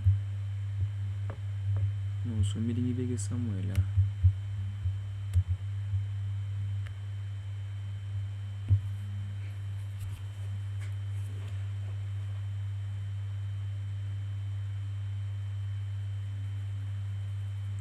I used to trap at the corner store. Shout out, y'all. Be sure to get them subs up, man. We out here. It's not, I think now it's 60 property-ish. I would make tea, but then it's like... We'll start with some unsettling incidents, but the deeper we go, the more grotesque it gets. So, let's start at the tip of this iceberg. Level 1, the catch. During the America's Got Talent audition, a salsa dance suddenly came to a stop. Semenea was a 4-member Latin dance group performing a high-risk routine, salsa, mixed with acrobatic lifts and aerial catches. Everything was flawless for nearly half a minute until the unimaginable happened. One of the male dancers, Louis, attempted to catch his partner's full weight, but it was clear something strange was happening to his leg. Before anyone could fully understand, Louis collapsed, clutching his leg, unable to stand. Meanwhile, the other duo kept performing. Finally, the performance stopped. Eventually, Louis was brought backstage with medics rushed in. I think someone got hurt. Can we check that the other guy is actually okay? Is he okay? We have the medic on the way. Oh my God. He hurt himself. The doctors later reported that he had buckled his knee while trying to balance his partner's weight. But the judges offered the remaining dancers a choice: leave or perform without him. We've been talking, we want to present to you a few options. Either you can figure out who wants to do the performance and come back to us, either later on today, or you can just wait for your friend to get better and maybe come back next year, because we want to give you a fair judgment and a fair chance at this. And unfortunately, your friend injured himself, so we don't want to judge on what we just saw. They chose to perform, even after their friend was stretchered off with a dislocated knee and tearful eyes, and it paid off. The judges were so impressed by their resilience that they voted the remaining trio through to the next round. The Ladder Act.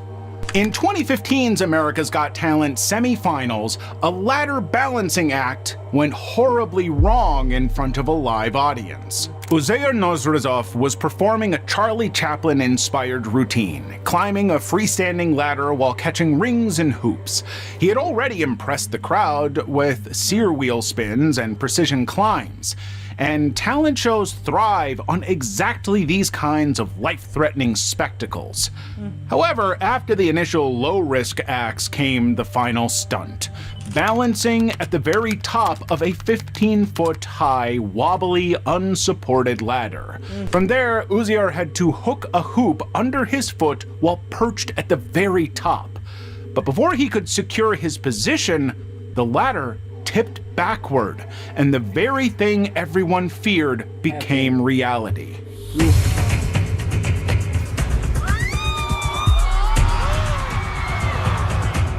A man performing for millions just plummeted 15 feet onto solid ground.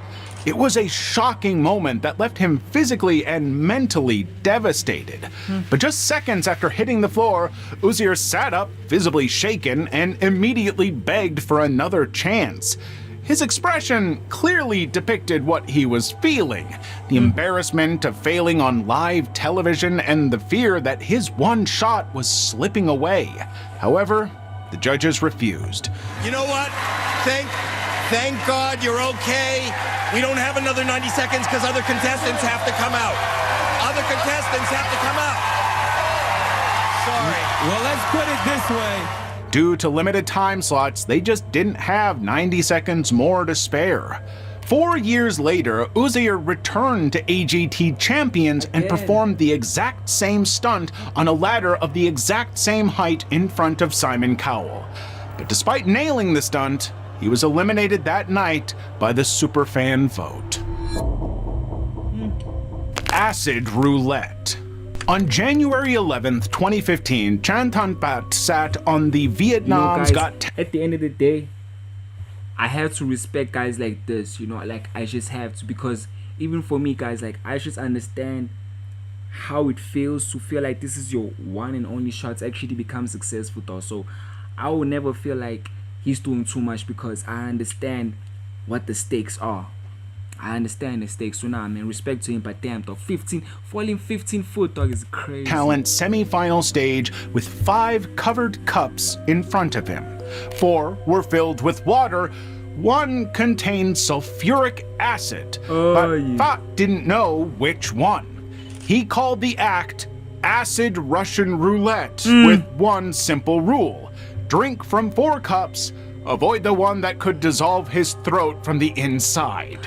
But first, he had to prove the acid was real. That same liquid was now hidden in one of 5 identical cups, and millions were about to watch a man bet his mouth on intuition.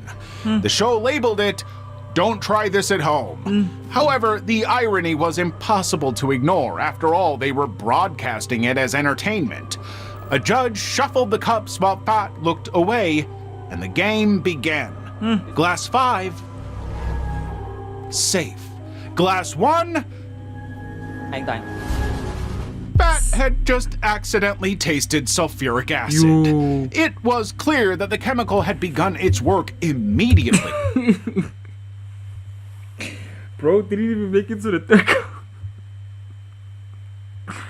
Bro didn't even make it to the third cup, bro. Like the first one was safe. The second one was like chai. But instead of rushing him to medical care, the audience applauded. And that wasn't even the most disturbing part. Knowing that his internals could be pretty much getting slowly dissolved, Pat still didn't stop. Whether it was shock, embarrassment, or the pressure of live television, he picked up the remaining 3 glasses and drank them one by one, the acid clearly searing his lips and tongue. By the time Pat finished, he could barely speak.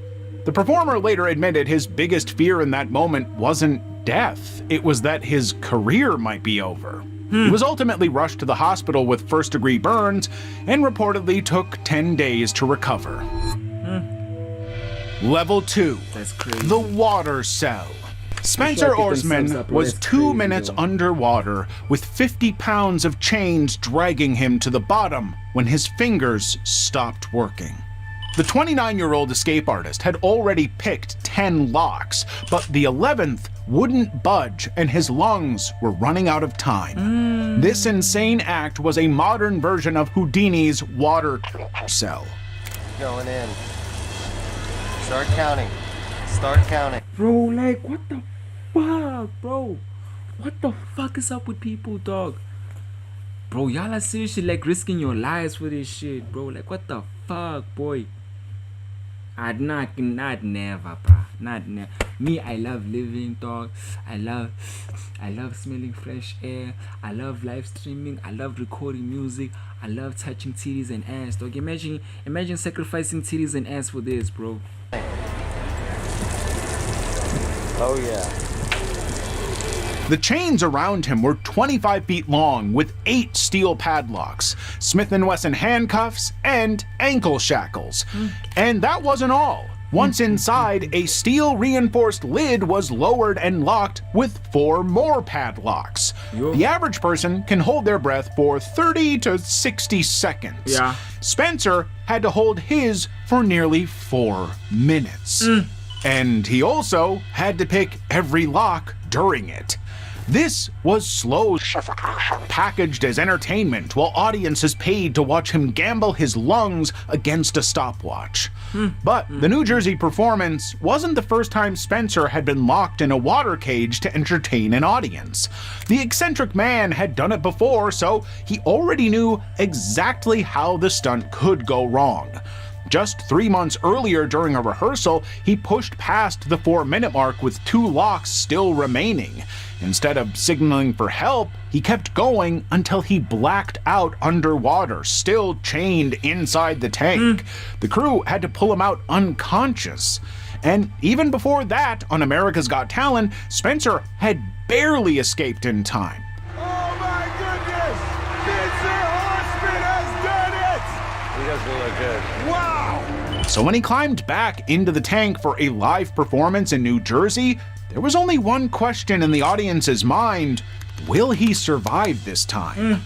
The first 2 minutes went smoothly. Ankles unshackled, wrists unlocked, 3 locks removed from the lid. By now, Spencer had already held his breath longer than most people ever will in their entire lives, and he still had 1 lock standing between him and oxygen. Spencer was now trapped in 105-degree water because of faulty equipment, fingers too numb to grip, lungs screaming after nearly 3 minutes without air. By the time the crew dragged him from the tank, Spencer was disoriented, shaking, and barely conscious. The crew strapped him to a stretcher and transported him to the hospital, where doctors later revealed he had suffered brain damage from the ordeal. So everybody wants to know how you're feeling right now. What's going on? Mainly tired, worn out, haven't eaten, thirsty, but doctors told me I need to be here, keep under evaluation, since I did black out. It was the second time in 3 months he had nearly performing the exact same stunt. Spencer, I am sure that you are better at doing that than 99.999% of all people, but it sounds like you need to be just a little bit better. Please don't do it anymore. Bro, just insane, bro. Blindfolded crossing. Isakire Wubulaikasimu was 30 meters from the finish line when his legs started shaking and the wire beneath him began to sway. He had been walking backward for nearly 50 minutes, blindfolded across a ravine 200 meters deep.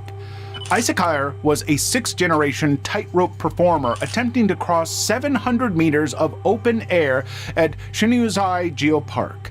His only safety equipment was a long balancing pole. 从小开始练到就是练出来以前就不带保险，以后也不带保险。现在很多那个对方他们要求带保险，不怕危险出事，我们就不是。 Join the 9th anniversary. Dumbass, bro, Come build your own pocket city. The stunt was broadcast live on Chinese television, and a crowd gathered below to watch. There was no room for a mistake. Around the 50-minute mark, however, conditions started turning against him. Heat was causing dizziness, and the wind was destabilizing the wire. Isakire later admitted he hadn't eaten enough before the attempt. Just 30 meters from the finish line, his body started failing him. He was so close to making it after such a long struggle, but then he slipped.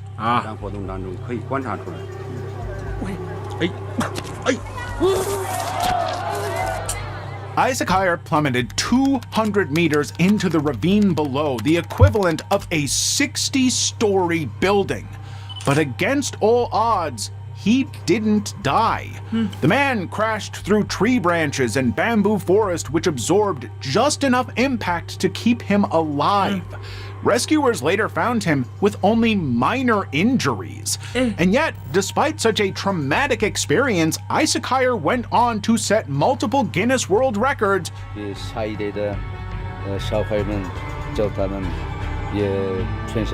guys are brave. Including the record of the fastest 100-meter tightrope walk.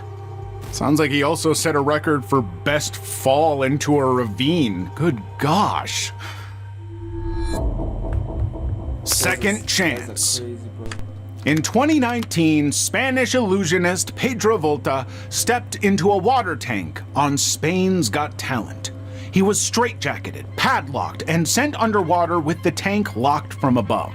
Pedro's act was an homage to Houdini. Escape the straitjacket underwater, then unlock the padlock, sealing the tank before your oxygen runs out. At 30 seconds, Pedro freed his left arm and worked on the strap under his legs. At 1 minute, the host reminded everyone that medical services should move closer. Every second was now vital.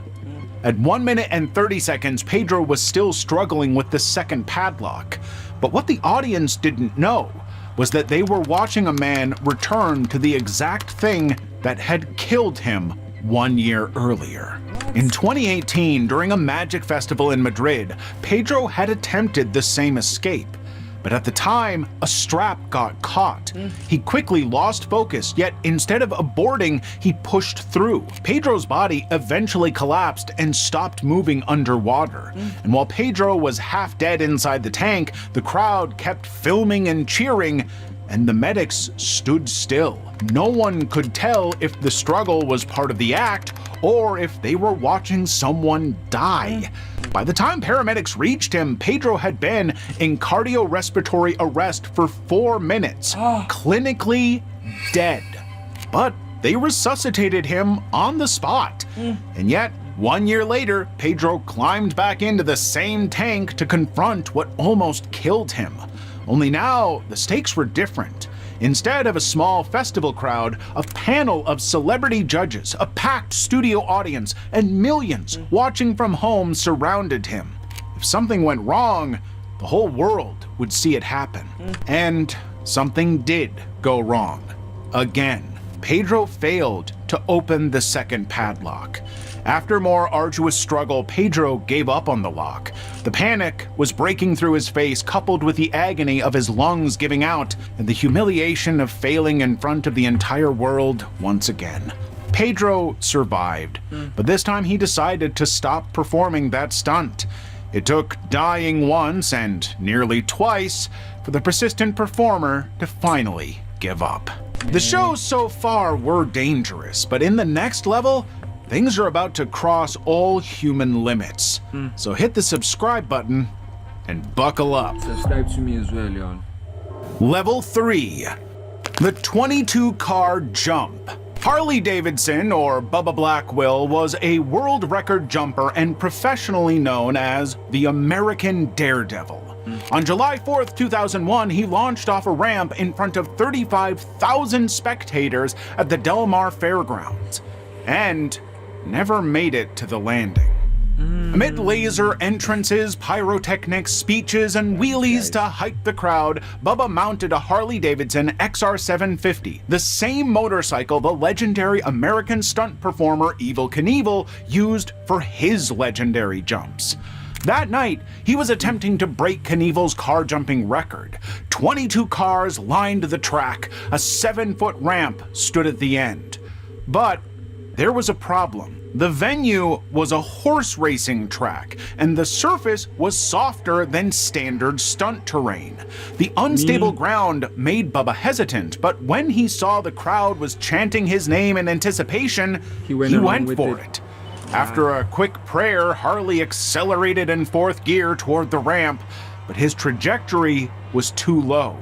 He came up short, struck the edge of the landing deck instead of clearing it, and was thrown violently over the handlebars.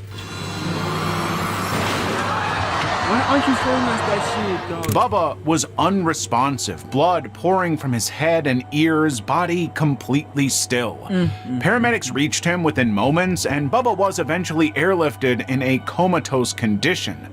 Miraculously, Bubba survived, and later he described what exactly happened to him that day. Pretty clear that I wasn't going fast enough.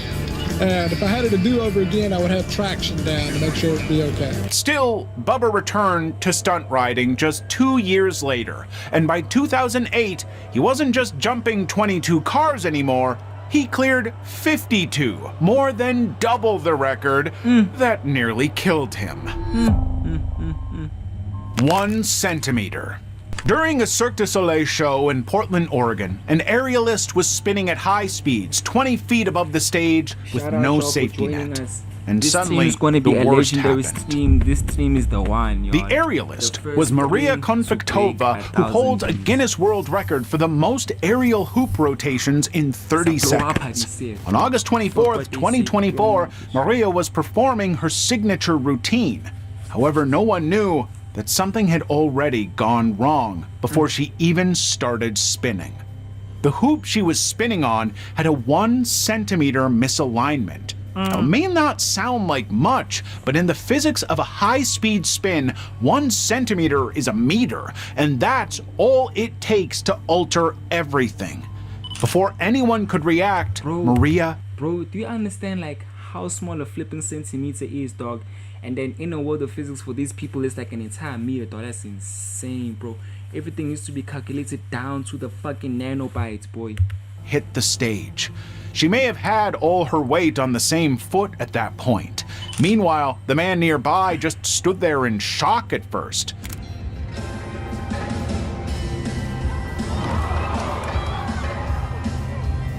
When help finally reached her, Maria was still somewhat conscious, lifting her head slightly. They transported her off stage and rushed her to the hospital. The internal damage was severe. Yeah, so Maria Konvaktova is probably, she's conscious, and she's being after cared for by lady, she was like, medical specialists, according to a spokesperson for CERT. She had suffered multiple fractures, significant facial trauma, and needed major surgeries. Have you ever hit a surface so hard, bro, your body said, I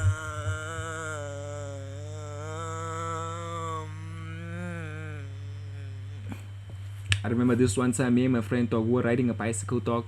I was in front, like busy shoving. He was behind me, I think. Then I don't know what happened to the bike, dog. Something happened to the bike, dog. We ended up falling, boy. I swear, dog. We falling like this, dog. All of his fucking weights on top of mine, bro. I tell you, bro. That minute, dog. That was the worst minute of my life, dog. I felt like I was dying. She came down face down. It appeared like she hit her nose. There was blood from her nose. She lifted her head up, but she stayed still. Despite everything, Maria Konvaktova eventually made a full recovery and returned to performing a few months later. I love adrenaline. I love when I'm scared, but now like each time I'm like, oh my god, and like I think about stuff. Surprisingly, she's still doing the same routine that nearly killed her. Hopefully with no more misalignments. Wheel of Destiny. It was July 21st, 2021 at the Barnstable County Fair in Massachusetts. A performer was balancing on a massive rotating structure called the Wheel of Destiny when everything went haywire. The act is exactly what the name suggests. Performers balance, jump, and run on a spinning wheel 30 feet in the air with no safety net or harness. That day, the man on the wheel was Cyrus Knock, a 9th-generation circus performer from the famous Daredevil dynasty, the Nerveless Knocks. Some viewers initially thought it was part of the show until he slammed into the second part of the structure and fell hard onto the ground.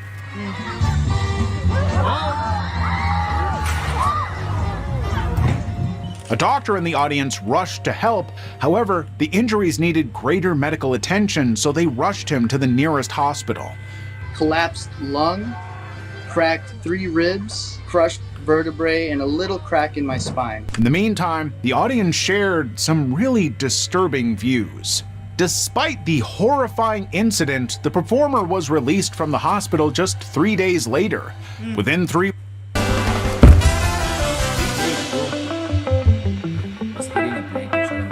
It's like 12:30. I'm still locked in, dog. I don't give a fuck, dog. If I have not reached my goal yet, 3 weeks, he was back on tour, helping behind the scenes, and 2 months after the fall, Cyrus was performing live again. You might say it was his destiny.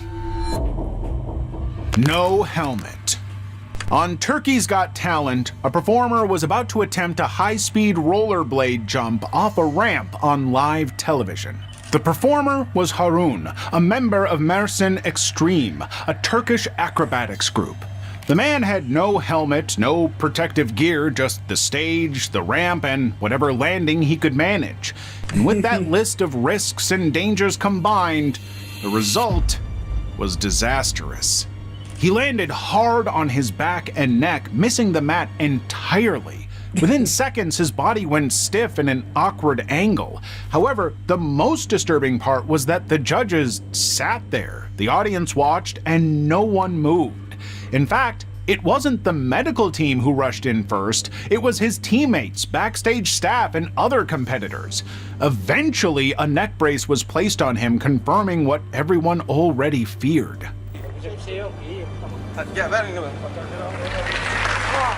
And this entire time, the cameras never cut away, not even when they put him on the stretcher.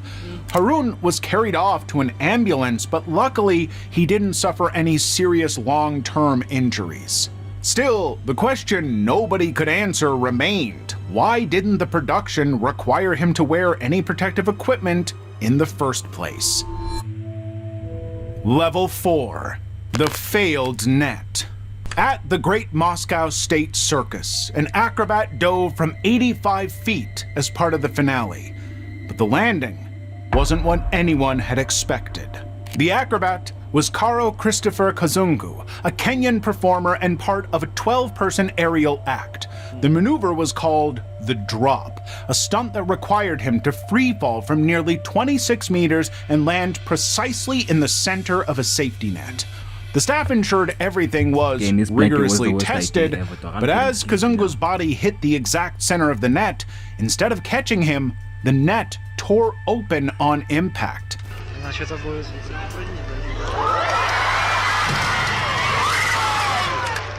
Kazungu plummeted through the hole, striking the arena floor at full speed. Medics rushed in within seconds, and Kazungu was rushed to intensive care in critical condition. Meanwhile, the circus director held a press conference confirming the net was German-made and had passed all inspections. So investigators began looking into sabotage and manufacturing defects, but no conclusive cause was ever determined. Kazungu survived, eventually regaining mobility after months of rehabilitation, but he never performed again. I don't blame him. 45 feet. At the 2007 X Games, a skateboarder fell 45 feet onto a wooden ramp, hitting so hard that his shoes flew off his feet, and then stood up and walked away. But something tragic was waiting for him. The skateboarder was Jake Brown, and he was attempting something no one had ever landed in big air competition, a 720-degree spin off the mega ramp, an 84-foot drop, a 70-foot gap, and a quarter pipe that would launch him 4 stories into the air. What do you think we can expect from Jake right now? He's going from the 720 to a big 540. Jake had never landed the trick before, and there's no way to practice falling from that height. The first part went perfectly. Jake cleared the gap, executed the 720, and began his descent toward the quarter pipe. But then his board started to wobble. At the peak of his arc, 18 feet above the lip of the ramp, the board kicked out from under him. Jake was now 45 feet in the air with no safety net beneath him. He didn't hit the curved transition designed to catch skaters and slammed straight down onto the flat.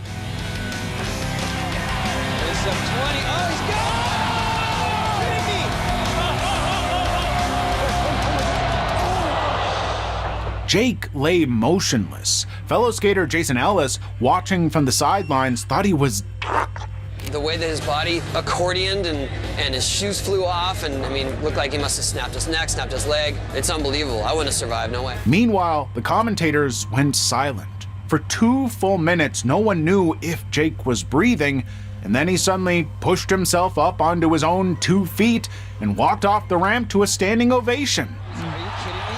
There's no way he could be standing up for that. Unbelievable. However, at the hospital, doctors found a fractured wrist, a fractured vertebrae, a lacerated liver, a bruised lung, and a severe concussion. That same night, still injured, Jake showed up to the after party with a cane. A couple dudes are like, you should have been and stuff, and I'm like, well, I'm not. And 3 years later, he returned to the same ramp, same event, with the same trick, and took the gold. True. Talk about the pyramid.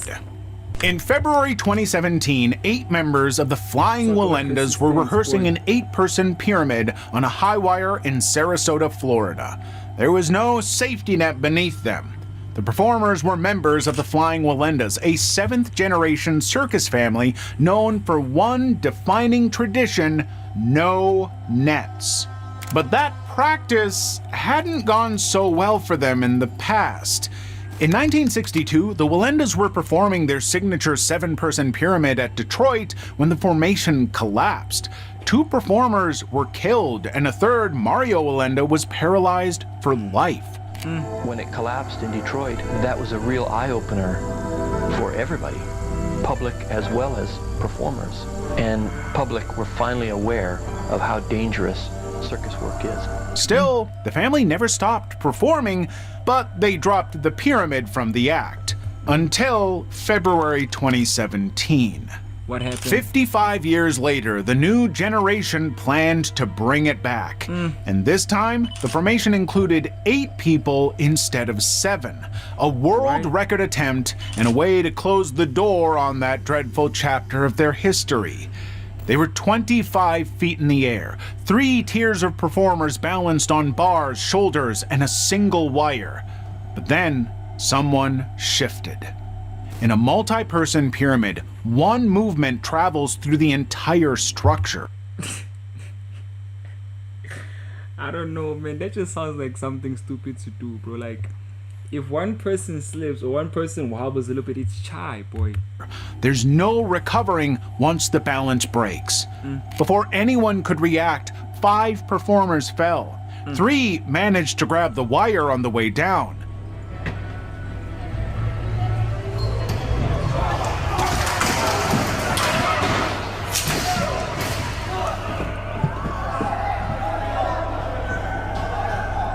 Nick Walenda's sister, Lijana, hit the concrete face first. She shattered every bone in her face. I broke every bone in my face, and so they had to put it all back together with 3 plates. Wake up. You don't need a glow up. And 72 screws in my face. Meanwhile, his Aunt Rietta landed on her back and was never able to walk properly again. Nick later admitted he even considered quitting because of how hard that time was. Still, despite the catastrophic sequence of events, there was a comeback. During that accident, I caught the wire and held on, but after that started experiencing fear. It became more real than ever before. We don't give up. We go through trials, we go through tragedies, but there's triumph at the end. 2 years later, Lijana walked again across Times Square with Nick, 25 stories above the street. Death dive. At the top of Minnehaha Falls in Sydney, an Australian diver stood 42.5 meters above the water, the height of a 13-story building. Meet Vali Graham, who is about to attempt a world record death dive. Now, death diving, or doddsing, is exactly what the name suggests. Jumpers launch themselves from extreme heights, hold a spread eagle position for as long as possible, then curl into a safe entry at the last second. But one wrong move, and there's nothing safe about that entry, because at 42.5 meters, the water's surface tension can hit like concrete. Way up there, that's their takeoff point. That's their landing area. I'm thinking I go right there, which will be perfect. The record at the time was 42.5 meters, held by Swiss diver Lucien Charlon. Vali wanted to beat it. So on June 11th, 2025, he jumped, and he hit the water wrong. His friends watching from below saw him disappear beneath the surface, and for a moment, there was nothing. Then he resurfaced, conscious but bleeding from his ear. However, what happened next is what makes the incident truly disturbing. At the hospital, scans revealed the full damage: fractured skull, shattered vertebrae, broken sternum, burst eardrum, and concussion. That means Vali had climbed out of the water, then hiked 1.2 kilometers up a steep trail to reach his friend's car, all with a shattered spine. The human body isn't supposed to do that. Adrenaline can mask pain, but it doesn't rebuild vertebrae. Every step Vali took was a step that could have paralyzed him permanently. Surgeons operated immediately, followed by weeks of rehabilitation. And only 2 days after surgery, Vali posted an update, walking again. Vali technically broke the record, but he also broke nearly everything else. Level 5, buried alive. In 1992, an escape artist was buried alive under 7 tons of dirt and cement in Indianapolis. It was 2 years to the day after another performer died attempting the exact same stunt. October 31st, 1990, amateur magician Joe Barris climbed into a plastic coffin at a family fun center in Fresno, California. 7 tons of wet cement were poured on top. The coffin imploded instantly, crushing Burris to death in front of his own family. Despite the efforts of his crew, it was too late. Joe was crushed, and with him died his dream of being the next Houdini. He died there in that coffin of his own making. Even Houdini had refused to perform the buried alive trick in 1915. He deemed the stunt too dangerous. 2 years later, escape artist Bill Shirk decided to try that stunt again. He scheduled the stunt for October 31st, 1992 at Houdini's 66th death anniversary. But in the documentary filmed that day, Shirk admitted something chilling right before climbing into the coffin. Police regulation handcuffs clicked around his wrists, 30 pounds of chains were padlocked to his body, the plexiglass coffin was lowered 6 feet into the ground, and then the dirt began falling, and 7 tons of cement followed. Now, what made this stance so unforgiving was how small the margin of error really was. Shirk calculated the coffin would collapse roughly 60 seconds after the cement reached ground level, so he planned to escape in 15. Hope I make this. I got a bad feeling about this thing. Bad feeling. But who knows, I may go down there and decide to quit here in a few seconds. But everyone there ignored one crucial fact. On the morning of the burial, the conditions had changed. Rain had fallen overnight. The dirt was heavier, and to top it all off, the cement mixture had more rocks than his test runs. So Shirk's estimate had many variables he never considered. Before Shirk could escape, the coffin collapsed. What's gonna happen? It's starting to collapse. I can feel the... He was now buried under tons of weight, unable to hear anything above him. Meanwhile, above ground, the backhoe operator began digging. Beneath the dirt, Shirk created a small pocket near his face, pushed one arm upward through the mud, and waited. When the crew finally pulled him out, Shirk was covered in mud, gasping, and barely conscious. He had swallowed a lot of dirt trying to breathe. The problem was I knew I wasn't going to be able to get up through the dirt, let alone the cement, and I didn't know what to do. I didn't succeed in the escape, but I did get away with my life, which I consider a lucky one. Bill Shirk survived, but only because the coffin collapsed in the wrong direction, creating the air pocket that saved his life by accident. Human chandelier. We have an update on the terrifying fall at the circus in Rhode Island that injured 9 performers, some of them critically. Investigators say they have zeroed in on what went wrong. We get our report tonight from NBC's Ron Mott in Providence. On May 4th, 2014, 8 acrobats were suspended 40 feet in the air at a Ringling Brothers circus in Rhode Island. They were hanging by nothing but their hair. Then, a single steel clip snapped. The act was called the Human Chandelier. 8 women from the Medeiros troupe were spinning in a rotating aerial formation held aloft by braids woven into the rigging. Below them were families, children, and a packed arena at the Dunkin' Donuts Center in Providence. What made the setup so fragile was that the entire apparatus was connected to a single load-bearing carabiner, a steel clip rated to hold 10,000 pounds. The performers weighed roughly 1,500 combined, so the clip should have held. However, the carabiner wasn't loaded the way the manufacturer required. It was loaded sideways at an angle that created pressure along the wrong axis. In the case here in Providence, the carabiner was loaded like this, sideways. The moment the weight shifted, the carabiner didn't bend. Instead, it shattered.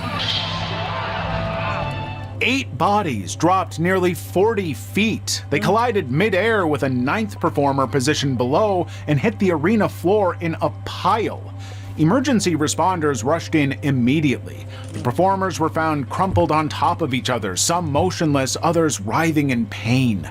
Paramedics stabilized their necks and spines on site before loading them onto stretchers and transporting all 9 to nearby hospitals.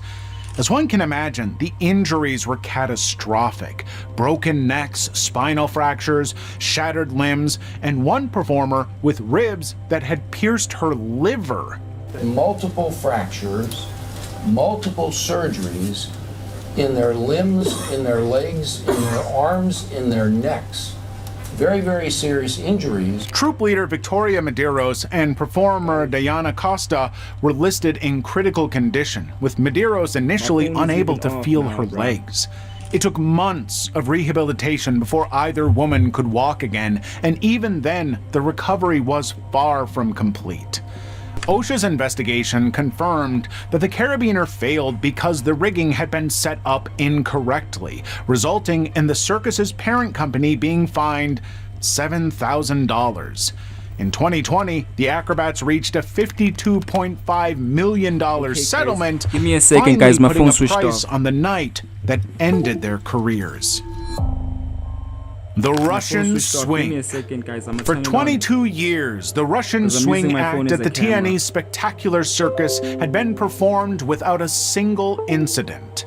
Until May 18, 2014, in Londrina, Brazil. The act uses a giant pendulum to launch performers 8 to 9 meters up into the air before they land in a safety net below.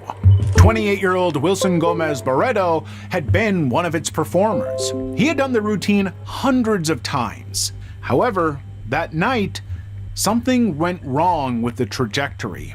Wilson launched too far, cleared the net entirely, and dropped straight onto the hard stage floor. Medics rushed in quickly, and even a doctor from the crowd ran to the stage to help. O rapaz levantó de uma maneira que foi inédito. Todo mundo ficou surpreso. ¿Por qué fez isso? Porque ele não foi nem assim, nem assim. Will you choose the warrior, the mage, or the hunter? Well, in Albion Online, you don't have to choose. There are no classes. Plate armor with a magic staff and a shield? Why not? Fancy robes with a crossbow in one hand and a drink in the other? Sure. A bunny suit with a giant cleaver? If you really want to. Remember, it doesn't matter how ridiculous you end up looking. What matters is how good you are at wrecking other players. Download Albion Online and create the character you've always wanted.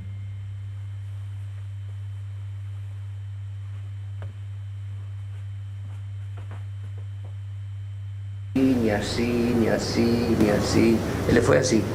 Sobe, não sei, 8, 9 metros, con impulso. But much to everyone's surprise, Wilson was conscious and alert, complaining Okay, we're back, y'all. Only about his elbow. For a moment, the worst appeared to have been avoided, but that relief was short-lived. While the circus replaced his position and continued performing, doctors at the hospital found what no one on that stage could see: a severe traumatic brain injury. In fact, it had progressed so much that it was too late to do anything. From then on, Wilson's condition deteriorated rapidly. 48 hours after standing up and talking to paramedics, Wilson Gomez Barreto was pronounced dead. The first show after his death included a tribute. The director and performers stood on the same stage where Wilson fell and held a moment of silence. Level 6, the Ponytail Crossing. चोटी में कोई देश में इसका कोई चेष्टा ही किया नहीं है और इसका जो रिकॉर्ड जो पैदा होगा जो सृष्टि करेगा ये हमारा जो इंडिया का रिकॉर्ड है कोई दुनिया को हम टूटने नहीं देंगे. On April 28, 2013, at the Teesta River in West Bengal, India, the crowd gathered to watch Sailendra Nath Roy attempt something no one has ever done before. Sailendra was a Guinness World Record holder who had already pulled a railway locomotive 2.5 meters using nothing but his hair. However, this time, things were different. Wow. The Indian daredevil prepared to cross 600 feet of open air on a zip line attached only to his ponytail. The crew made the setup ready, a cable stretched across the Teesta River 70 feet above the water, a pulley system attached to his ponytail, and a life jacket in case he fell. But there were still several red flags hiding in plain sight. Hold up. This shit is not sitting correctly. Hold up.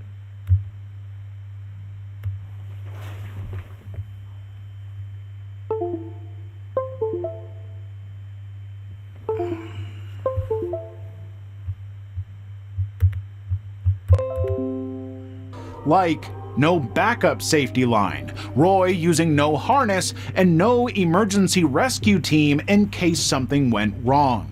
To top it all off, the BBC reported that Roy didn't even have permission to attempt the stunt. Still, thousands gathered below, phones in their hands and chants on their tongues as Roy clipped in and started moving. For the first few minutes, everything went exactly as planned. Roy glided smoothly across the wire, suspended by his ponytail, body swinging freely beneath him.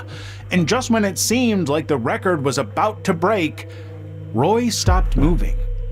Midway across the river, roughly 300 feet from either side, the pulley mechanism had jammed. The man was now stranded 70 feet above the water, his entire body weight suspended by the hair on his head, with no way forward and no way back. The crowd didn't understand what was happening. They kept cheering, assuming the pause was only to create a dramatic moment, and he would eventually start moving again. But only Roy knew the truth. With each passing minute, the pressure on his scalp was increasing. Roy was now in excruciating pain, and the only way to relieve the tension was to manually pull himself along the cable while his full body weight dangled. Scribe makes step-by-step guides for any process with AI. You know what's terrifying at work? When you start a new job and there's from his hair. So that's what Roy did. For nearly 20 minutes, Sailendra Roy hung suspended over the river, desperately trying to pull himself forward hand over hand along the wire. Now, the human scalp isn't designed to support full body weight. The constant tension tears at the skin, pulls at the follicles, and creates searing pain that radiates across the entire skull. And all of that was happening 70 feet in the air with a crowd watching below and no help coming. Eventually, Roy's body gave out. He suddenly went limp. At that moment, nobody knew if he was simply unconscious or dead. It took rescue teams nearly 45 minutes to lower Roy from the wire and transport him to a hospital. There, the doctors confirmed what everyone feared. Roy was dead on arrival. According to the medical reports, the stress had triggered a massive heart attack while Roy was still hanging midair. Viewers later questioned whether having a second safety line so he could cut his hair while still staying attached could have led to a different outcome. But a backup would have defeated the entire purpose. After all, the danger was the main attraction. 20 feet high. A Cirque du Soleil performance in Florida taking a deadly turn. An aerialist thrown during a performance. As the audience watched, he did not survive. ABC's Whit Johnson has the details. A performer was swinging through the air on aerial straps when his grip suddenly failed. It was 38-year-old Jan Arnaud, and he was performing in Cirque du Soleil's Volta show inside the big top tent at the Tampa Greyhound track. Arnaud had practiced the routine for 2 months. Earlier that same day, he had successfully performed that exact stunt without incident. However, on March 17, 2018, it was only his second time performing the routine live. Aerial straps require performers to be suspended by 2 fabric loops, relying entirely on grip strength and body control. On top of that, they have nothing beneath them to break a fall. According to Cirque du Soleil's CEO, safety nets and harnesses are used when deemed appropriate. So, for Arnaud's routine, the company didn't feel a net was needed, especially when there had never been a major incident in many years. Well, before anyone could react, Arnaud's grip slipped from the rope. he fell and hit his head on the ground with such force that it was audible throughout the entire venue. Medics quickly rushed in, and the show ended abruptly with Arnaud being transported in critical condition to Tampa General Hospital. The very next day, on March 18th, 2018, the athlete succumbed to his injuries. Cirque du Soleil canceled the remainder of its Tampa performances, but canceling doesn't answer the question of why Annette wasn't deemed appropriate for a man performing 20 feet above concrete. The transfer. At the 2011 Selfridge Air Show in Michigan, a wing walker attempted to transfer from an airplane to a helicopter mid-flight. And 75,000 spectators were about to watch it turn into a disaster.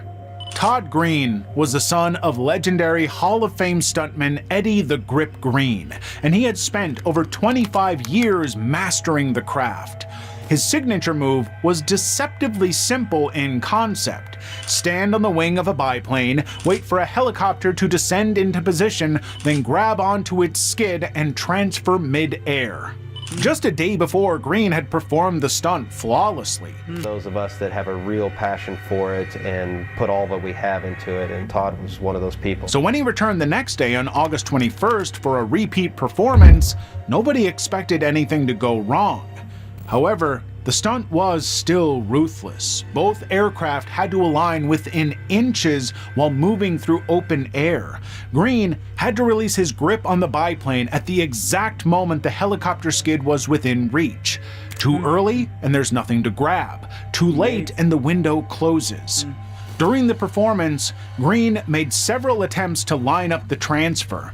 On the third try, spectators noticed the aircraft seemed misaligned. But Green let go. As a result, he dropped 200 feet straight down in full view of the crowd.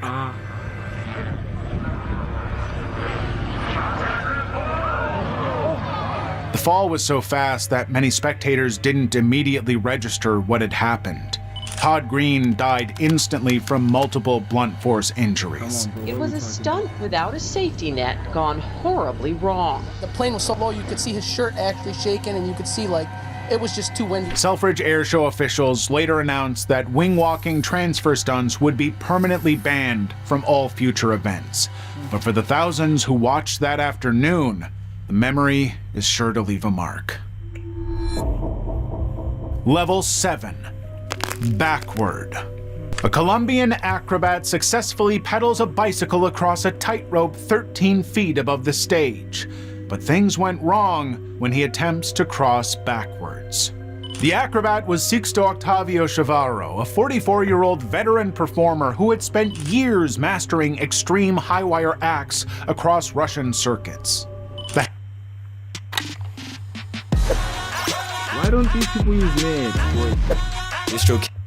Handlebarless bicycle crossing was his signature move, but that day he was attempting the stunt in reverse for the first time.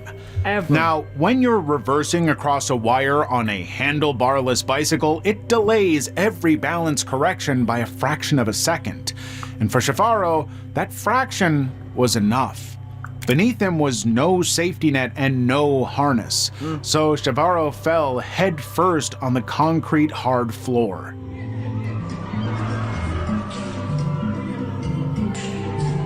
Families who had come for entertainment instead witnessed a potential death.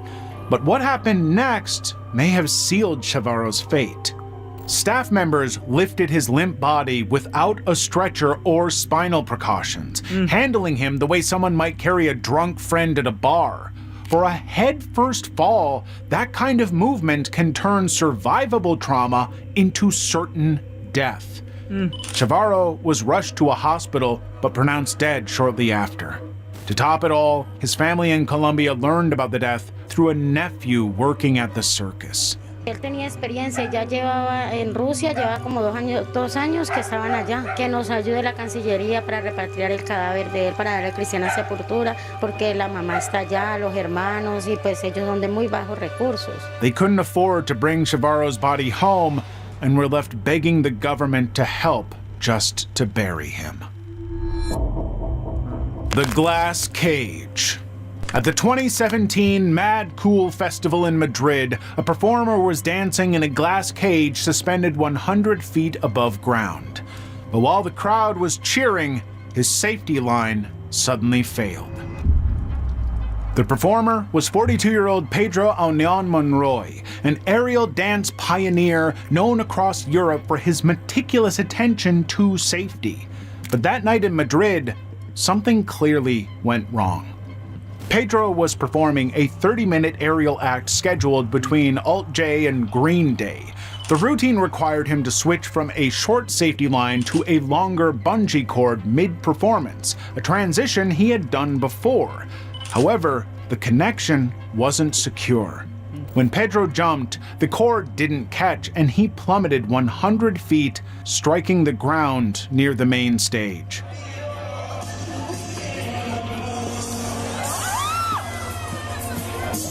Emergency responders reached him within 10 seconds. Paramedics spent nearly 30 minutes attempting resuscitation, but Pedro Aunion Monroy was pronounced dead at the scene. A horrific fall in front of a stunned crowd, an acrobat plunging to his death in the middle of his performance. At least one of the bands scheduled to perform today backed out after learning of the accident. A special tribute was held in honor of the acrobat who lost his life. Disturbingly, the festival kept going. Organizers never told the crowd what had happened. Green Day took the stage shortly after and performed their entire set as if nothing had happened. In fact, even security guards told people who asked that he was fine. The truth didn't spread until after the show ended. Pero lo impactante fue eso, de repente ver cómo cae y no saber si era parte del espectáculo porque ni había colchoneta abajo ni nada. Organizers later justified their decision by claiming that stopping the festival abruptly could have caused a dangerous crowd surge. Muchos coreógrafos en danza contemporánea que hemos trabajado con él y él ante todo la seguridad y que si nos sintiésemos seguros ante esta nueva situación, pues era algo primordial en su trabajo. But the venue's reputation had already been tainted. On top of the world. At the 2013 Vectron Daytona Air Show in Ohio, a wing walker is strapped to the outside of a biplane flying upside down. It was Jane Wicker, known for performing without a safety harness, hanging off an aircraft mid-flight while tens of thousands watched from below. Her signature routine, called On Top of the World, involved sitting upright on the underside of a wing while the plane rolled inverted above her. She was known for her bold routines, including her signature move of hanging upside down beneath the wing by her feet, or sitting calmly on the underside of the plane whilst it rolled inverted. That afternoon, Wicker was performing alongside pilot Charlie Schwenker in a 1941 Boeing Stearman biplane named Aurora. Schwenker was a seasoned aerobatic pilot with decades of experience. Together, they had done this routine before several times. Only this time, something wasn't right. The plane descended lower than expected. It was flying too slow, and as it rolled inverted for the pass, the biplane's wing dipped toward the runway.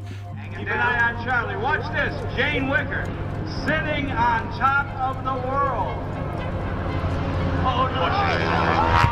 The biplane cartwheeled violently, broke apart on impact, and erupted into a fireball. Both Wicker and Schwenker were killed instantly. Seconds before the crash, the atmosphere had been festive. The announcer had just introduced the act, and several families with their kids were pressed against the fence. One 8-year-old in the crowd later described the scene as so terrifying that she couldn't stop crying and never returned to another air show again. The NTSB investigation attributed the crash to pilot error. Schwenker had attempted a modified version of the maneuver at dangerously low altitude and airspeed, a miscalculation that left no room for recovery. The airshow resumed the following day as a tribute to Wicker and Schwenker, but for those who had watched it live, no tribute could undo what they had witnessed. These talent show accidents were truly disturbing. But have you ever wondered what goes on behind accidents that happen on TV? Find out in the most disturbing TV accidents Alright guys, no. Let's call it, bro. I'm tired as fuck, bro. I'm not too sure how many views the stream got, but I know it went crazy. Oh, shout out y'all, be sure I get them subs up, man. I know this stream went crazy, bro. Right now, bro, I'm just tired as fuck, bro. Why does this shit said I got 7 viewers, but here said I got 2 viewers? The fuck's happening? Yeah, Ricky Bone.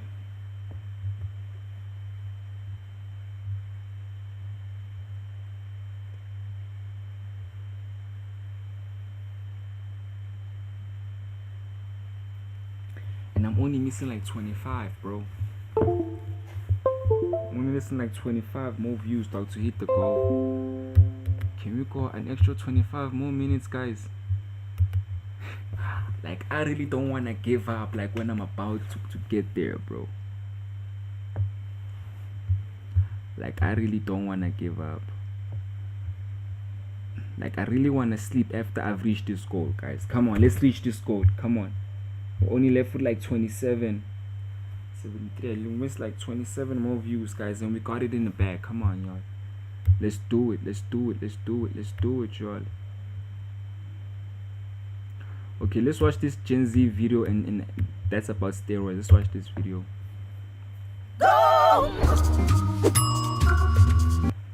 When I wake up, I must wake up feeling like a man. Imagine going to sleep when you're about to reach your goal, though. That's insane. I'm not finna do that. Bro, like, I'm literally falling asleep on stream, dog, and I'm like, nah, fuck it, dog. It's still actually. I mean, I had a problem. I had 180 blood pressure, so I was on the verge of capping out. But I mean, I would have. I mean, I would have looked sick in the casket. What? The fuck's up with these teenagers, gang? The fuck is up with these teenagers, gang? Pella, tomorrow I want to post on YouTube that this is like our biggest stream yet. I wanna post. Me. Look sick in my casket. Alright, so I'm gonna give y'all a quick little 5-week experience on Trend right now. So it's pretty fun. It will get you strong as. Why wait 10 years to like reach a physique when I can do it in less than a year? 22. Really? Yeah, that's it. This guy's not 22, dog. Come on, bro. 10 years to like reach a physique. Your parents are afraid of you doing drugs and alcohol. My parents are afraid of me blasting roids. 4 ways to make quick gains in the gym. When I can do it in less than a year. 22. Really? Dog, you. That's it. That's 90, bro. With the beard. You might have seen this freak of nature already. His name is Andrei Smaev, and his lifts are incredible. Inhuman strength in calisthenics, bench press and arm wrestling. But what really makes him fascinating is how old he looks. In just 4 years, he aged 6 times that. Most often in society, when we talk about young teens struggling with their image and their appearance, we often look at young women, whether it be anorexia, bulimia, or the BBL/surgery culture that has been running rampant for the past couple of years. 10 times out of 10, anytime that we've talked about the youth struggling with the way that they look and the way that they feel about their outward appearance, we always look to see what the young girly pops are talking about / doing to their bodies in order to make themselves look better, and definitely better in quotation marks. But there is this growing epidemic on the male side of the spectrum that is very, very alarming. Teens are turning to the needle at a rapid rate, and I do mean rapid rate, in order to achieve this looks maxing lifestyle. Peptides, steroids, and even recreational drug use have been used over the past couple of years in order to make these young men have this achievable physique, and this is super dangerous. The long-term effects of these things are extremely understated, and I am devastated for what's to lie for these young men who are turning to drugs to looks max. If you're new to this and you haven't already, please hit that subscribe button. It goes a very, very long way. There's no steroids for subscribers. Well, I guess we can buy views, but nonetheless, every subscriber is a real inch and gain to a new person joining the community. Now,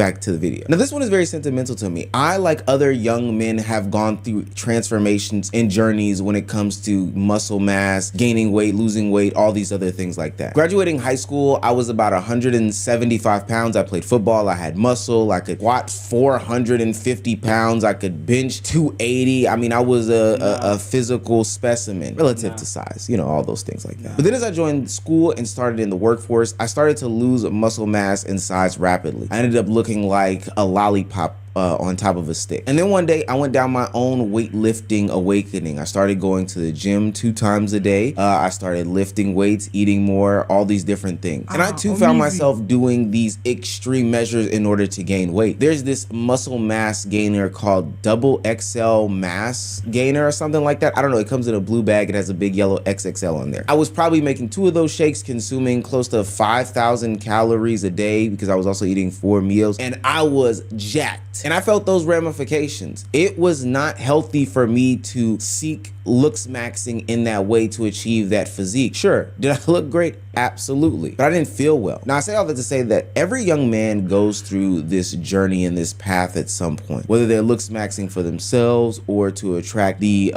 gender that they are most attracted to. Most people go through this, but how they go through it is so important because there are unhealthy ways and there are healthy ways to do it. And I'm gonna tell you, teenage steroid usage is not it. It looks like a healthy habit, but what's hiding underneath tells a different story. 16-year-old Zaid Laila is a high school student from suburban Dallas and drawn into a viral trend. Why wait 10 years to like reach a physique when I can do it in less than a year? Laila shared this photo from early 2024 when he was 15 years old. Since then, he's documented his transformation. How does a 16-year-old look like this? A lot of steroids and a lot of working out, honestly. Steroids? Yeah. So how long have you been on? I'd say about like the last 10 months. Zaid is just a young man from Texas that has been hopping into the steroids game, not because he's trying to become a more competitive athlete, not because he's trying to look better for the Mr. Olympia challenge or anything like that, but simply due to the fact that he has been taking on social media trends, looking at his algorithms on TikTok, YouTube, Instagram, Twitter, and saying that this is the way that I need to go about making my life better. This is somebody that is willing to damage their body beyond repair because these aren't even regular grade steroids that he's taking at this point. He is taking stuff that they use on cows in order to make his physique look better for mainstream social media. It's gotten so bad that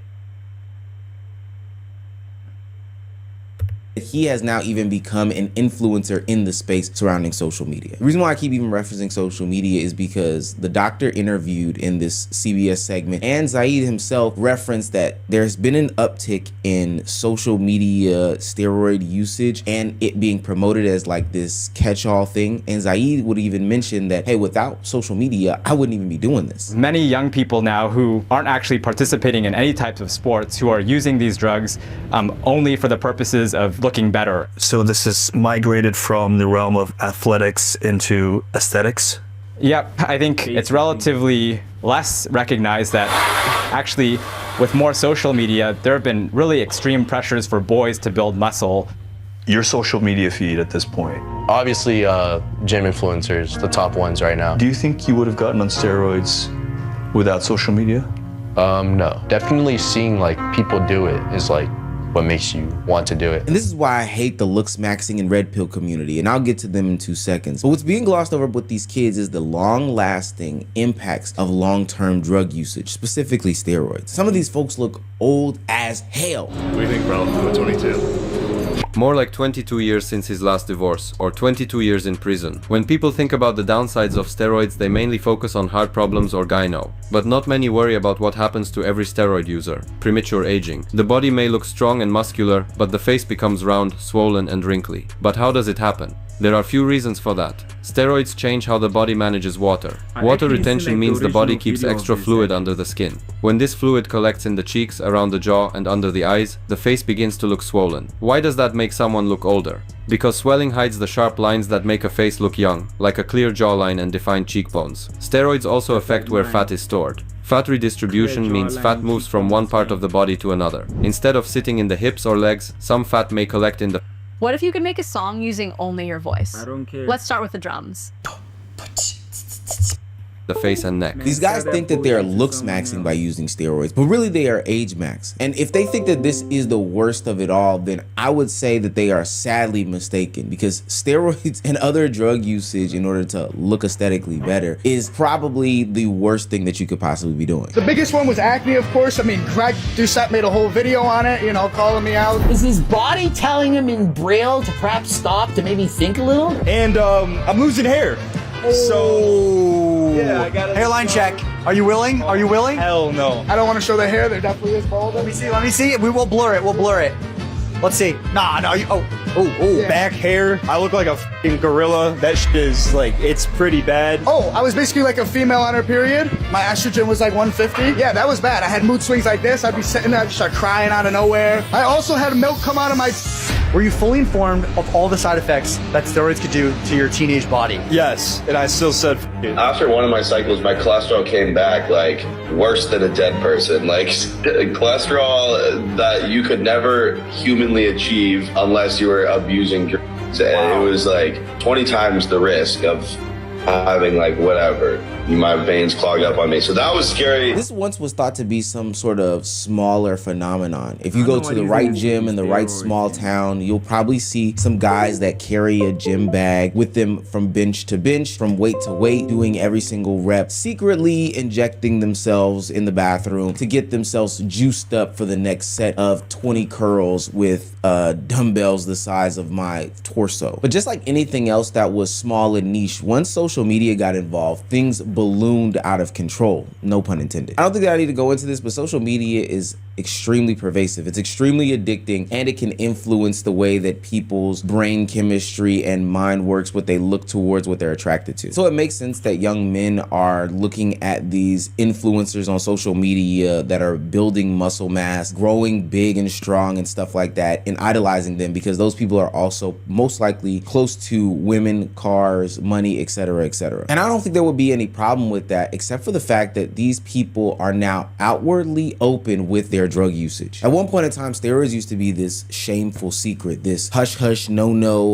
don't ask, don't tell type situation, but definitely don't be public about it. But now you have guys like Clavicular being openly outward about it. You have guys like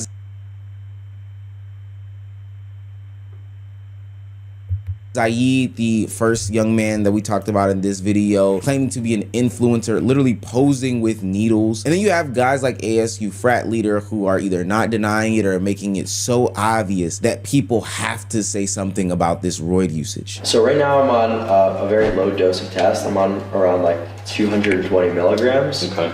I'm on 25 milligrams of Accutane. I'm on 12 milligrams of retatrutide. I'm on 10 milligrams of Nebivolol. What's that? It's a beta blocker.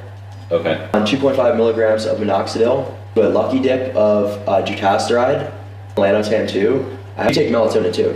I'll do a lot of L-glutathione, so that's another NAD plus, HGH, right? IGF-1, LR3, Anavar. Hey, I'm gonna tell you one thing though. Streamers, we stick together.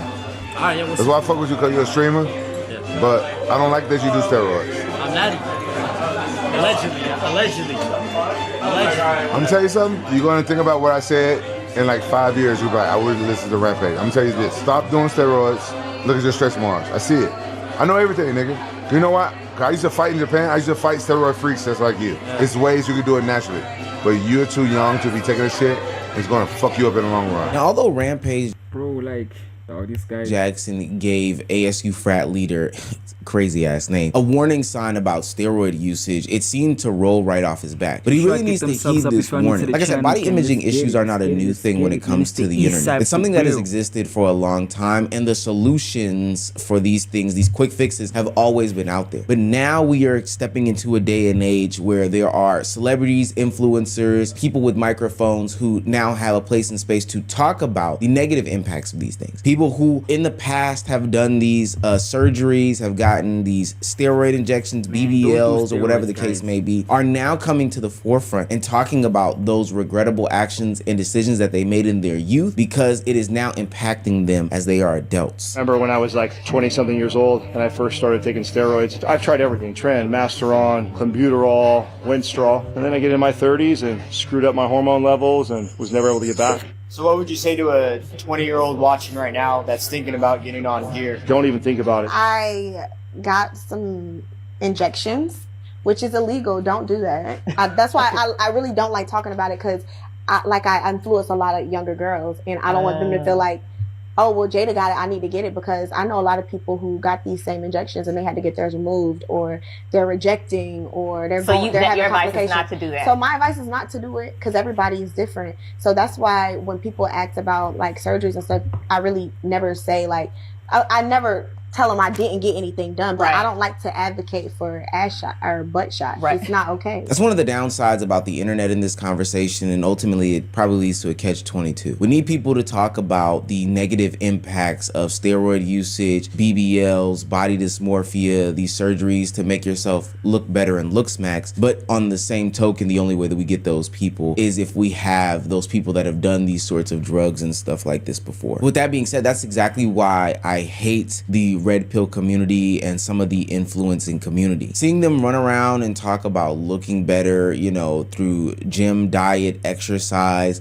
seeing them go through these social media spells where they'll get a BBL and document the experience for the entire time doesn't provide a lot of nuance and detail to any of these situations, which ultimately leads to their young influential population around them picking up bad habits. Earlier in the video, I mentioned the journey and transformation that I went on when I was a young 20-something-year-old, but I did not talk about why I don't look like that today. Ultimately, packing on that amount of mass at a short amount of time, because I packed on maybe 30 pounds, 40 pounds in a 3-month span or something like that, had major impacts on my knees. It was starting to hurt to walk, it was starting to hurt to jump, I couldn't play basketball, I wasn't doing any cardio because it was not helpful. Plus, I'm pretty sure what I was consuming was like plastic and hay and straw and shredded up glass in order to get the calories on. And then also being somebody who was consuming like 5,000 calories every single day was not sustainable. And that's just from regular dieting and exercise culture, which can also lead to body dysmorphia and all these other challenges with young people's mental health. That's here for a longer video. I'll put a pin in that. But for these steroids, influencers, these looks maxers, these people that get BBLs and other cosmetic surgeries, they don't talk about the times where they have roid rage. They don't talk about the times where they're losing hair. They don't talk about all the blood-soaked sheets. They don't talk about how you have to have this support system to help you after you have these surgeries. They don't have these conversations. They're too busy selling ebooks and courses about what to do afterwards, and then also maybe a clothing line because once you have the surgery, you'll look good, etc., etc. And for what it's worth, this is also another place in space where I have to blame these algorithms for not having enough safeguards for the youth when it comes to consuming this type of content, especially because it's kind of shaped as a harmless type situation. But this type of gym influencer, steroids maxing content is one swipe away from my search on how to do a proper push-up or how to do a proper chin-up. The BBLs are mixed in with what jeans to wear for this spring. And the whole time, these bad faith actors who are trying to sell a course or an ebook are mixed in with people who are doing real life advice, real life self-help, and all these other things. It's actually disgusting. Long story less long, as a young person, your body is still developing and growing, and ultimately everybody isn't meant to look like these things that we see on Instagram and social media. 90% of the time, these people have photos that are altered.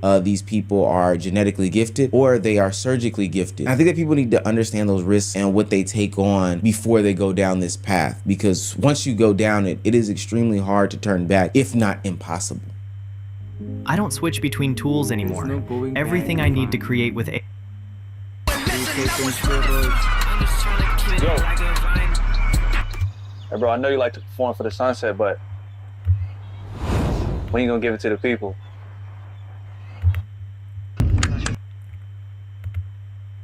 Logistical challenges of loading weights, moving around the gym, managing daily. A boucle vacuole.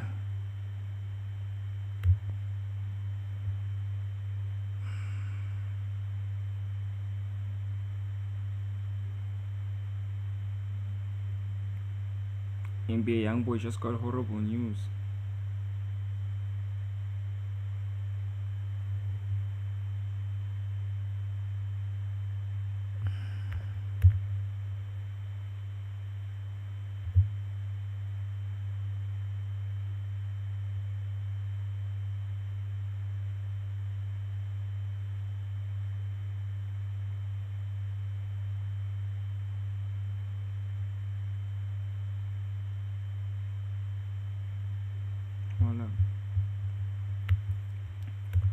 What happened to NBA? And today, we're reacting to NBA YoungBoy just woke up to horrifying news. The ops got them. Not too often do you see a YBL, you know what I'm saying? A lot of the times you see it on that other side. Let's get into the video, Ledo. Really horrifying news today. He finding out right around the same time we finding out. His right-hand man is one of his closest homies who probably stepped the hardest for him, is currently in the hospital fighting for his life after an altercation. Fighting for his life? It was like that? At a club in Houston last night. And but the story takes an even sadder turn once you get the full details. See, when the story first broke and we found out NBA Ben 10, was in a hospital fighting for his life, a lot of us was sending condolences. Damn, man. Crab in a barrel, man. Why y'all always hating on people with some motion, man? But then the police and the eyewitnesses release the full details, and it becomes perfectly clear NBA Ben 10 and his associates were absolutely dead ass wrong for what they did. Oh, shit. And the condolences can't even be sent the same anymore once you found out they were in the wrong. They was at confessions in Houston, and these folks One thing about Houston, like the club names are like extremely sinful. You know what I'm saying? Like, you about to get there and you're just gonna be seeing a whole bunch of ass cheeks drinking and niggas smoking weed. Confessions, Bad Habits. There's a place called Bad Habits. Camp's not like a bad name, but just a bunch of different, nigga names in this bit. You feel me? Oh, they had themselves an easy victim, not knowing they was dealing with John Wick himself, man, because that boy was not going. Apparently, dude walked in and almost immediately an altercation or an argument with NBA Ben 10 and his associates took place. And they immediately began to attack this dude and try to snatch his chain. 3200 Kirby Drive. Wow. 3200 Kirby? At the Confessions nightclub, just behind me upstairs. It's a bar / restaurant type location. Tonight there was probably, 20, 30 people in there and several servers and everything. Got some pretty good video. We got 2 victims on the scene right now. This is a shooting. We got 2 victims. Let's see, one's been shot multiple times in the torso, probably in his late 20s. Another one's been shot in the extremities and the lower extremities, and also all. Imagine you pull up, you on some gangster shit. You pull up on a nigga, you creeping. You know what I'm saying? Creep around the nigga shit. And you go to reach for a nigga's chain. And this all they see. This the last thing you remember you doing. You just wake up in the hospital, maybe. Give me this. And then you just wake up 50, 70, 80 pounds skinnier because you've been in a coma. Tough situation. Because you was trying to be on bullshit. Tough. Throughout his arms and everything several times. And he's probably in his mid-20s. They're both transported to local hospitals right now, and they're both in very critical condition. So wait, it's not funny.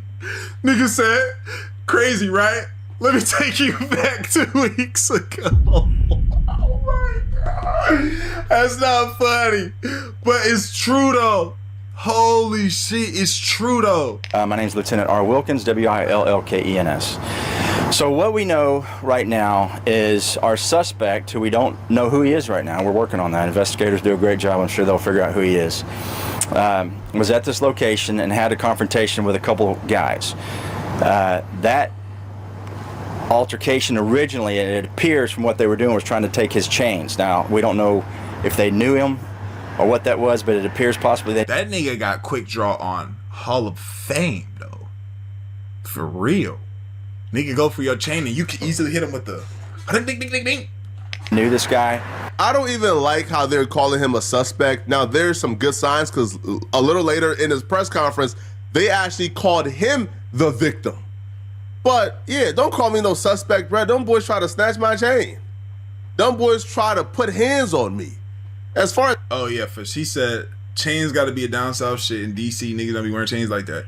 Yeah, down here, yeah, you're gonna see a whole lot of chains. You don't know if them bitches might be real or not. You feel me? But niggas they gonna wear them chains though. If you ever wish payday came sooner, this will actually help. There's a banking app called Current with a bunch of useful features. One of the main ones lets you access up to $750 of your paycheck early if you switch your payroll over. Current has features like paycheck advance, overdraft, the build stuff. And somehow they didn't see he got the 5. Y'all gotta understand, man, just cause y'all is in a pack of hyenas, man, don't mean that everybody is gonna be a victim, man. Not everybody is a baby doe. No, some people is grizzly bears, some people is lions, man. Type shit. Some people ain't going. A lot of people go to these different cities like Houston and Atlanta, and they think it's sweet because they. Why? Who think that? Boy, you come to a place like you can't say things up. Nah, there's no way you go to Houston or anywhere in Texas and think it's sweet. With the place with one of the most lax gun laws in the world.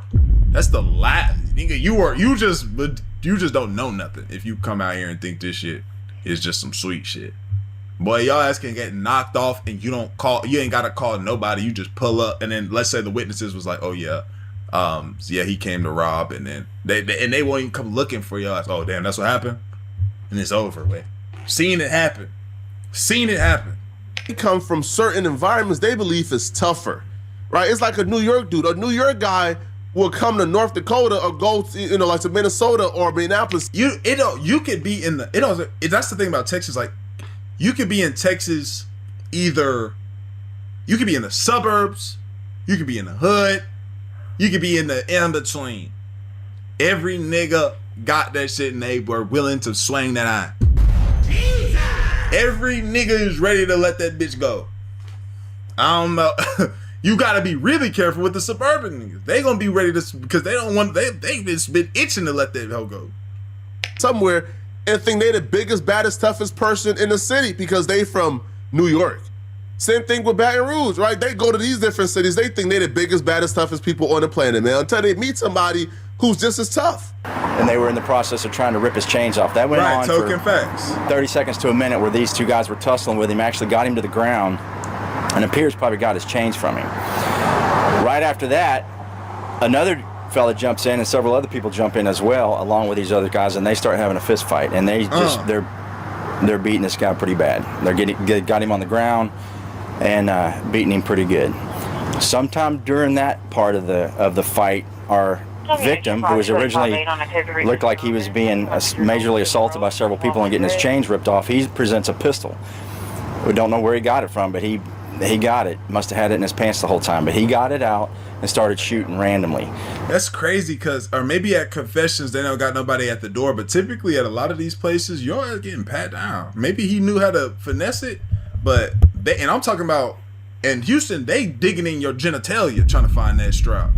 They digging in your ass trying to make sure that she ain't got that. Bitch, let me see this shit. I'm trying to tell you, they trying to see if you got it. Ends up hitting.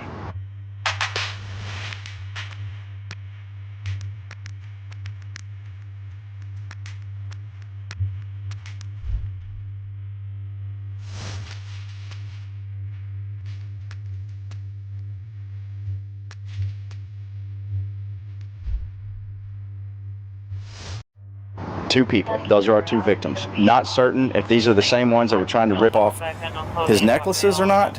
Again, investigation's just now starting, but investigators are going to get over here and try to figure out exactly how that occurred. We got some folks on the scene that are talking to us and got some good video. So that's where we are right now. You know, prayers for those two guys that were shot.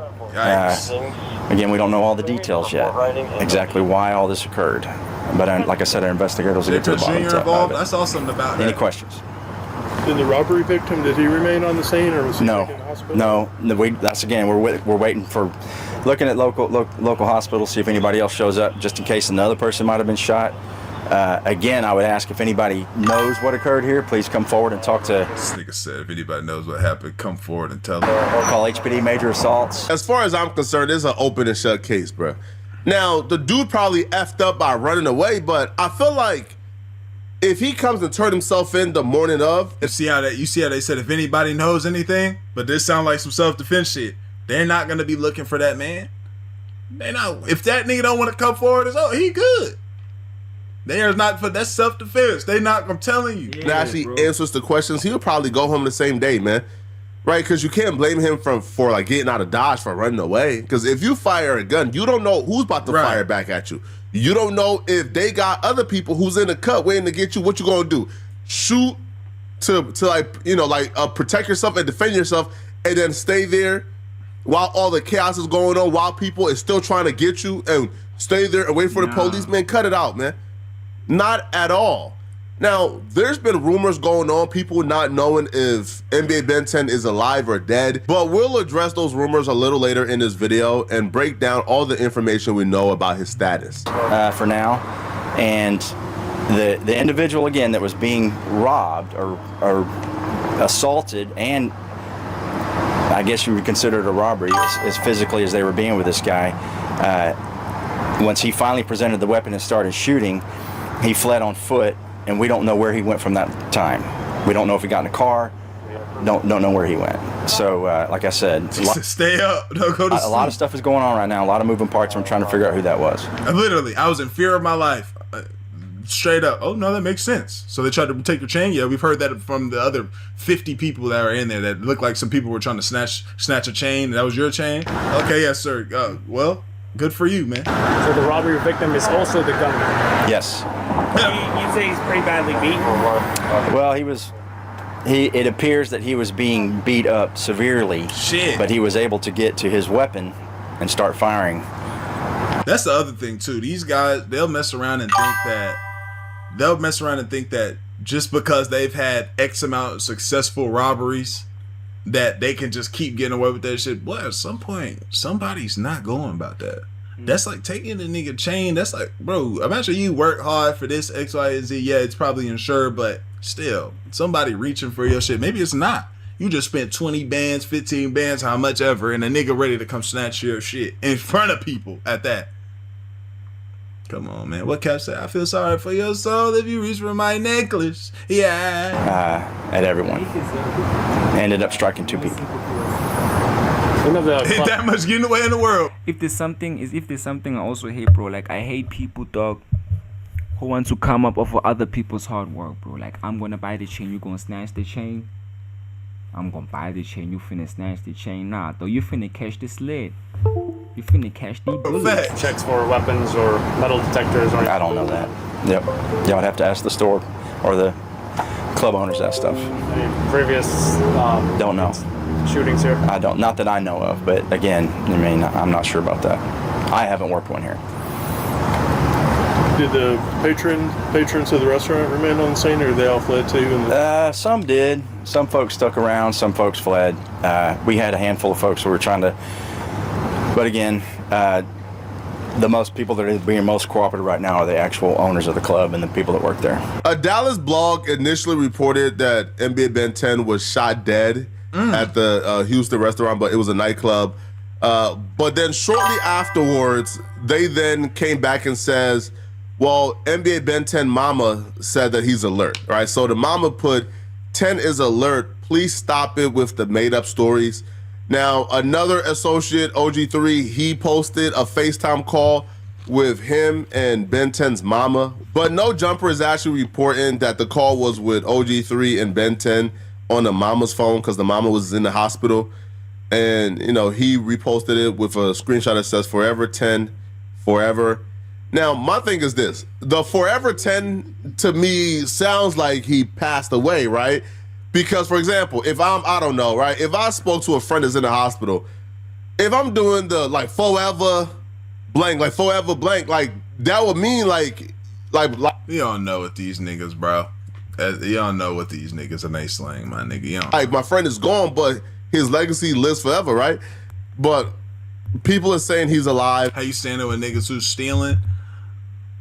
Scribe is how 4 million people turn processes into step-by-step guides. The hardest part of any job, I don't care where you work, is answering the same questions over.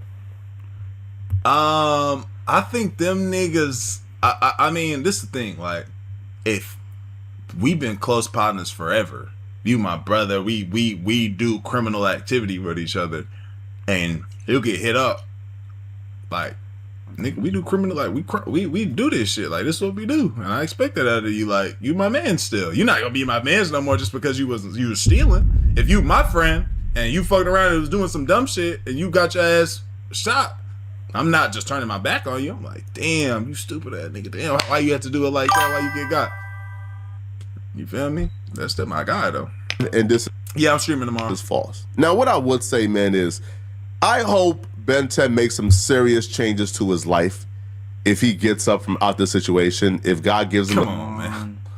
Well, maybe shit. Sometimes when niggas be coming back with that story, I saw Jesus, I saw God, I saw the universe. Niggas are be ready to change their life. A second chance of life. I hope he makes some changes to his life, bro. Because if you've been somebody who's been online and been watching this dude's behavior over the last couple of years, then you understand he's been out of control. Literally out of control. Always in a different conflict. He went viral for literally asking President Trump or, you know, leaders of this world to create a state where they could go and just kill each other. What? And that's a young boy said? Who said that? Sounds like hyperbole. President Trump, always in a different conflict. He went literally out of control. Always in a... Who is he talking about? I need to hear who he's talking about. Why's my shit freezing? I got the highest internet. And somebody who's been online and been watching this dude's behavior to his life, bro. Because if you've been somebody who's been online and been watching this dude's behavior over the last... Oh, damn. Okay, so he did say that. I just skipped it before the clip came. Not YB, this nigga Ben 10. Ready to go down. Why y'all on this? He said, who moved fit that? Make a state for straight grade niggas, straight hitters. And let us just kill each other. Let us just go dumb, you heard me? And if the other ones kill outside of the state lines, this thing is stupid. The government get to kill them or kill y'all. Like, this is just high hood, wild, crash out nigga talk. This isn't to be taken seriously. This is just high. I'm so fucking in the streets. I love to shoot and bust my gun and pull up and do XYZ. I'm just so far gone as a motherfucking street nigga that I'm just saying some bullshit, right? You know how when you talking to your partner and you just saying some bullshit, y'all not talking about no real shit. You know when y'all say something and I'll be like, I'll do this, get somebody to do this to your ass, right? This is just the equivalent to that. The ones won't bang for us our life. Let us get a part of the world where we can bang it. Like, this is our life. Like, you can't get mad because we bang. We tired of just I'm bang. finna be the biggest streamer. Nothing finna stop me, man. The biggest music streamer. Like, on God.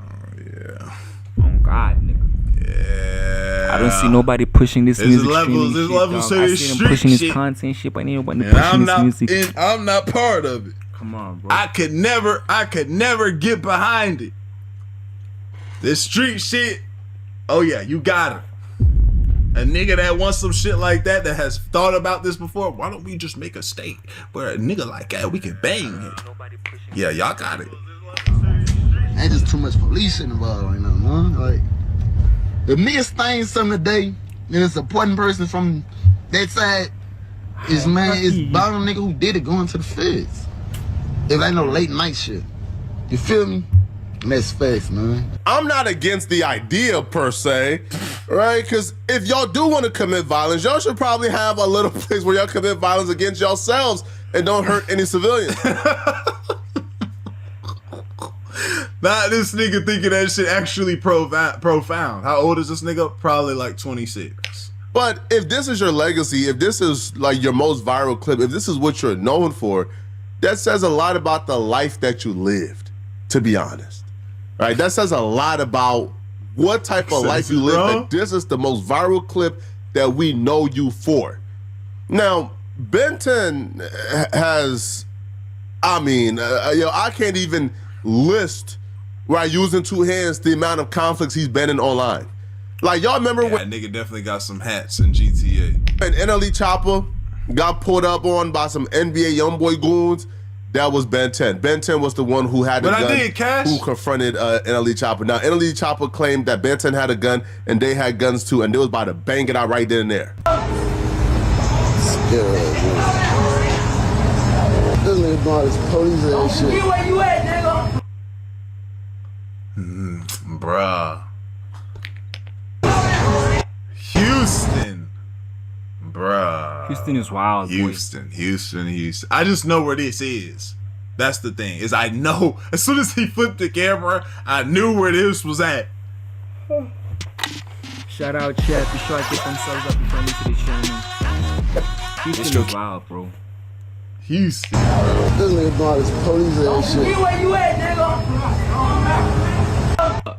I stomp on everything I love, bro. What type of gangster pull up on a man, say they gonna do something to a man, and pull out their phone on everything I love, bro? Baby ARP in hand, man. I just asked these folks, what you wanna do? Why y'all keep staring at me? I'm sitting here, right in the drive, parking lot, right there, telling them what they wanna do. Man, them shaking, man. 3, you shaking. Ben, shaking. Y'all do man. Listen, then right after that, I hop in the car, I'm like, man, what y'all wanna do? Y'all don't wanna do nothing. Nigga pull off in the whip, not to pull their phone out, man. I had 2 on the front line that would have laid y'all down.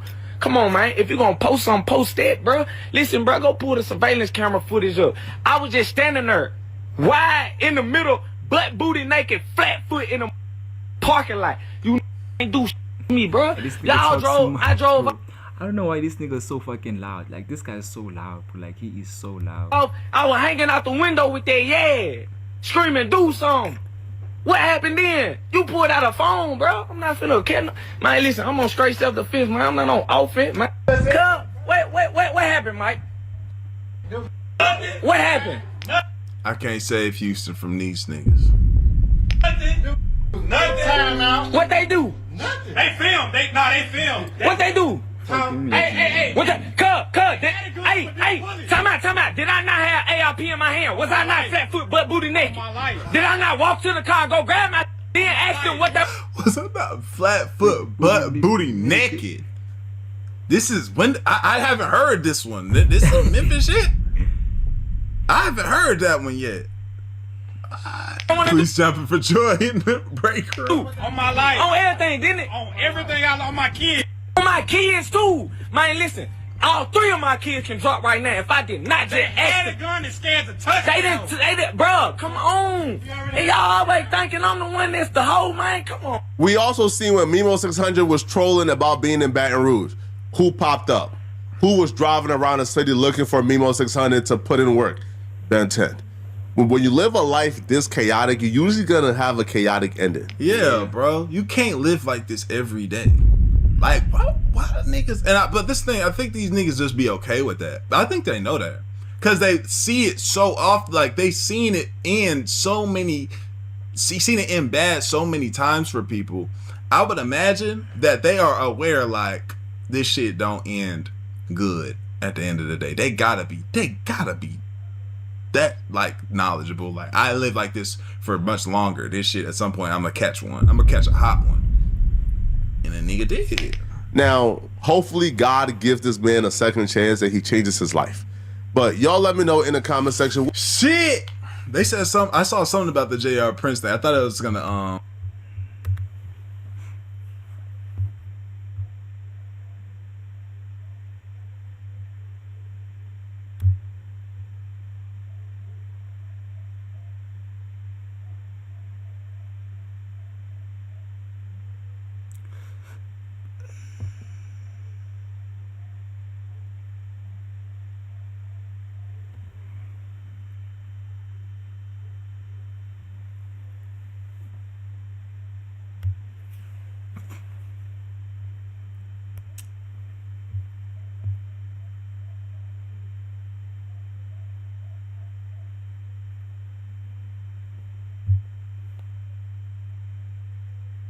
in the back.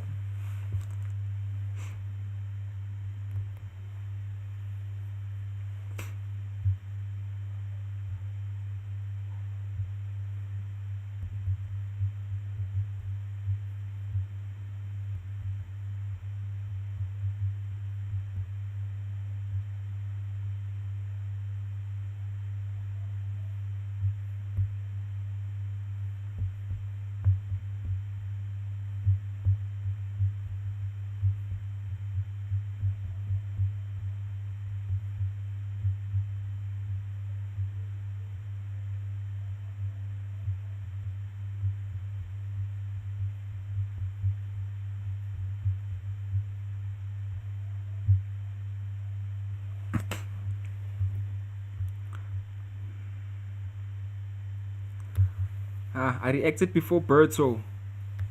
Wait, how many videos did Birdo actually drop, man?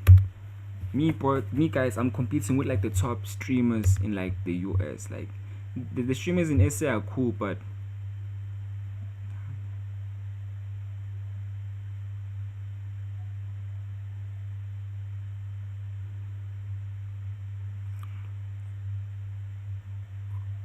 Birdo drops like 3 videos a day and 2 videos a day. Nah, sweet. Nah, man. That is basically it, bro. I'm like the fucking DDG of fucking streaming, gang. Like, there's my dog right there, man. What? Plus, I'm sick. Stop claiming that shit. Hell, nigga. You shouldn't say what you are. Say what you want to be. What? That was nice. I want to be healthy. I'm healthy. You are healthy. I'm healthy. You're gonna be good. I'm a Why does it say with that voice? multi-gazillionaire. One day I'm gonna perform at Coachella. Cause I'm the birthday. Hey, risky activity. I'm like the flipping DDG of like this fucking content shit in South Africa, gang. Like, I'm like the fucking DDG, dog. I'm fucking DDP, boy. Call me DDP from now on, bro. Call me DDP from now on, bro.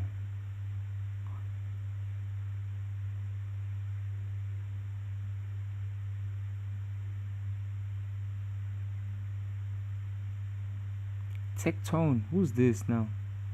Why did he call out Sinner though? Ladies and gentlemen, just kidding. Women, don't watch, man. We have a huge bit of slop today involving XQC, Senna, and Bonnie. Gonna get into all of it. This is less drama and more so.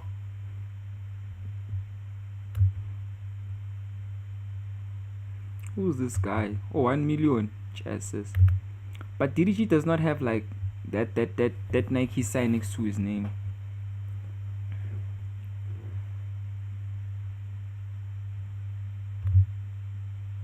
OVO cars. I think that's a video I'm gonna have to react to tomorrow.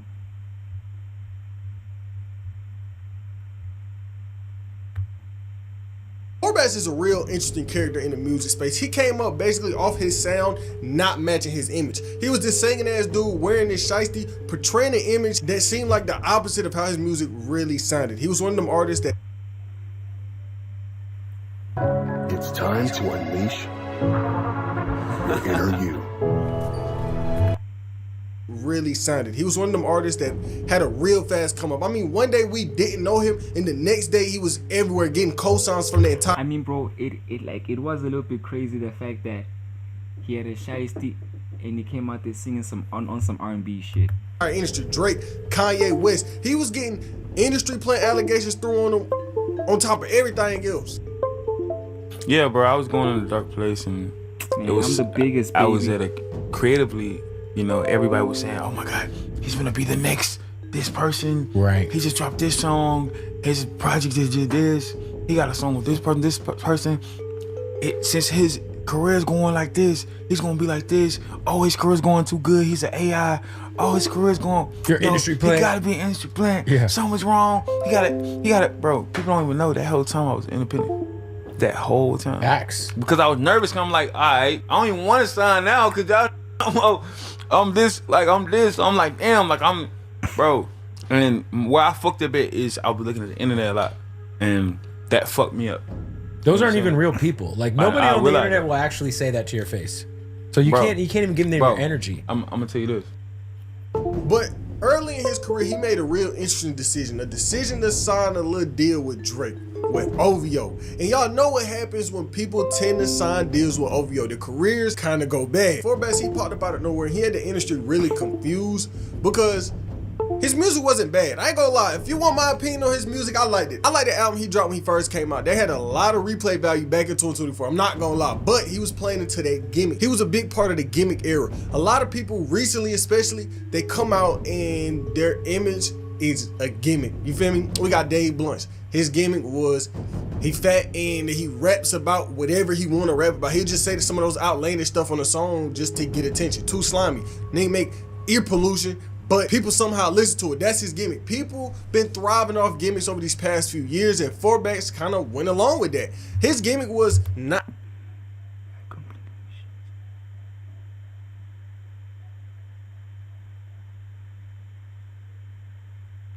matching his image. He coming out here looking like hood dude, but his music don't even sound like that. But with somebody blowing up as fast as he did, of course them industry plant allegations was gonna get thrown. Now, look, y'all know how I feel about that whole industry plant conversation. Too many times in the industry, music in general, not even just hip hop, people will blow up and they could have a documented blow up. It could be, you mean, years of music, years of a catalog, but just because you as a person didn't hear that music before, you automatically thinking, oh yeah, that's an industry plant. When that's not the case. My nigga, they got a whole past that you just don't know of. Now you want to throw the industry plant label on them. If you've ever wished payday came sooner, this might actually help. There's a banking app called Current with a bunch of useful features, and one of the main ones is deposit. Kendrick Lamar found him. Kendrick Lamar signs this artist who been dropping music for years. He got a catalog. He been trying to make it. He finally get his big break. Now instead of people celebrating that, oh, he got discovered, somebody found this talent, people immediately say, oh, he don't deserve that shit. Like, he a plant. He don't deserve none of the success he getting. He don't deserve this cosign, this feature, this placement, any of that. Y'all know how the industry get. So many times people just throw out unnecessary hate, and I think that's just the commonplace with the internet as a whole. We're just in a hate era, and I feel like the internet is always gonna be in a hate era where hating gets more attention than just regular, you know, positivity posting. And it's YouTube. That's how YouTube works. So many creators, I guarantee you, would want to drop more positive content or more things about what they want to talk about, but the algorithm doesn't support that. The algorithm supports this negativity. Why do you think hate posting on Twitter is so big? Why do you think hate posting on all social media platforms is so big? Because that's what people want to see. People want to hear you talk shit. People don't want to hear you talk about what's good. They want to hear you talk shit. So when a new artist come up, Forbes, for example, even if he wasn't a plant, which is kind of iffy on that question, but even if he wasn't a plant, he blew up, niggas hated on him. That's the cycle everybody goes through in the industry. Content creation even. But Forbes' career picked up so fast. Man, I'm fucking tired right now, man. And I'm just finna call it a day, man. Thank you to everyone. Maramina, nyahamba mayanyulala bafethu.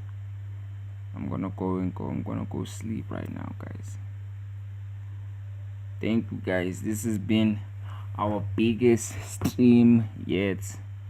Took us a minute, but we finally did it, y'all. So shout out to you guys. It's been your boy. I'm so hard. Intintona Sikasi, the goats. Is that, hold up. I want y'all to look at me in my face when I tell y'all this. The goats is out.